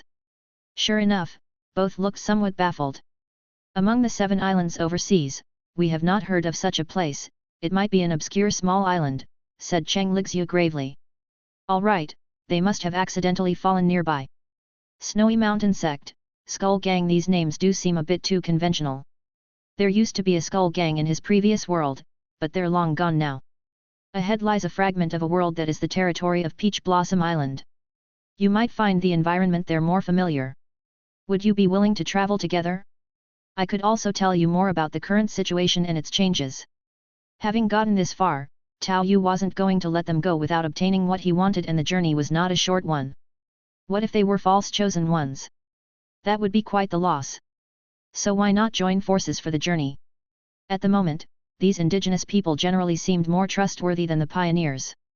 Besides, observing the couple as righteous martial artists, he wondered whether they belonged to the kind of upright sect that fought shoulder to shoulder, or if they were truly virtuous. In any case, he felt confident that he could suppress them in terms of strength. He could also eavesdrop and subtly inquire about inner strength. At the very least, during his training, he needed to understand acupuncture points and meridians, or else he might have a divine skill without knowing how to practice it. As for mental cultivation and techniques, Tao Yu was unconcerned. He felt that these two, who couldn't impose any sense of threat, wouldn't possess any profound martial arts and certainly couldn't compare to those he had his eye on. Unsure of potential conflicts with different types of inner strength, Tao Yu didn't want to waste time learning any mediocre skills. Since they were going to reach the other side soon, it would be beneficial to ask for some knowledge about meridians and pressure points along the way. After a brief discussion, Cheng Lixiu and Zhang Hao decided, and Cheng Lixiu made the final call to agree. Thank you for the trouble, young master. Cheng Lixiu looked Tao Yu over, noting a handsome young man similar in age to her junior brother, with a well-proportioned body and a stable stance, likely someone who's undergone training. However, through her experience roaming the martial world, she noted from features like his temple that he didn't seem to have cultivated inner strength, possessing only external skills, which didn't pose much threat. She could control the situation, so it shouldn't be a problem. Chapter 195, Mutual Aid. What kind of monster is this? Seeing Little Black in the driver's seat, Cheng Lixiu and Zhang Hao were both greatly startled, almost simultaneously drawing their swords with faces full of vigilance. Little Black, in return, growled discontentedly at them. Don't worry, it's my pet. You can think of it as a type of demonic creature from the abyss. This one doesn't bite, but you should be careful if you encounter others, they are very dangerous. Upon hearing this, both of them involuntarily swallowed hard. You don't have to tell us it's dangerous. It felt like their entire bodies were weapons. Is this, the abyss? The legendary Nine Netherland? Cheng Lixiu tried to remain calm, her pretty face tensed as if she was finally beginning to understand the severity of the situation. Although they had previously encountered drastic environmental changes and even the living dead, to be honest, there had been no real threat to them thus far. Canada is vast with sparse population, they had hardly encountered a few living souls. Otherwise, coming across someone with malicious intent and a gun would have been trouble enough for both of them. You'll need to adapt. There are creatures here stronger and more repulsive than this beast. I understand. I would be most grateful if the young master could enlighten us further, Cheng Lixiu said. Cheng Lixiu sheathed her sword. I was just about to discuss some things with you. Get in, there's a lot of stuff inside but still enough room. Tao Yu opened the door of the RV, the sight of the electric automatic door stunned both of them. We've seen other self-moving vehicles without horses on the road, this, truly is miraculous. You can think of it as the mechanisms of the Mo clan. That might make it easier to understand. Do you plan to keep your horses with us the whole time? We'll have to cross the sea later, and I'm not sure about the climate in the north. Tao Yu looked at the horses the two had led all the way, which made Cheng Lixiu and Zhang Hao hesitate. As martial artists, a horse was not only expensive but also an important means of transportation. Furthermore, Cheng Lixiu had experience roaming the Jianghu, and she hadn't yet come to fully trust Tao Yu. Initially, she felt confident in taking control of the situation, but after seeing Little Black's ferocious appearance and the expressionless face of Cao Shaolin in the passenger seat, she felt a drumming in her heart. Though merely external martial arts and showy moves, their strength is probably not weak. If there's any malice on this journey. Cheng Lixiu was somewhat aware of her own charm. Even her fellow disciple Zhang Hao occasionally looked at her with admiration. Her second senior brother had even tried to force himself on her because of it and was subsequently expelled from the sect after his mistake. Gurgle. Before Cheng Lixiu could ponder further, the hunger in her stomach made her cheeks turn slightly red. They were in unfamiliar surroundings with their rations almost depleted. On the road, they had only managed to catch a few squirrels to stave off hunger. If they continued without purpose, they might end up having to slaughter their horses to feed themselves. Thinking of this, Cheng Lixiu bit her lip and made a decision. We asked the young master to take us in. We are willing to offer our horses meat in exchange for your help. There's no need for that. I have plenty of food, and Little Black occasionally catches wild boars and such. You might as well let them go. Who knows, you might have a chance to find them again when we return. Tao Yu seemed to have heard the rumbling of their stomachs and, seeing Cheng Lixiu's slightly flushed face, found it somewhat amusing. This female warrior was quite interesting, not strong but quite eloquent. Here, these are called canned food. The food in these cans has a shelf life much longer than horse meat. Tao Yu threw them 2 cans of beef and opened one himself to snack on in front of them. After careful observation, overwhelmed by hunger, they mimicked his actions and tore open the cans, amazed by the ingenious design of the canned food. Completely sealed metal containers? Who are these marvelous and skilled craftsmen? So delicious. Cheng Lixiu cautiously parted her red lips to taste a small bite and her eyes lit up. She started stuffing the food into her mouth without regard for image, getting some grease on her hands and chin. Zhang Hao, sitting beside her, also abandoned his caution and dug in. Haha, no need to rush. There's plenty for the road, enough to last until we reach our destination. Tao Yu was somewhat taken aback by their behavior. If I really had ill intent, would you eating like this not be dangerous? Such naive young folks, anyone with bad intentions could easily drug them and do as they wished. But he still tossed them 2 more cans. Get on. Go wash your hands afterwards, don't touch things with oily hands, and use chopsticks next time. The words of Tao Yu caused Cheng Lixiu and Zhang Hao to blush and fall silent. They then got into the vehicle, curiously using the RV's water tank and, following Tao Yu's instructions, wiped their hands with paper towels. We just throw these away after using them? Isn't that wasteful? Seeing the sophisticated paper towels used just for wiping hands, they were both somewhat shocked. You'll get used to it. The abyss doesn't always have such conveniences, and the worst situations can be much worse than you imagine. Tao Yu thought about the dirty and chaotic environment of the outer city and couldn't help shaking his head. Only because he possessed some skills now, otherwise, an ordinary pioneer of the outer city wouldn't care about such things if one could avoid defecating just anywhere, that was considered having some manners. Because Cheng Lixiu was extremely beautiful and suspected to be a chosen one, Tao Yu's exchange with them became quite heartfelt. He told them his real name to avoid the awkwardness that had happened with Jack before. While letting Little Black continue driving, he sat on the sofa in the rest area and explained in more depth about the current situation of the abyss, wanting them to understand what kind of circumstances they were in now. In their initial contact, Tao Yu found that the 2 of them didn't seem to have much of their own opinions and were rather easy to fool. Ah, does that mean we'll never be able to go back? Cheng Lixiu paled, unable to maintain her forcible composure anymore after hearing Tao Yu say that it was highly probable they would never find their way back home, and seemed a bit out of sorts. A single grain of sand is a world unto itself, the vastness of the abyss is far beyond what you and I can imagine. However, there still is a glimmer of hope, Tao Yu casually comforted her. The abyss held infinite possibilities, and it wouldn't be strange if their world appeared right before their eyes the next moment. Clearly, Cheng Lixiu wasn't naive enough for her age. Hearing Tao Yu's words, she was also aware of the cruelty of the world and couldn't help but sigh softly. Thank you, young Master Tao. I understand, Cheng Lixiu said. Zhang Hao, who was beside her, also couldn't help but speak up to Tao Yu. Brother Tao, you said the world we're about to encounter is one we'll be more familiar with.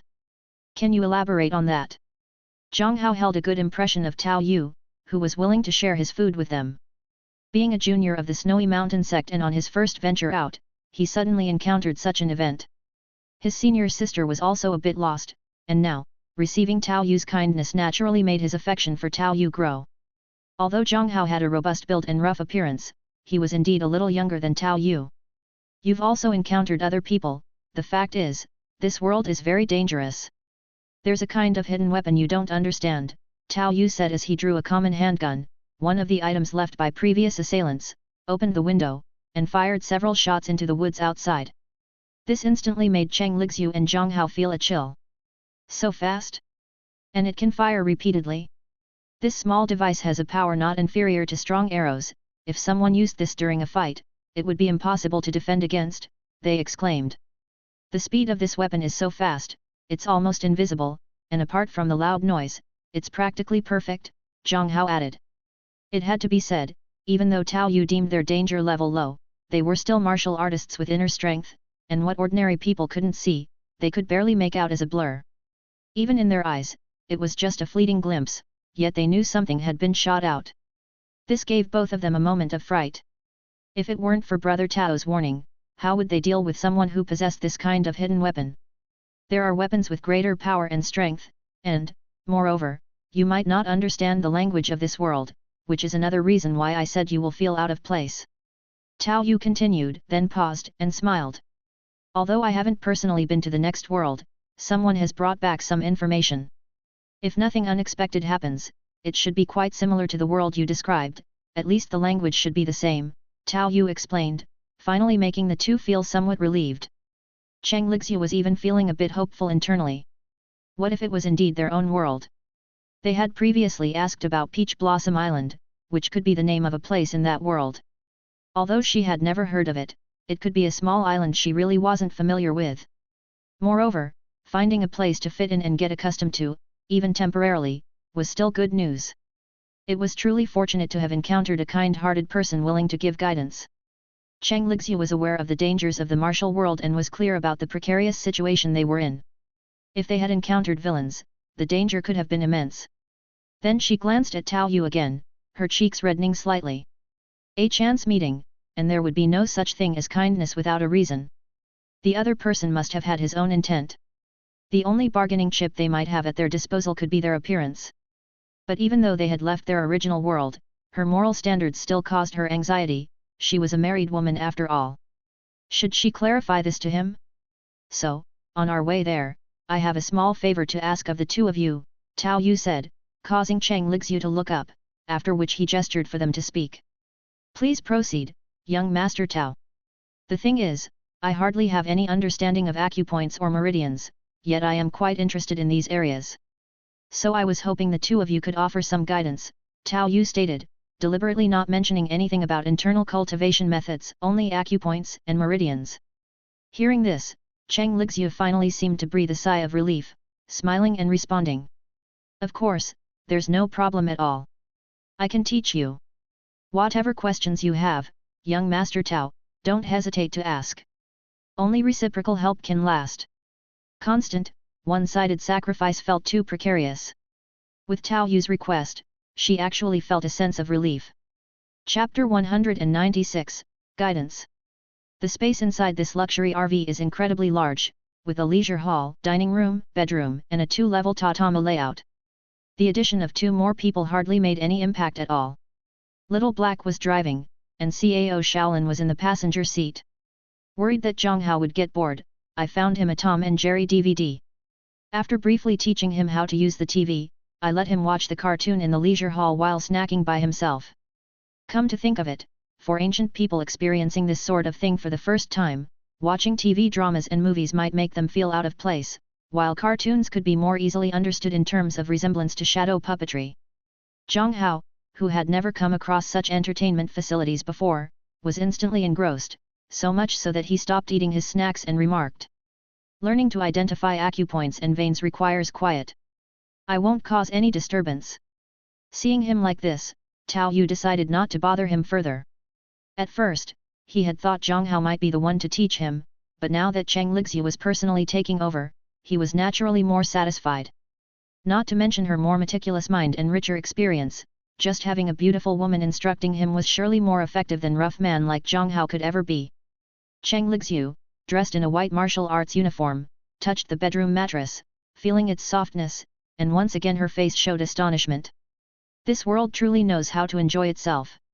Just sit wherever you like, don't be shy, I am the one seeking instruction from you after all, Tao Yu said with a smile to a somewhat nervous Cheng Lixiu. Having interacted with them, it was clear that both individuals had very upright character setups, albeit a bit naive. They tried to appear savvy but instead radiated a sort of pure simplicity. I have to say, Cheng Lixiu has good fundamentals, and there's a mature charm about her that could easily outshine those celebrities from the Green family. Of all the people Tao Yu had met, only the young rich woman could overshadow her well, and sun-shining if she dressed as a girl. The head maid Lara was also on par with her. Learning to identify acupoints and veins is generally passed down directly by a master because it's best if I lead with my inner strength within your body first, to give you a feel for it. Otherwise, if you rely solely on verbal instruction and demonstration, you're unlikely to retain the impression, Cheng Lixiu said as she sat on the edge of the bed, flicking her hair beside her ear, her cheeks blushing slightly. This is very dangerous. If the teacher has any malice, they could easily cause irreversible damage. And if they deliberately mislead you about certain aspects, it could also lead to serious misunderstanding. Since heroine Cheng has made a point of stating this, I think she can be completely trusted. Please, go ahead. I won't blame you if there's a mistake, Tao Yu said, not worried about the damage as he had one proof forever proof, which assured his recovery from any mishaps. Naturally, his words sounded reassuring. However, these words of trust, when heard by Cheng Lixiu, made her feel a twinge of guilt. She had doubted him initially. Moreover, with Mr. Tao being young and successful, and handsome to boot, he surely wouldn't be interested in an old woman past her prime like herself. Having mentally put down a huge weight, Cheng Lixiu indicated for Tao Yu to sit cross-legged on the mattress, and she then approached and pointed at several key spots on his body. Before I transfer inner strength into your body, I'll point out a few crucial acupoints to you. First, the most important is the Danshan, which is the ocean of qi. Here is the Danshong A cup ointment, and here is the Huian A cup ointment. When her finger pointed to that spot, Cheng Lixiu's pretty face flashed with a trace of embarrassment. Tao Yu, sensing a slight sweat odor from his nose, understood why it's typically the master who teaches the disciple physical closeness like this could indeed be seen as overly intimate. However, Tao Yu's concentration, having been tested by the young rich woman, was extremely strong. Learning was the priority, and everything else could be set aside for later. Remember a few key acupoints for now. I'm going to send some inner strength into your body. Since you've missed the initial period and your meridians might be somewhat blocked, you may feel some soreness or swelling. I'll be careful with the control of my strength. Cheng Lixiu said in all seriousness, and then stretched out her slender hand to press against Tao Yu's Danshan Qi Si, slowly infusing a bit of inner strength. The location where Tao Yu's Qi and blood pill was formed was also here, but the Qi and blood pill and inner strength are two different things, so Cheng Lixiu's infusion of inner strength encountered no resistance. However, as soon as she cautiously attempted to infuse it, Cheng Lixiu was greatly shocked. How is this possible? Originally, Cheng Lixiu thought that, given Tao Yu's age, she should be more careful in teaching him, assuming that most of his meridians would already be blocked, and that a slight flow of inner strength would be enough for him to catch the feeling. But the moment she began to infuse her inner strength into his Qi Si, it felt like a drop of water had fallen into a lake. Tao Yu's Danshan was indeed empty of inner strength, but it was incredibly spacious. Immediately after, she attempted to control the flow of inner strength and discovered the toughness of his meridians, the breadth of his meridians, were actually far beyond her own, despite her dedicated efforts in daily sitting in meditation and practicing breathing exercises. It was completely unimaginable that he was not a martial artist and had not cultivated any inner strength. Swordswoman Cheng. Tao Yu felt Cheng Lixiu's lapse and politely reminded her. Oh, sorry. The extent of Tao Yu's talent is unparalleled in my experience. I train rigorously every day to nurture my meridians with inner strength, to expand the breadth of my meridians. But Tao Yu is naturally far superior to me, truly what legends call an innate body. Cheng Lixiu controlled the flow of true qi along the Zhou Tian cycle, her pretty face showing a hint of emotion. Oh, I have a very good physical foundation. Tao Yu also knew the reason, it should be the benefits brought by the second deification of the stance skill as well as the talent of fist intent. In this case, teaching will be much simpler. Moreover, if Tao Yu cultivates internal cultivation methods in the future, you can skip a lot of the grinding work of nurturing the meridians and only need to accumulate inner strength instead. And since I've already taught you the locations of several crucial acupoints, now I'll let you feel the route that inner strength travels, along with the acupoints along the way. Tao Yu listened carefully to the knowledge Cheng Lixu imparted, also deeply perceiving the path of her inner strength's circulation.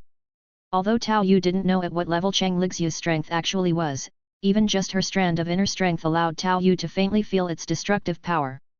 If she really had malicious intent, suddenly surging inner strength would start to become rampant. In that case, he would likely be injured immediately, having to rely on his physique to tough it out, consuming physical strength and even Yuan Force for recovery. Indeed, a very promising power system. If I can learn divine skill and then undergo deification, who knows what level it could reach. Tao Yu found himself somewhat expectant for a moment. Not until the inner strength reached the Huan A cup ointment did his body, filled with robust qi blood, exhibit some instinctive reactions. Coupled with the hand that was originally placed on the qi C area, it led to an awkward moment for both parties. This is a normal phenomenon, don't mind it. Although feeling mentally disordered, Cheng Lixu still tried to maintain composure and continued the teaching. Tao Yu didn't bother with other things. It wasn't as if he was at a loss. However, this kind of hands-on teaching efficiency was actually low. It would be better if they could understand each other's intentions. Tao Yu's mind unconsciously recalled the process of heart-to-heart understanding with the young wealthy lady. It was double the pleasure. But then he quickly suppressed the thought and began to focus on learning. Chapter 197, Maritime Boundary Division. You're indeed a genius. Cheng Lixu looked at Tao Yu, her face showing a mix of complex emotions. Whether it was regarding the memorization of meridian knowledge or the toughness of his meridians themselves, he was simply born for martial arts. Even though he started his enlightenment at a relatively old age, his future achievements would still be astonishing. In just a few days, he had completely mastered all the basic aspects. It felt like he could start learning the basic techniques of the Snowy Mountain sect at any time if he so wanted. But thinking of the absurd things that had happened over the past few days, Cheng Lixu's pretty face blushed and her legs twisted awkwardly, her chest heaving. And Tao Yu was also a bit at a loss for how to describe the Cheng Lixu he was facing now. In truth, Tao Yu had only flattered her a bit, and although the thought had flashed through his mind, he hadn't seriously intended to practice writing like Park Ji-hyun did at the beginning. An upright martial heroine, who's so pretty and suspected of being the female lead, just the type you'd casually flirt with. Having experienced the refinement of a wealthy patroness, Tao Yu had high standards and wasn't keen on wasting his sword-drawing speed on trivial matters when punching would do. Conserving energy better prepares one for a patroness's support. Yet he hadn't expected that a casual flirtation would lead to mutual understanding, the process going so smoothly that Tao Yu was a little stunned. During training, when his true qi stimulated her and she grabbed his hand, she couldn't let go. Although after each encounter, she would regretfully say, "This was a mistake, it can't happen again." Or, "Let's pretend nothing ever happened." But next time it would be the same, repeating similar phrases with slightly different words. She would also spout all sorts of nonsense during the process, overly sensitive. Digging out some stockings and such for her to put on, although she continued to say, "What kind of shameless thing is this?" She still went ahead and changed right in front of Tao Yu. The key was that Tao Yu's spirit perception could feel that she was speaking truthfully. It's just that her body was too honest, embarrassingly so. Tao Yu was indeed surprised and wasn't quite sure how to describe it, especially since he hadn't used domestication yet. It was also because the RV was constantly in motion, and Zhang Hao was outside, immersed in watching cartoons, otherwise, he probably would have heard everything. This female warrior always felt like there was something off. But Tao Yu himself wasn't at a loss, or it could be said that after enduring the patroness's trials, anyone he still found appealing was undoubtedly impressive. Moreover, he had regained his self-confidence, and considered this as practice. So if Cheng Lixu wanted to play her role-playing games, Tao Yu was happy to accompany her. But considering her overly sensitive body, after Tao Yu had quickly mastered all the basic knowledge through mutual understanding, he still paused for a moment before saying, "Not at all, it's all thanks to Lady Cheng's good teaching. As for Lady Cheng's situation, I have a skill that might help to try." "A skill? Is it like mutual understanding?" Cheng Lixu's pretty face showed a trace of confusion, then a streak of embarrassment appeared. It can at least ensure that you don't react like this with others. Tao Yu looked helplessly at Cheng Lixu, who was fidgeting. Then, please help me, Master Tao. While saying so, she bowed deeply and also reached out to pull at the fabric of her chest, exposing a glimpse of the abyss. This left Tao Yu speechless, looking up at the sky. The offhand tease he had made was indeed something she had earnestly done while expressing gratitude to him. That was just a joke before, don't do that with other people. Cheng Lixu hummed softly in agreement, nodding her head, and then Tao Yu prompted her to relax her mental defenses and implanted a psychic seed into her mind. This time it really wasn't about controlling her or playing any kinks. It was mainly about using the taming technique to correct her bodily responses. Too exaggerated isn't good, those things are okay to do to oneself, oneself can handle it. What kind of female warrior is this from another world? It's quite unbelievable but indeed thrilling of course, it can't compare with the patroness, but at least it helped to regain some confidence, avoiding doubts about life every day. Thank you, Master Tao. You really solved a big problem for me. Feeling the effects of the psychic seed, Cheng Lixu's face was full of joy, and she glanced at Tao Yu with an alluring look. Glad to hear you're satisfied. What you taught me has been a great help too. Tao Yu chose to respond with utmost seriousness. Those are just some basic introductory knowledge, I haven't passed on to you the internal cultivation methods, it's nothing much. Cheng Lixu wore a complex and conflicted expression. If the abyss was as it seemed, she wouldn't be able to return to her sect in the future. And if by chance the Snowy Mountain sect could expand its branches here, she wouldn't mind teaching her sect's martial arts to him. It's just that he seemed to look down on the martial arts of the Snowy Mountain sect a bit, leaving Cheng Lixu slightly upset. Cough, Lady Cheng, recklessly practicing various conflicting internal cultivation methods might lead to adverse effects, so I think being cautious is actually good. Tao Yu gave a dry chuckle. Along the way, he had also indirectly learned about their abilities and the limit of the Snowy Mountain sect. To be honest, compared to the metal series of martial arts, they were not as good by a fair margin, possibly at the level of the legendary Deer sect if one had to classify. As for Tao Yu himself, he knew more about the martial arts world from TV dramas. The two most impressive things he could remember were the Sweeping Monk's 3-foot chi wall and Murong Bo's 7 to 8 zhong long palm force. Besides, many martial artists didn't possess strong endurance. If talking about long-distance palm strikes, someone with inner strength like Zhang Wuji could manage at most 200. Chapter 198. In the martial arts world, the combat strength was inferior to that of the frontier wilderness, and Great Tang's twin dragons, a yellow-coated world, was even less comparable to worlds like Storm and Cloud. However, compared to Cheng Lixu's descriptions, it seemed far more superior. In any case, due to Cheng Lixu's reaction, Tao Yu vaguely felt that the world they were in might not be a very orthodox world.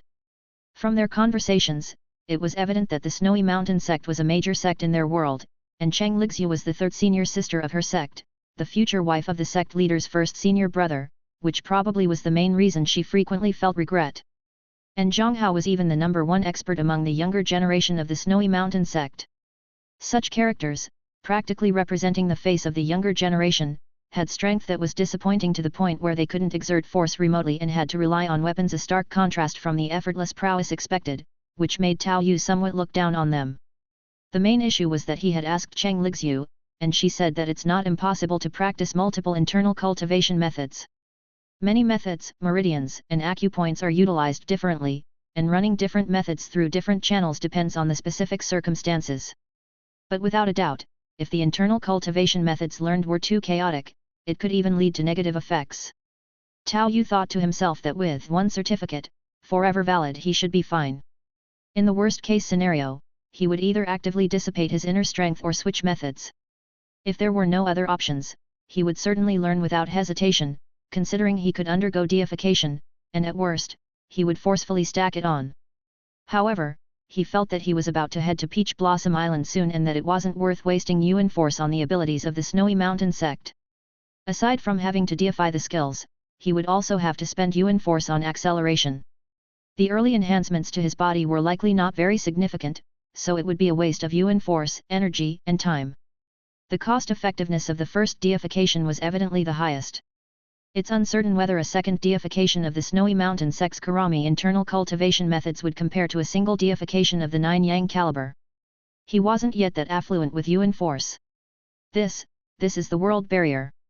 Cheng Lixiu and Zhang Hao looked at the cliff in front of them, resembling a gaping abyss, and the turbulent sea below, and couldn't calm down for a long time. Being from the Snowy Mountain Sect, neither of them had ever seen the sea. I didn't expect that this side would be 100 meters higher. Tao Yu gazed at the world barrier in front of him.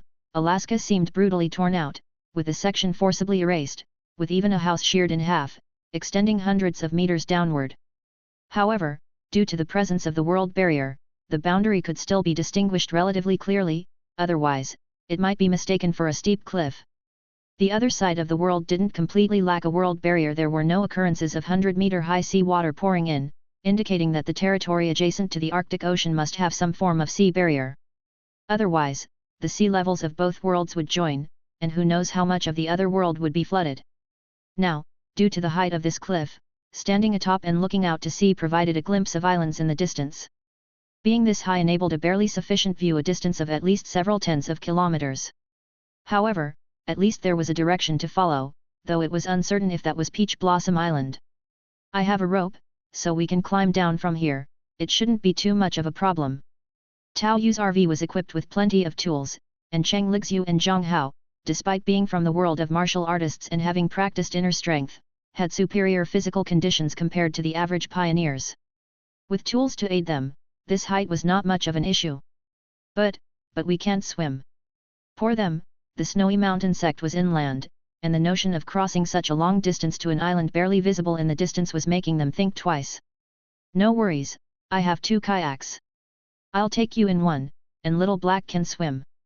It can push Zhang Hao's kayak, so the distance shouldn't be too big of a problem. Tao Yu evaluated the sea waves below and the nearby weather to make a rough estimate. He had a second deification of the riding skill, which wasn't just for recruiting minions. Managing a kayak would be straightforward. As for Little Black, it could swim just fine, so letting it push Zhang Hao's kayak was a viable solution, considering Zhang Hao seemed quite robust. Okay then. Having come this far, Cheng Lixiu, though pale, nodded in agreement. At this moment, Zhang Hao also looked somewhat reluctantly at the RV and said, "Are we just leaving the car here?" Over the past few days, he had become quite addicted to Tom and Jerry. That shadow play was too entertaining, absolutely hilarious. Of course, when we return, I'll have Little Black come back to watch the car. Tao Yu thought for a moment and then made a decision. Little Black's appearance was rather off-putting and likely to draw displeasure from some people, and so was Cao Shaolin. Both could be perceived as some kind of sinister technique by the people of the martial arts world. It would be better to leave them behind to watch the car. Tao Yu drove the RV to a nearby wooded area, then got out and covered it with a tarpaulin. He left Cao Shaolin behind and gave the command to heed Little Black's orders. With the current domestication skill, implanting a mental seed was feasible, and having Little Black stay by the RV wouldn't pose a big issue. The creature was fairly clever. Next, Tao Yu brought a bundle of ropes and dragged 2 kayaks over. It was about time to descend. Even though the cliff was 100 meters high and appeared to have no detours downward, with tools at their disposal, Cheng Lixiu and Zhang Hao descended quite quickly. With Little Black's help, Tao Yu, tied to the 2 kayaks, made his way down swiftly. Chapter 199. The ropes were simply left where they were and not collected, followed by pushing the kayak toward the sea. "Do you need my help?" Tao Yu looked at Cheng Lixiu, who was somewhat afraid of the waves because she had never seen the sea, and asked. "I would trouble young Master Tao." Cheng Lixiu didn't try to act tough and, with a slightly blushing face, was lifted by the waist by Tao Yu and leapt into the seawater with a bit of a yelp.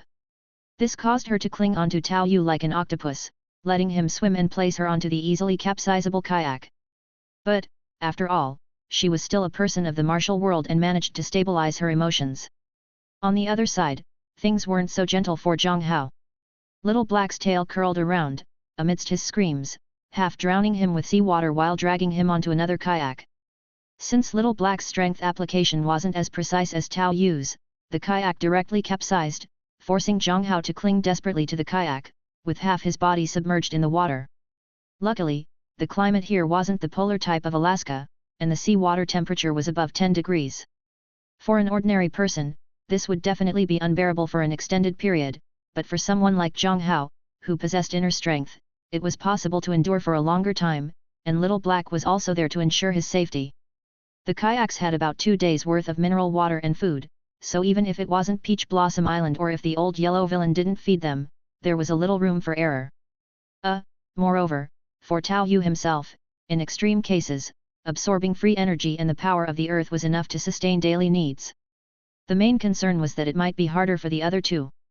Sitting in the kayak, holding Cheng Lixu's damp body, which smelled faintly of seawater, Tao Yu found it quite convenient. Having previously been blessed by wealthy women, he thought he could easily remain unmoved by others, but now he even entertained the idea of improving his writing proficiency. But he soon suppressed the thought and said to Zhang Hao in the kayak next to him, "Brother Zhang, we're setting off. You'd better try to climb onto the kayak, otherwise, I'm afraid you'll get too cold." "Okay, got it." Zhang Hao scrambled onto the kayak and laid there without daring to move. Then Little Black started pushing the kayak forward from behind. On this end, Tao Yu said to Cheng Lixu, still holding on to him, "Lady Cheng, I'll have to trouble you to hold onto me during the trip, as I need to free my hands to paddle." "Oh, okay." Cheng Lixu, looking at Tao Yu's handsome face with a faint blush on her cheeks, hooked one hand around his neck while the other naturally explored downward. This left Tao Yu, who was paddling, with a stupefied expression. "Wait a second, you've misunderstood me, I really need to paddle." However, considering the mental strength he had implanted, which made her cold toward others but seemingly less defensive toward himself, he could only increase his paddling speed to quickly get out of sight of Zhang Hao trailing behind. Then, before Zhang Hao's eyes, he sped away with his senior sister into the distance. Indeed, the speed of controlling the kayak after undergoing deification a second time was like cutting through waves with the wind. Even with Little Black's tail almost turning into a propeller, he couldn't keep up. Halfway through their journey at sea, just after their first round, Cheng Lixu nearly slipped into the sea but was quickly scooped up by Tao Yu. Tao Yu even took the chance to glance back, and upon widening his view, indeed saw the Bering Strait, originally adjacent to Alaska, on the side. With exceptional eyesight, Tao Yu could see the sea level there rising hundreds of meters higher than here, like water blocked in a fish tank, occasionally striking the world's barrier. Crucially, beneath the world's barrier, a waterfall, much like a dam releasing floodwater, had truly appeared, spraying out a vast amount of mist and creating a clear rainbow from afar. It was evident that the world's barrier of this world had not entirely stopped the water from the other side, as it continued to pour over here, though for the moment it didn't seem much. My, if this continues, the sea levels of these two worlds will eventually even out. I wonder how much of this world will be submerged. Although he felt somewhat moved inside, Tao Yu's actions did not stop. After all, the collapse wasn't imminent, and his only concern was to get the things he wanted while he could. Chapter 200, Peach Blossom Island. Zhang Hao carried the kayak to the beach, fell to his knees, and spat out several mouthfuls of seawater, even including a couple of strands of seaweed. By that time, Tao Yu and Cheng Lixu had already built a bonfire on the shore, skewering some fish over it and placing canned beef brought over in the kayaks. Cheng Lixu's clothes were still somewhat damp and clung to her body in a manner that was subtly attractive. At that moment, she was close to the fire, seemingly intending to dry her clothes that way. And the change of clothes she had brought were also hung to dry, placed close to the flames to roast. Her clothes, drying as if a barrier, allowed Tao Yu on the other side to strip to his waist, similarly taking down some clothes for drying. "Yo, brother Zhang, you've arrived. Come and warm up by the fire. Take out the clothes from your package too," Tao Yu said while sending Little Black back to watch over the vehicle before he greeted Zhang Hao. Zhang Hao dared not stare too much at his senior sister in her current state, feeling as if his already beautiful and pretty senior sister had grown even more radiant over the past few days, shining brightly. Bowing his head, he made his way to Tao Yu's side, and then started arranging his supplies. One had to say that, ultimately, those with inner strength did recover fairly quickly. After finishing the grilled fish and canned food, Cheng Lixu and Zhang Hao had also regained their strength. "Is this the Peach Blossom Island Master Tao spoke of? I can't be certain, but there are indeed many peach blossoms here. At the very least, we can ascertain this is an island with fresh water." Tao Yu gave a minimal confirmation, ensuring their survival was possible. If any problems arose later on, he would practice his boxing here while shuttling back and forth to the real world to bring over some materials. A hovercraft was too expensive, but a small motorboat suitable for the sea should be all right, right? Controlling its size to make sure it could be brought over was sufficient. And clearly, since this was the closest island they could spot, there was indeed a high probability it was the place the Sun siblings had found before. Soon enough, some people followed the cook fire smoke to their location, 2 mute servants. On seeing everyone by the fire, they started gesturing abruptly and emphatically. When Shiking first found this place, she only discovered these mute servants as well. It wasn't until a fisherman was found that they learned it was Peach Blossom Island. The pharmacist was likely not on the island back then. It's uncertain what the situation is now, Tao Yu thought to himself, recalling the information he had seen. It seems they are mute. What place is this exactly? Their clothes seem normal though, Cheng Lixu observed the 2 mute servants with surprise. However, seeing their traditional attire, she felt somewhat relieved. He hadn't deceived her, this place indeed seemed closer to the world they originated from. Nonetheless, Cheng Lixu had harbored some slight anticipation at first, hoping this world was the same as her own. Now, however, she felt a mix of fear and turmoil, caught up in internal conflict and self-accusation. Tao Yu didn't understand sign language, and had no way to communicate with them, having no idea what they were trying to convey. I think they might be asking us to leave, Cheng Lixu said uncertainly. The title of the eccentric Huang was not wrongly attributed, although he had personal charm, his way of doing things was indeed controversial. His reputation in the Jianghe wasn't that good. But the pharmacist himself didn't care about these reputations, so it wasn't the case that he would provide shelter to people who suffered shipwrecks. It all depended on his mood. He wouldn't accept moral coercion. According to the information Shiking had made public last time, she hadn't encountered the island's master. It was uncertain whether he was on the island now or not. At any rate, these servants didn't seem to be in charge. If it was in the early days, Zhou Batong would have been here, but it's completely unknown as to when that was. There's also the Kimendunjia on the island, which makes it easy to get lost, Tao Yu pondered. However, at that moment, Tao Yu's mind grew tense as spirit perception detected a hint of threat, and he swiftly turned his gaze towards the interior of the island. He saw a figure, tall and slender, elegant and distinguished, dressed in Ao robes with matching cloth wrapped around the head, who unknowingly had appeared under a peach tree, silently watching them. The person had a strange mask covering the face. If it hadn't been for spirit perception alerting him, he would have not heard even the slightest rustle. Upon seeing Tao Yu turn his head, the figure also lightly uttered, "Eh. Interesting, he actually noticed me." A slightly husky voice sounded, causing Cheng Lixu and Zhang Hao, who were initially focused on the mute servant, to be startled and turn around together. They were also people of the martial world. To have someone get so close without noticing was astonishing. This even made the two of them instinctively grip their weapons. "Don't move rashly. This is a senior martial artist of the Jianghu. Show some respect." Tao Yu scolded them when he saw their actions. At the very least, his spirit perception had warned him that this pharmacist from the 5 Greats was definitely capable of threatening him. Inner strength's powerful armor-piercing attribute might not seem as exaggerated in terms of physical damage, but its destructive power against the human body was not the slightest bit weak. An attack from a master of the pharmacist's level was something he likely couldn't withstand. But it wasn't certain he could handle Tao Yu's burst of power either. Tao Yu, with confidence in his heart, didn't feel much pressure even though he had just entered this world and encountered a peerless figure of this realm. Instead, he carefully observed the person before him. Although wearing a mask, the graying temples and the voice indicated that it was indeed the elderly pharmacist. At least it was the time of divine sculpture, and very likely even the period of divine sculpture's later years.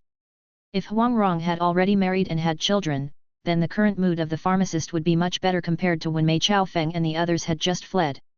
Therefore, Tao Yu took the initiative to clasp his fist and say, "I ask the senior to forgive us. We unfortunately drifted here after encountering a sea wave, so strange." This time the trans-dimensional traveler learned Central Plains speech quite fast. "Kid, put on your clothes before you speak." The pharmacist identified Tao Yu's identity in one sentence, which didn't cause Tao Yu too much panic. Since he had already fallen into the abyss, the fragment of the world he was in must also have undergone some corresponding changes. The old pharmacist was known to be knowledgeable about heavens above and earth below in this era. If he had encountered extraterrestrial visitors before and had now seen the kayak, canned beef and the clothes Tao Yu put up, jumping to conclusions would be normal. Ahem, you misunderstand, senior. Although we come from beyond this realm, we are not any demon from beyond. I wonder if the senior has seen any pioneer companions of ours. Tao Yu tried to probe a little with his response.